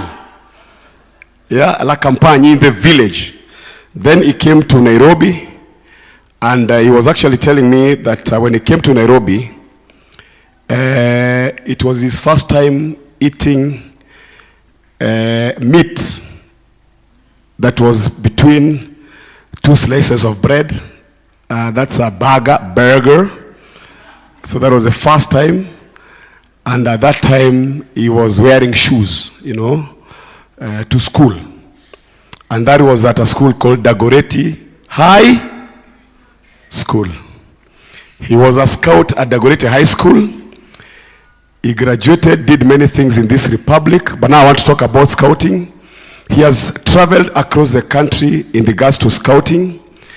He became the president of the World Scout Parliamentary Union Kenya in 2018 during the 12th Assembly.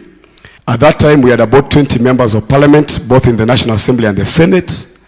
He has been able to represent Kenya at the jamboree that was held in USA in 2019. He represented Kenya. He also represented Kenya in the 9th General Assembly in Thailand, where he was elected as the 3rd Vice President. Let's clap for that. He also participated in an event that was done in Korea. This is the 10th General Assembly, and the executive committee that was held in Korea in a place called Jeonju, and he was elected as the 1st Vice President. Now, this is global, not here, global. Then, he was also elected as, of course, the first vice president. Then, now, he will be assuming a very big role at the global office, and Kenya, we are proud to be holding the position of president globally. So I would like to, where he is, just stand up and then we can do that thing. Preso, preso, preso. Please, Honorable John KJ Kiarie. Let's say preso, preso.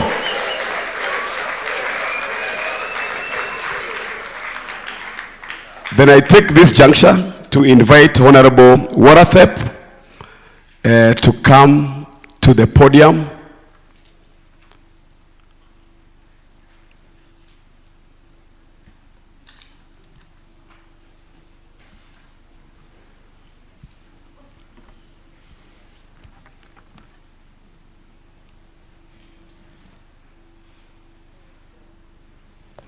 Warathep.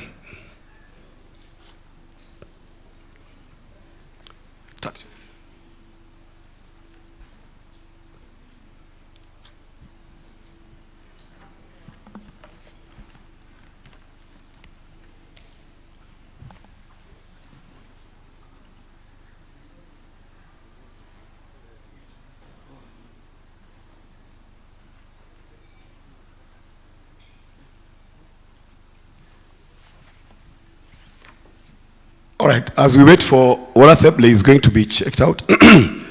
So this afternoon, we have some declarations that we're going to make, which will be announced by the president, but this will only be done when he assumes the role of president.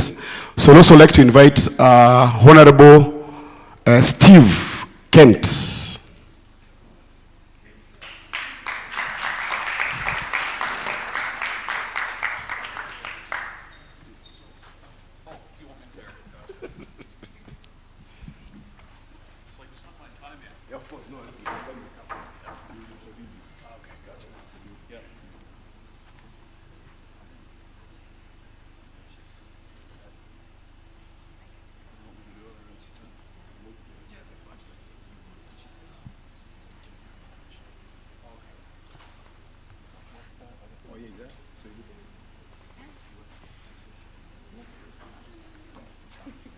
Honorable John Kiarie, please come to the podium.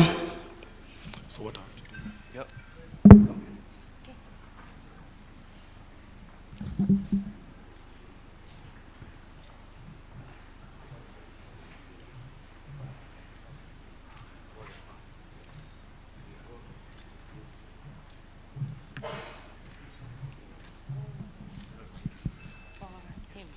So we have a privilege of the two members here. Number one,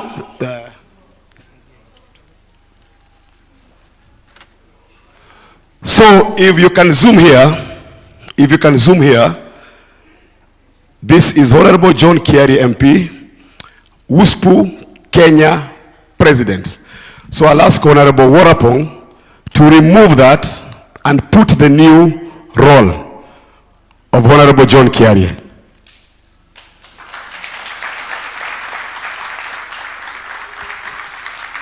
Let's continue clapping. Wow. Then I'll ask Honorable Steve Kent to officially scarf him.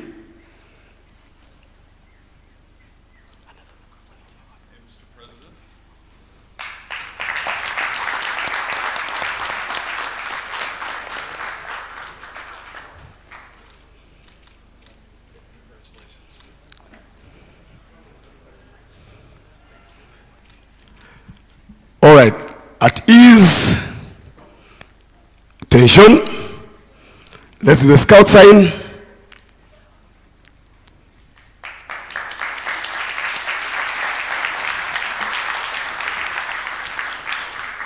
Drop, at ease. So while they are witnessing. We want now the president to take, he has already taken an oath, but now he'll take the other oath as now as the president. At ease, alert, scout sign. On my honor. On my honor. I promise that. I promise that. I'll do my best. I will do my best. To do my duty. To do my duty. To God and my country. To God and my country. To help other people. To help other people. At all times. At all times. And to obey the scout law. And to obey the scout law. Let's clap for him. Drop. At ease. Now, ladies and gentlemen, please let's stand up and give him a standing ovation.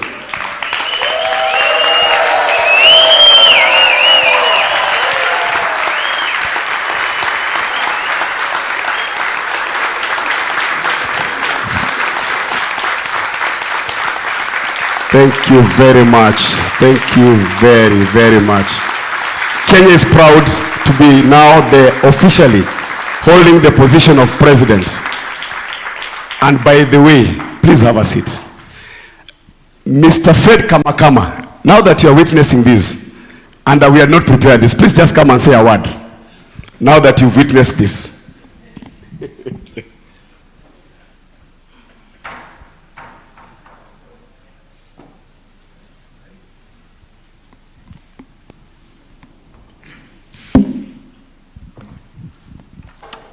Scout we. Scout we. It looks like you are not happy. Scout we. That's better. I've told my friends Popin so many times, don't ambush me. But he keeps doing that every now and then. I don't know why. I don't want to say on behalf of Scouting, it's better place, better mandated, but I will say on behalf of Scouting in Africa, I am mandated, better place to say that. I think we are proud, we are happy today that after a while, I alluded to that in the beginning when I was speaking. I know when I became regional director, don't ask me when because some people were not born yet. Yeah, the chairmanship of WSPU was actually in Africa. That was Senegal. And it looks like I'm seeing my days now ending to see that coming back again to Africa. So I'm so happy today. And I would like to take this opportunity really to congratulate Honorable KJ for the role. I know it comes with the privilege, but more so it comes with the duty. And my word of support is none other than the one for our own funder. When I took over as regional director, and I know by that time in Africa we had 36 NSOs, National Scout Association. Today we have got 42 official members. I'm remaining only with 4 to bring to the fog.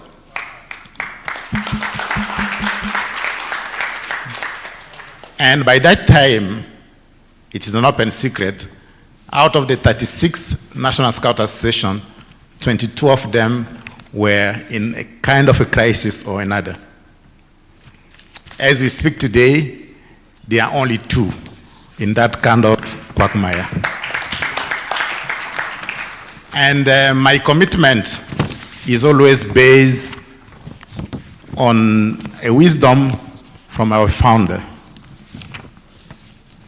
By the time you leave your position as the chair of WSPU World, please leave the organization better than you found it. And I think that's what I can say. Thank you so much. And in Africa, you know my office. You have been there. We have worked together. So my office is there. I know there are still challenges, but together we can go forward. The Africa Wisdom said, if you want to go faster, go it alone. But if you want to go further, let's do it together. Thank you so much, and again, congratulations for that. Thank you so much. I am also reminded that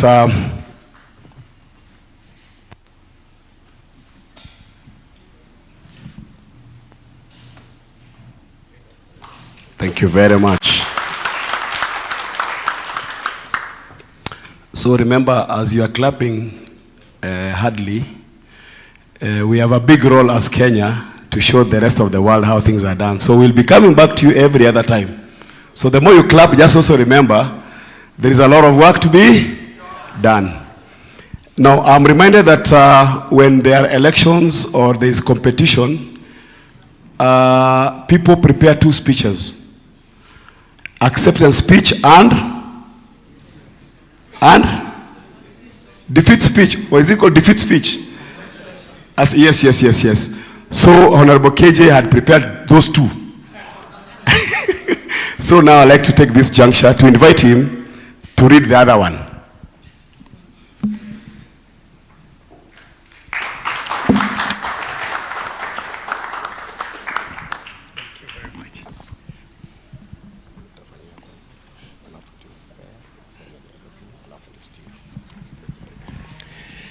Scouts, we!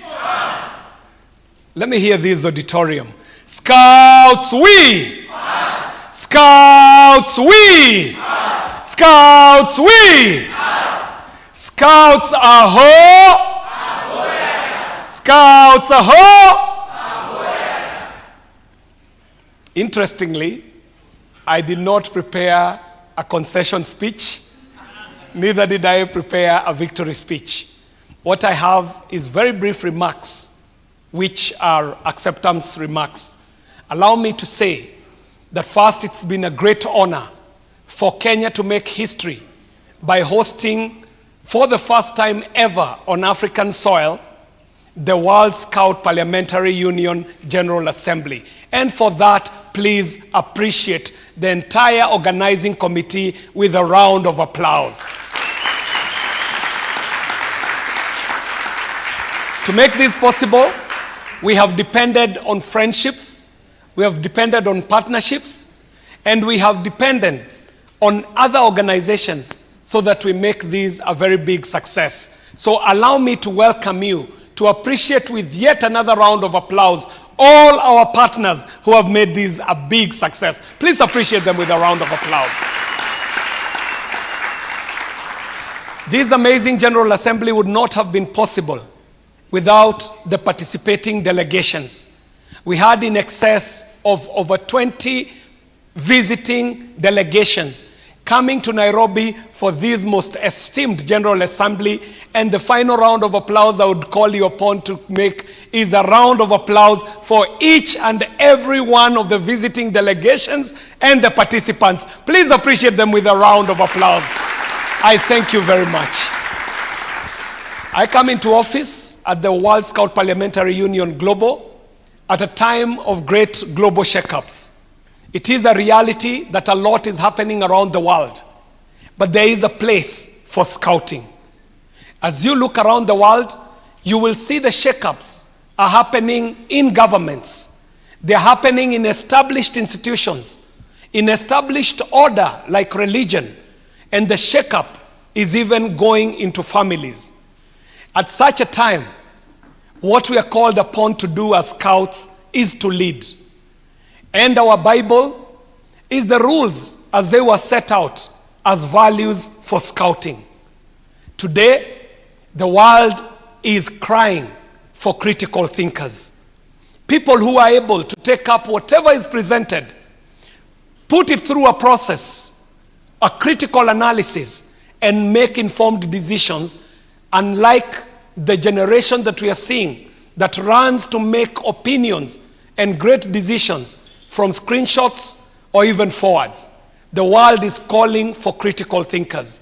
And World Scout Parliamentary Union, in its special place that it holds, leading in the scouting world and representing members of parliament who are in scouting, has a big role to play on these soft issues. Key among them, how do we make critical thinking cool again? We are called upon as a generation to bring back emotional intelligence. Some of the conflicts that we see in the world today, in families, in society, in organization, are coming from a point where we are losing humanity and jumping onto something else that doesn't call for our emotional intelligence. So yet again, we are called upon as scouts, borrowing from the values of scouting, to make emotional intelligence a requirement for every child, for every youth, and for every adult. There is a great need for us to apply our minds in logic and problem solving. We are in a world where finger pointing and blame game is the order of the day. We will see problems in the world and we will think that is not my problem. That is happening because so-and-so did not do something, so-and-so did not do something. So we are called upon as a generation to bring back the place for logic and problem solving. Among our youth, we are seeing the dangers of young people who cannot solve problems. In the country that I come from, Kenya, we are currently having a big epidemic of femicide, where a young boy will approach a young lady, and because the young lady won't accept them, this young man can take up a machete and slice up a girl, kill a girl, because she declined your love interest. If such an individual had the skill of problem solving, they would attend to such a problem in a different way. And so it is a time when the world is calling upon us to bring back, make cool again, the fact that every individual should be having a great level of emotional intelligence. Finally, in the soft issues, and coming out of all the deliberations that have been done here, in the plenary sittings, in the presentations, we are being told that there is a great need to refocus ourselves and re-anchor ourselves to belonging. We should be proud to be who we are. We should be proud to belong to the family that we come from. We should be proud to be associated with the organizations that we subscribe to. We should be proud to be citizens of the countries that we come from, and we should be proud to be citizens of the world. And I'm calling upon a final soft issue that needs to come back and can be brought back by scouting, the virtue of patriotism. With patriotism, we shall be able to face up some of the local problems that we are seeing, and even some of the global disasters that are accruing from the lack of patriotism. Ladies and gentlemen, I with great humility accept to come up as the president of the World Scout Parliamentary Union Global, and I am ready to take up all the duties and all the responsibilities that come with this office. I shall be depending on the great knowledge of those who came before us. We shall be standing tall because we are standing on the shoulders of great men who went before us. Allow me to make a special shout out to my predecessor who has put in some great work in bringing back the glory of World Scout Parliamentary Union. Please let's appreciate the leadership of my predecessor, Minister Honorable Anne Bakyu, who is not with us here but in physically, but is with us in spirit, a consummate scout, a great leader by every standard. Please, plenary, let's appreciate President Honorable Anne Bakyu for the great work he has done in his tenure as president. Allow me also to recognize that we are in the presence of greatness. Sitting amongst us is a great scout who has served so diligently and with so much fervor. Please allow me to ask for the Honorable Dr. Thamrong Dasanjali to be upstanding so that we can appreciate him as a former president of the World Scout Parliamentary Union. We salute you, sir. Thank you very much for the great work that you have done for this organization. And it is to tell you that we would not be as great as we are today if we were not served by the great leadership that you presented to World Scout Parliamentary Union. Ladies and gentlemen, it's time for Africa. Africa is ready to take up the mantle. The World Scout Parliamentary Union is coming back in a big way, and we shall be going out there, putting up a crusade, recruiting new WSPU chapters, and ladies and gentlemen, it shall depend on the energy of all of us who associate with World Scout Parliamentary Union. Thank you very much. It's a great honor to be serving you. Thank you, Scouts, and I appreciate this nomination. Thank you. Ladies and gentlemen, allow me to assume the office of President and take up the leadership of our conference, and I shall go into the order of business for the afternoon. And what I shall do, members of Parliament and our WSPU participants, is to call up for the declarations and resolutions that have been made in this conference. To start us off, we shall have resolutions coming up from the Youth Assembly that was preceding our General Assembly. So ladies and gentlemen, please do allow me to welcome the youth to present their resolutions. Please give them a round of applause as they come up on stage to tell us what the deliberations were in Nyeri. Appreciate them with a round of applause. These young scouts had the most amazing time in Nyeri. Great deliberations that were going late into the night. Some of the sessions were not even enough in time because the youth had a lot to say. Let us hear what their resolutions were. Please identify yourself and then go on to give us the resolutions from the Youth Assembly. Thank you, Mr. President, for this honor. Good evening, plenary. My name is Kwega Yuyu Valentine, a student of law from the University of Nairobi, also a scout under the Kili Rover Scout and crew.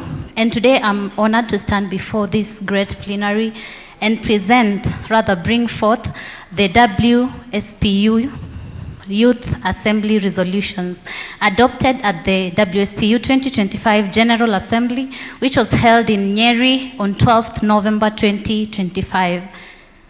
Acknowledging the successful convening of the 2025 General Assembly in Nyeri, Kenya, which brought together over 1,000 youth leaders, scouts, and stakeholders from both government and private sectors under the theme refocusing towards youth empowerment and actions for climate change, recognizing the critical role of youth leadership, civic education, and inclusive participation in achieving sustainable peace and development, affirming the importance of collaboration between national and county level WSPU chapters to enhance representation and accountability, determined to strengthen mechanisms for youth engagement, skill development, and program implementation across the continent. Hereby adopts the following resolutions for 2026-2027 periods. The resolutions therefore brought forth were: 1. Leadership strengthening. This calls for the establishment and continuous implementation of ethical leadership and governance training programs for scouts and youth leaders across member countries. 2. County level engagement. Encourages the organizations of regular civic education and awareness activities in all counties to promote youth participation, innovation, and social responsibility. 3. Project expansion. Resolves to extend WSPU supported projects to counties and regions with limited or no existing initiatives prioritizing marginalized areas. 4. Youth representation. Decides to enhance youth representation within the WSPU structure by establishing WSPU county youth forums to gather grassroots feedback. Each forum shall elect a county president, and one representative from the forums shall sit in the National Executive Committee. In lines with youth representation, representation may be further extended to sub-county levels. The fifth resolution, recognition of assembly participants, recommends that scouts and youths who attended the 2025 General Assembly be given first consideration in county level WSPU Kenya representation and leadership opportunities. The sixth action point, accountability and monitoring system. Direct the establishment of a structured reporting and accountability platform to monitor implementation of assembly resolutions. Each county forum shall receive an official WSPU email address for coordination. County presidents shall be responsible for progress reports and communication through the official WSPU Kenya website. The seventh resolution, skill development, mandates the introduction of short-term training programs on essential skills such as proposal writing, first aid, and project management to build youth capacity. 8, advocacy and exchange programs. Advocacy and exchange platforms, request the creation of platforms that links youth scouts with external agencies and partners and the initiation of cross-border exchange programs to promote shared learning and regional solidarity. 9, youth fellowship program calls for the operationalization of WSPU Youth Fellowship Program lasting at least 6 months, serving as a training and mentorship program for emerging youth leaders. The concept note for this program shall be developed and submitted by the youth representative tasked during the 2025 Assembly. It is therefore in this regard that the WSPU Executive Committee, in collaboration with county youth forums and partner organizations, shall ensure the timely implementation, review and reporting of these resolutions ahead of the next General Assembly in 2028. This resolution was adopted by consensus on 9th November 2025 in Nyeri, Kenya. Thank you. Plenary, this is your business. These are the reports coming from the Youth Assembly. The Youth Assembly brought together youth, over 1,000 youth from 47 counties in Kenya. What I would ask the plenary is, through consensus, are we admitting the resolutions? Can I see by a show of hands those who agree that we shall... Yes, the majority already have it. The president rules that the resolutions are passed. Let's appreciate the youth with a round of applause. Congratulations. I'll now like to take this opportunity to invite the President and Honorable Steve Kent to flank her as she signs the declaration.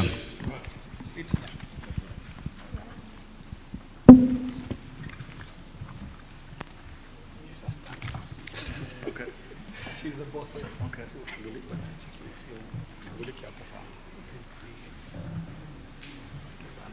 All right, she's going to sign the declaration.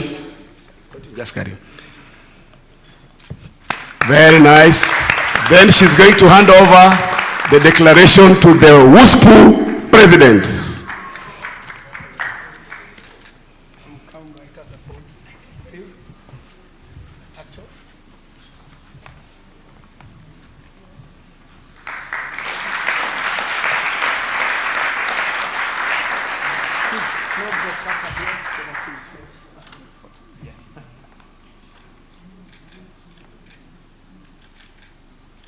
Bring that.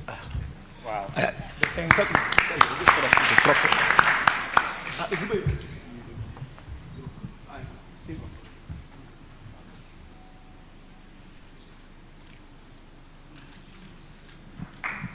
You've done very well. Thank you very much.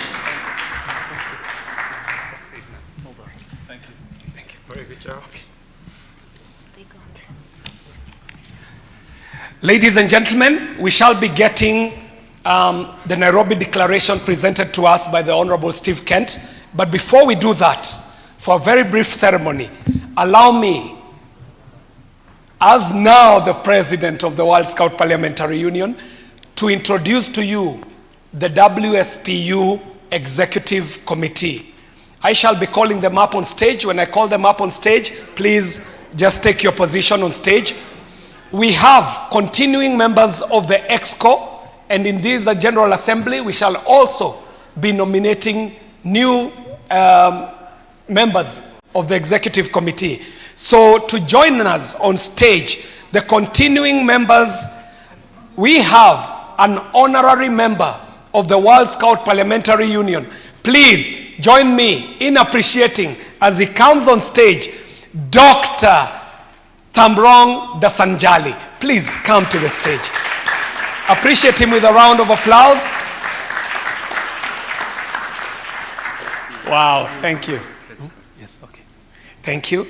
He is a continuing member of the EXCO. We are depending on him for great wisdom and great institutional memory.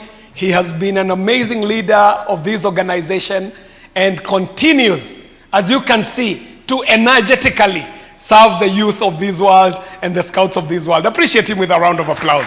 Thank you. In the Executive Committee and as a continuing member, I have, all the way from the Parliament of Poland, the Honorable Jan Ziedzek. Please give him a round of applause. Come up on stage, Honorable Ziedzek.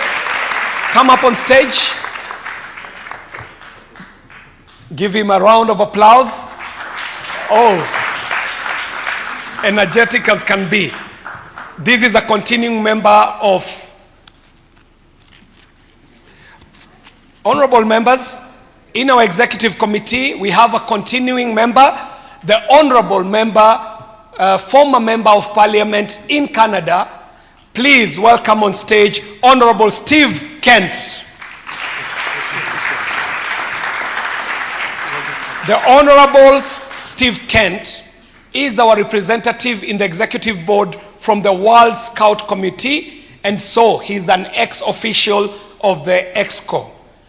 Ladies and gentlemen, we also have our very able consultant who sits with us all the way from Thailand. We've got Miss Stejit Talpibu Bunsuk. Please give her a round of applause. The Honorable Miss Stejit Talpibunsuk. Give her a round of applause. So ladies and gentlemen, I will be asking the Executive Director Global to join this photo right at the end. This is the Honorable Takcho. He will be in that photo. Give him a round of applause. I'm also calling upon the Executive Director Kenya, Honorable Popins Misoi. Please join. And this is the photo of the continuing members.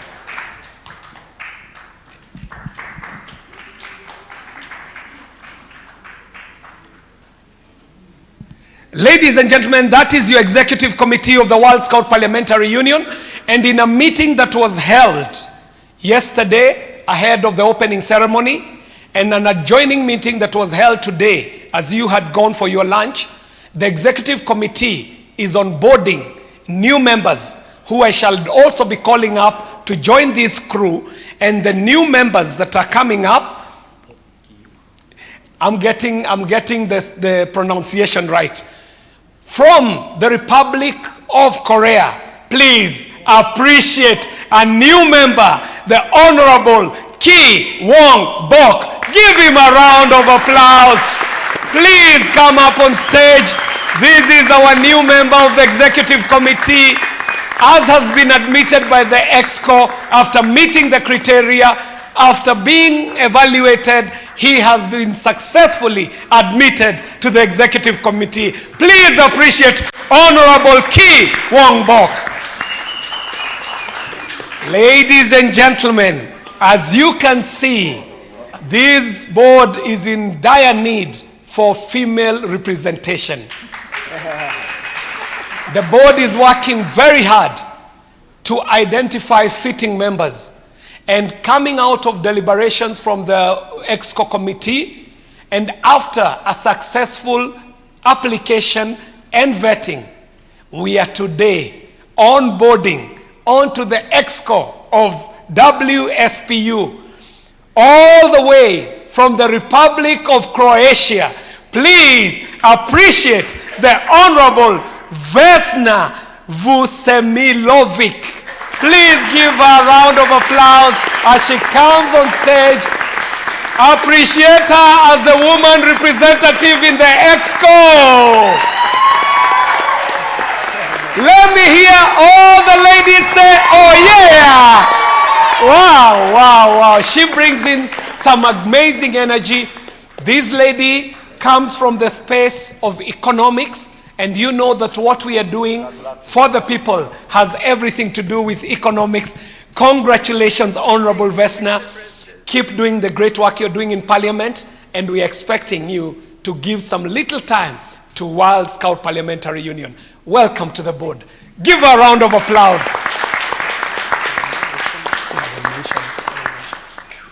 Ladies and gentlemen, as I said, this board is seeking for equality and equity on the board. And so we have received an application which is being considered subject to approval. Ladies and gentlemen, I will only announce that this is under consideration. We've got an amazing, extremely consummate scout all the way from the Parliament of Luxembourg.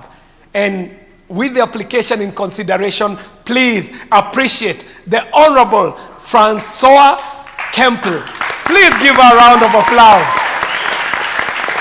Let me hear all the ladies say, oh yeah. I don't hear you ladies. I want to hear all the ladies say, oh yeah.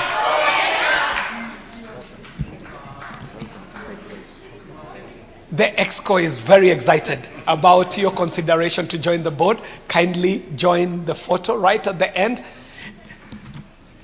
Ladies and gentlemen, members of the World Scout Parliamentary Union, at the 11th General Assembly, let me introduce you now to you officially the Executive Committee of the World Scout Parliamentary Union as constituted at this 11th General Assembly. Appreciate them with a round of applause.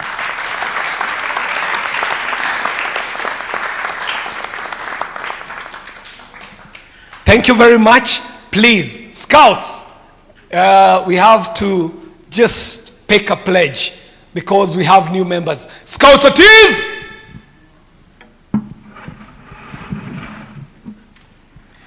Scout salute! Scout salute! Scout motto. On my honor, I pledge, just hold. He is speaking it in Korean, and I am doing it in English. So ladies and gentlemen, Scout salute! The Scout pledge. On my honor, I promise that I will do my best to do my duty to God and to my country, to help all the people at all times, and to obey the Scouts law. Scouts drop!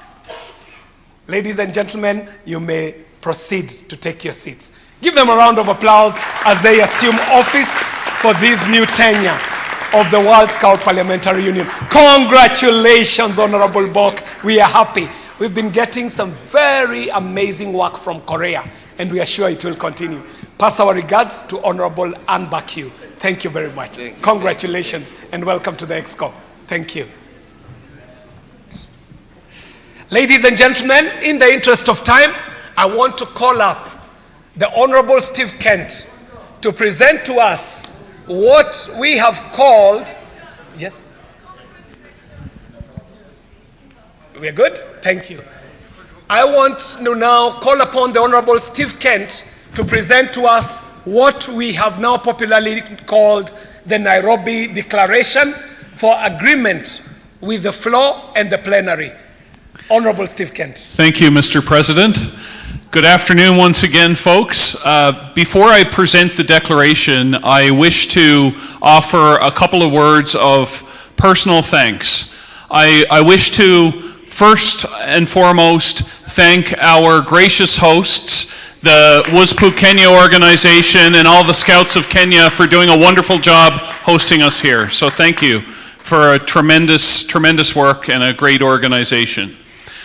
I also want to acknowledge that the World Scout Parliamentary Union would not be continuous and would not be as strong and would not be as capable if it wasn't for the continuous guidance and leadership of the Korean Scout Parliamentary Union. I want to thank the Republic of Korea and our parliamentarians for your tremendous leadership for decades, which has allowed WSPU to flourish. You are the constant, and we have great respect for your work, and we thank you for the tremendous presence that you have here with us always. So thank you. Thank you, Korea. Ladies and gentlemen, this is a big one. Please get on your feet and appreciate the great people and the Parliament of Korea with a round of applause. Thank you, Korea. Thank you, Korea. Thank you, Korea. You keep the fire burning. Thank you very much. Thank you. Thank you, Mr. President. And finally, I've been inspired in recent days by some of what I've witnessed here, and there's one particular moment that stands out for me, and I want to acknowledge it. We are in the presence of many Rover Scouts who are members of the Kenyan Scout Association, and if you're a member of the University of Nairobi Rover Scouts, I would like to ask you to please stand if you're with us. Comrade power! Comrade power! Comrade power! Aho! So let me tell you why. This group of young people at the University of Nairobi, they're called the UON Keeley Rovers. And Keeley because they were the first rover crew to reach the top of Mount Kilimanjaro. But that's impressive, but that's not what's most impressive.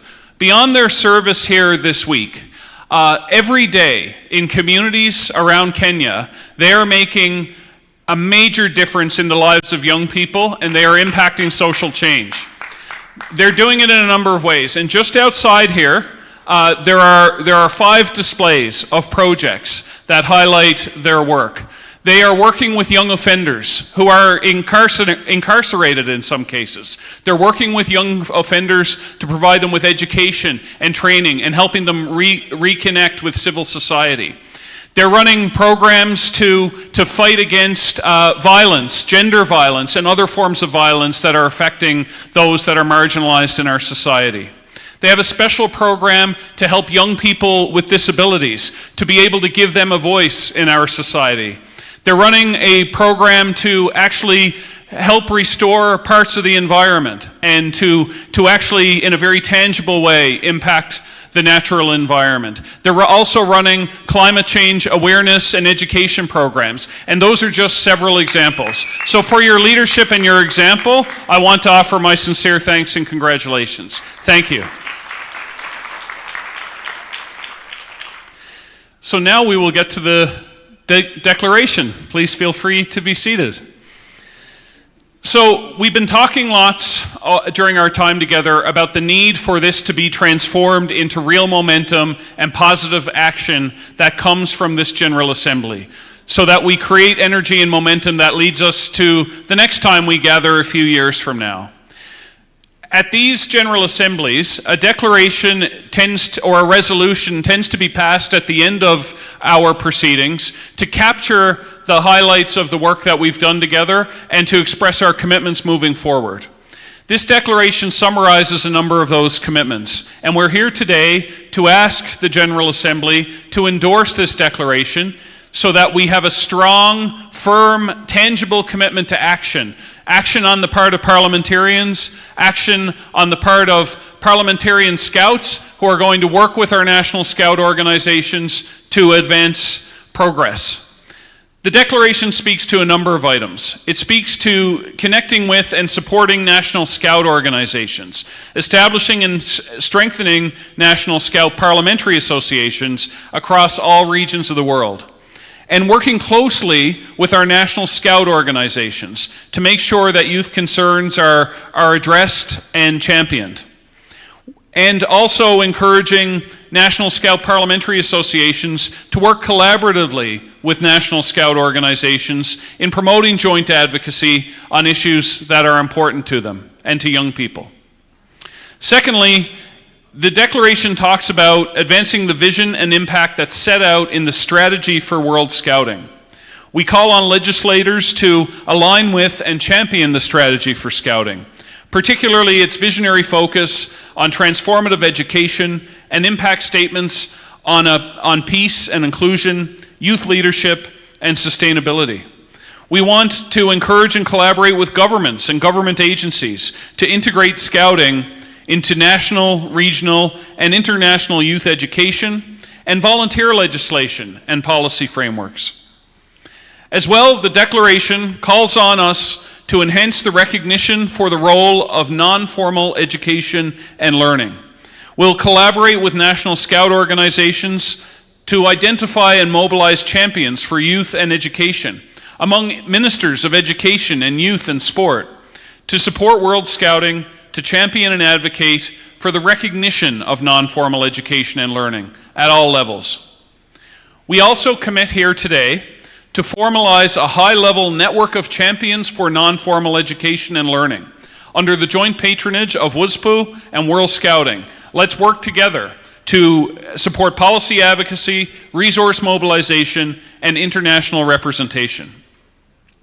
To advance Scouting's youth, peace, and security agenda, we want to endorse the principles of the Youth, Peace, and Security Agenda contained in the UN Security Council Resolution 2250, and it recognizes the vital role that young people play in building and sustaining peace.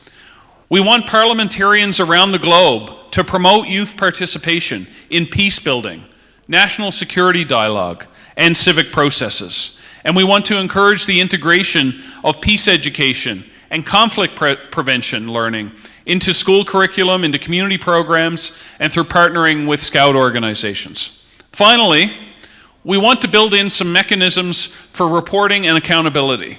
We will create, if this is passed, we will challenge the WSPU Secretariat and the Executive Committee that just stood before you to create a joint WSPU World Scouting Task Force to oversee the implementation and reporting.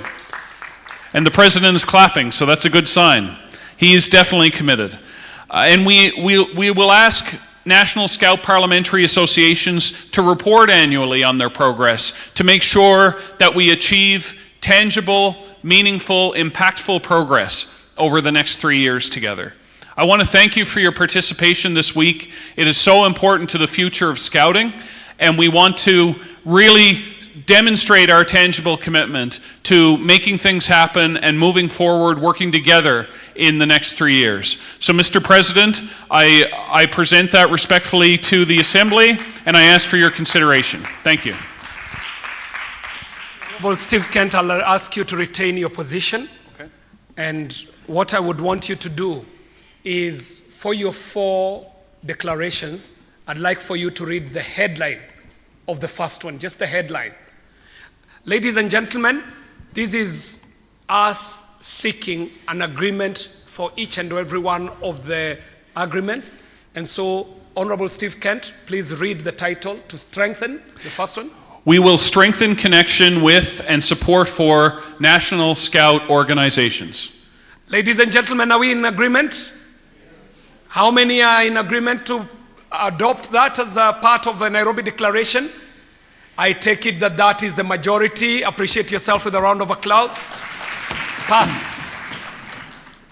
Next, we will advance the vision and impact set out in the strategy for Scouting.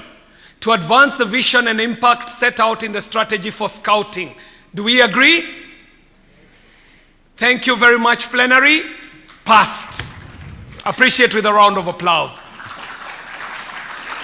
Nairobi Declaration number 3. We will enhance the recognition for the role of non-formal education and learning.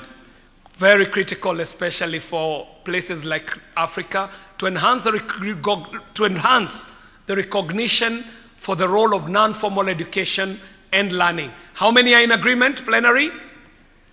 Thank you very much. Thank you very much. That's a majority. Passed. Let's appreciate with a round of applause. Honorable Steve Kent. We will advance World Scouting's youth, peace, and security agenda, as well as its calls for action. a responsibility for our time to advance World Scouting's youth, peace, and security agenda. Are we in agreement? Plenary, by a show of hand. Thank you very much, plenary. That's a majority. Passed. Round of applause. And finally, Mr. President, we will establish mechanisms for reporting and accountability, and by doing so, we will demonstrate our united resolve to empower young people through scouting and parliamentary action for a better world. To establish mechanisms for reporting and accountability, all those who are in agreement, kindly, from my plenary. Seems like every delegation is in agreement. Thank you very much. Passed. Ladies and gentlemen, with those passed, then it is safe to say that we, coming out of the World Scout Parliamentary Union 11th General Assembly, do have the Nairobi Declaration. Please appreciate our rapporteur and leader, Honorable Steve Kent, with a round of applause.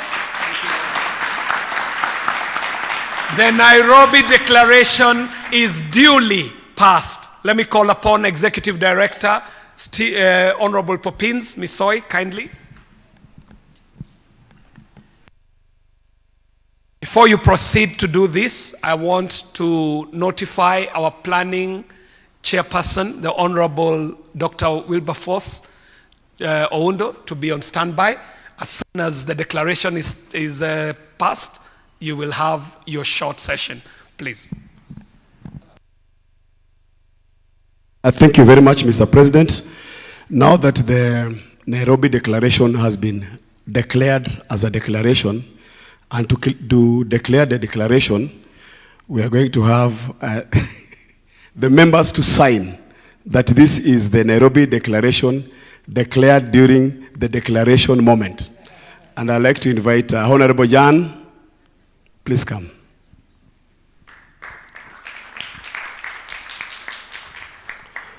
So, ladies and gentlemen, we are going to have Honorable John Kiarie signing as the president of WSPU. We'll have Honorable Steve Kent signing on behalf of WASOM, and we are going to have Honorable Yan sign as a witness in the executive committee. And it's at this juncture I'd like to invite Honorable Takcho to come and flank them. Honorable Takcho and Honorable my friend Kamakama to just flank them. Flank Steve Kent as witnesses.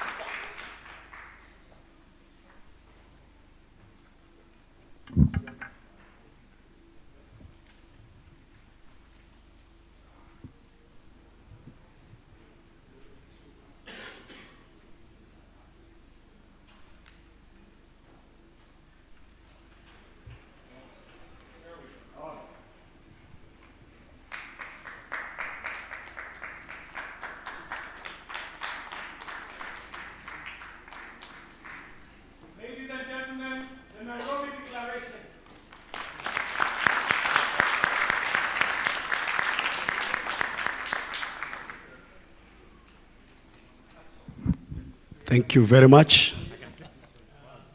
For implementation, I hand it over to Tapcho. And also hand over now to him for what's Yes. Awesome. And kindly, for implementation, we officially handle this to put us accountable. We call for accountability, and so from the Nairobi Declaration, they are actionable. Put us accountable. Thank you very much. Thank you very much.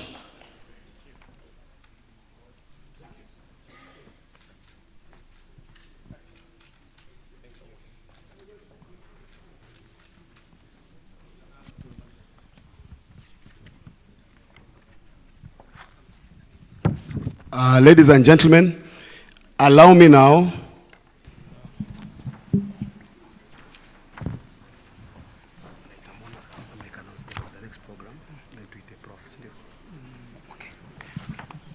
Ladies and gentlemen, allow me now to invite Ms. Mona Sadia. Mona Sadia is the director. We are two directors. We are the director for the Youth Assembly. I don't know if she's here. Hilda? Is she here? Yes, please come. And we had the director for the General Assembly.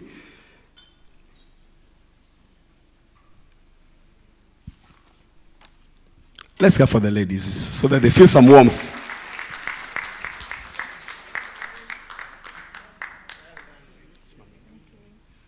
So Hilda Njiru was the, raise up your hair, the director for the Youth Assembly. And we have Mona Sadia, who was the director for the General Assembly. Are you happy so far at the General Assembly? This is the work of Mona Sadia. She's going to give us the program for this evening. Did you guys carry your cultural attires? Yes, good.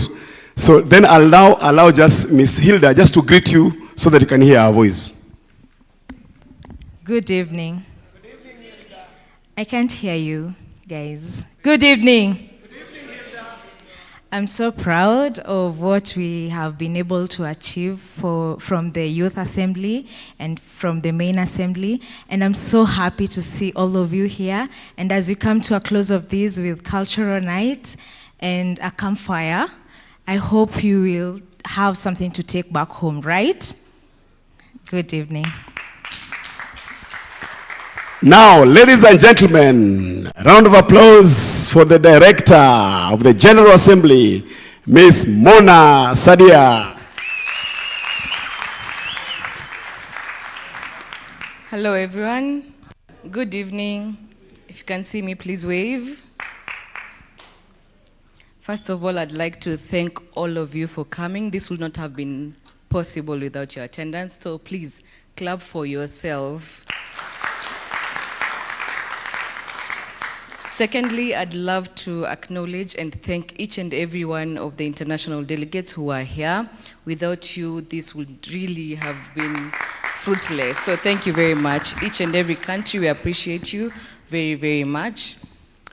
Thirdly, I'd love to congratulate each and everyone who has been able to come on to the executive committee. Congratulations, and we cannot wait to see what you guys are going to do. So briefly, after this, we are going to do some small tree planting that will be done by the members of parliament.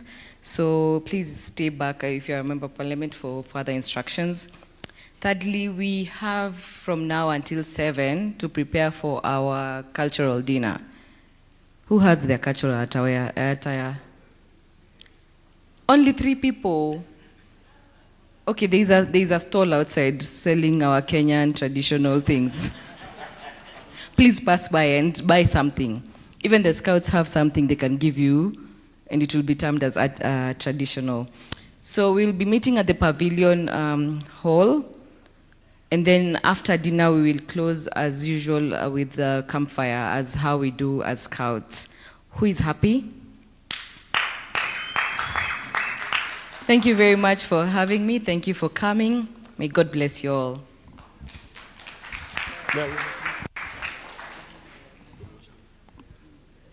Oh, we are meeting at the pavilion.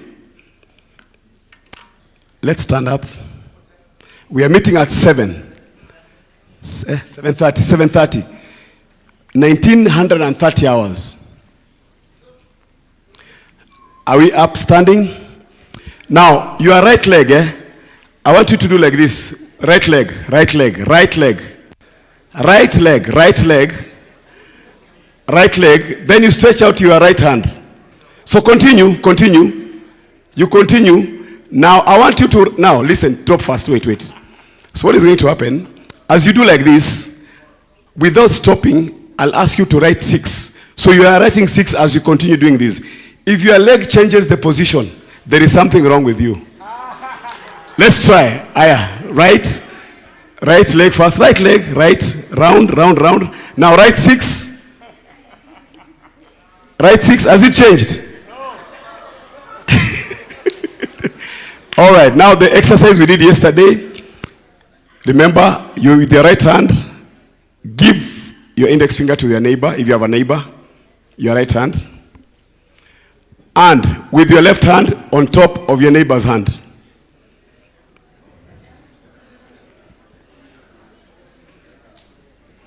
Are we there? Are we there? So I'll say 1. When I say 3, 2 things are supposed to happen. You grab that finger, but also try to remove your finger before it's grabbed. Are we ready? 1, 2. No, wait. I've just said 2. I've not said 3. So 1, 2, 3. Yes, very nice. Very nice. Give the person next to you a high five. Tell them thank you for being here.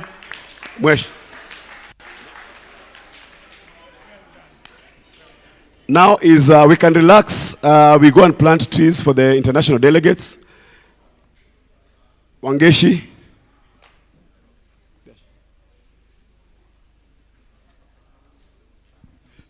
Let's have a seat. 1 minute, please. We go plant trees. We also prepare for the campfire. I'd like to take now this opportunity also to invite Honorable Professor Wilberforce Oundo. Ladies and gentlemen, at the World Scout Parliamentary Union Kenya chapter, in the 13th Assembly, getting and preparing for the World Scout Parliamentary Union General Assembly, we had a top-line organizing committee, and all the organizations for the Youth Assembly and for the General Assembly were under the care of this committee. This committee was chaired by one individual who has youth at heart. He himself at some point was a youth, but for the better part of his life, he has worked with the youth as an instructor, a lecturer, a teacher, and a professor at the university. Ladies and gentlemen, please welcome on stage the chairperson of the organizing committee of this General Assembly, Honorable Professor Wilberforce Oundo. You've done a great job. He has made this event a success. Great leadership, Professor. We now know why you're called Professor. Let's hear your voice. You shall be the last voice before we adjourn. Thank you, President. Generally, once the President has spoken, any other mortal needs to limit their words. I'm happy to have had the privilege to chair the various subcommittees and committees that have made this event a success. When we were in Korea for a similar event, we learned a lot of lessons. And I left wondering, will we match or outmatch what the Koreans did? I remember last year, I was in Zimbabwe for a certain meeting, a certain conference, and I actually told Popin that what I have seen here should be a marker on what we can do for our guests and in remembrance of this General Assembly. As I said yesterday, we have done what we could have done. On my behalf, on behalf of the entire organizing committee and planning committee, if there is any way we have fallen short, we say, pole sana. We sincerely apologize if there is anywhere we have fallen short. What we have done exceeding your expectations, please pray for us so that when we have another opportunity to host any international conference, we'll do much, much better than this. For the members of parliament who are here in various jurisdictions and those who are following us online, we have an onerous task to ensure that through our roles as members of parliament, we foster and improve the welfare of the young people of Kenya, of East Africa, of Africa, and the world all over. For the you young people who have been here today, since we started the Youth Assembly in Nyeri, we sincerely thank you for sparing time to come. The message you have learned here, become our ambassadors. Become ambassadors for structured, organized, and disciplined society. We expect you to do much, much more than what you have had here. For the traveling guests going out of the country, we say, Jan Masis, muwe na safari, salama na njema. And for the young people and the rest of delegates who are going all over the country, please travel safely and make sure you get home in one piece. President, congratulations. It is a great honor for Kenya to head such an important world institution or global institution. Wakenya tujivunie kwa Wakenya. Thank you so much and may God bless you. Thank you so much. We are now going to do an announcement on where we're going to plant the trees. Grace Wangishi is the person in charge of climate action in the WSPU office. She will guide us. Good evening. So I'm Grace Wangishi, the climate action officer in WSPU. And after this, we will go and plant trees at Paradise, and I'll be your guide. Thank you. Thank you very much. Let's rise up. Now we're going to clap for ourselves 3 times. So we clap 3 times, we stamp our feet 3 times, we snap our fingers 3 times, we do 1 clap, 1 stamp, 1 snap, and say yes. Are we there? We clap 3 times. 1, 2, 3. We stamp our feet 3 times. 1, 2, 3. We snap our fingers. 1, 2, 3. We do 1 clap, 1 stamp, 1 snap. Then we say yes. Are we there? Let's go.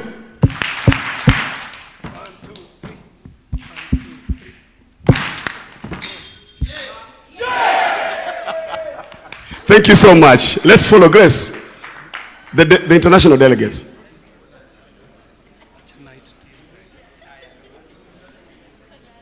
So remember, we meet at 7 for the closing ceremony. Then after that, we're going to have dinner. After dinner, then the campfire and music. While you're still on your feet, allow me now to declare the 11th General Assembly adjourned until as shall be convened by notice for the next General Assembly, which shall be the 12th General Assembly. Thank you very much, delegates. You've made this a success. We salute you. In the evening, we shall have an amazing time at the Culture Night. We shall have a bonfire. And we shall also be gifting our delegations that are visiting. We shall be gifting them with some beautiful Kenyan memorabilia that they shall be remembering Kenya for. The delegation of Korea, gentlemen and ladies, as you're still standing, please retain your position for a minute. I want to call upon the delegation of Korea. Please give this delegation a round of applause as they come on stage.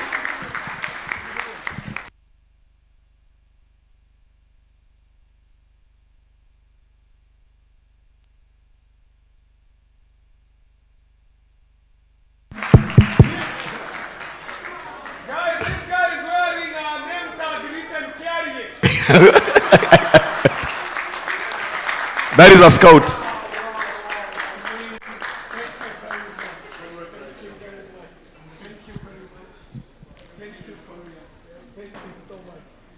Zoom in there.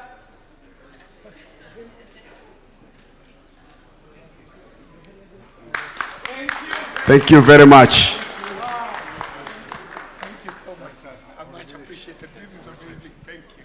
Thank you so much. Dr. Tambo, patia kitu hapo. Wow. Angoja.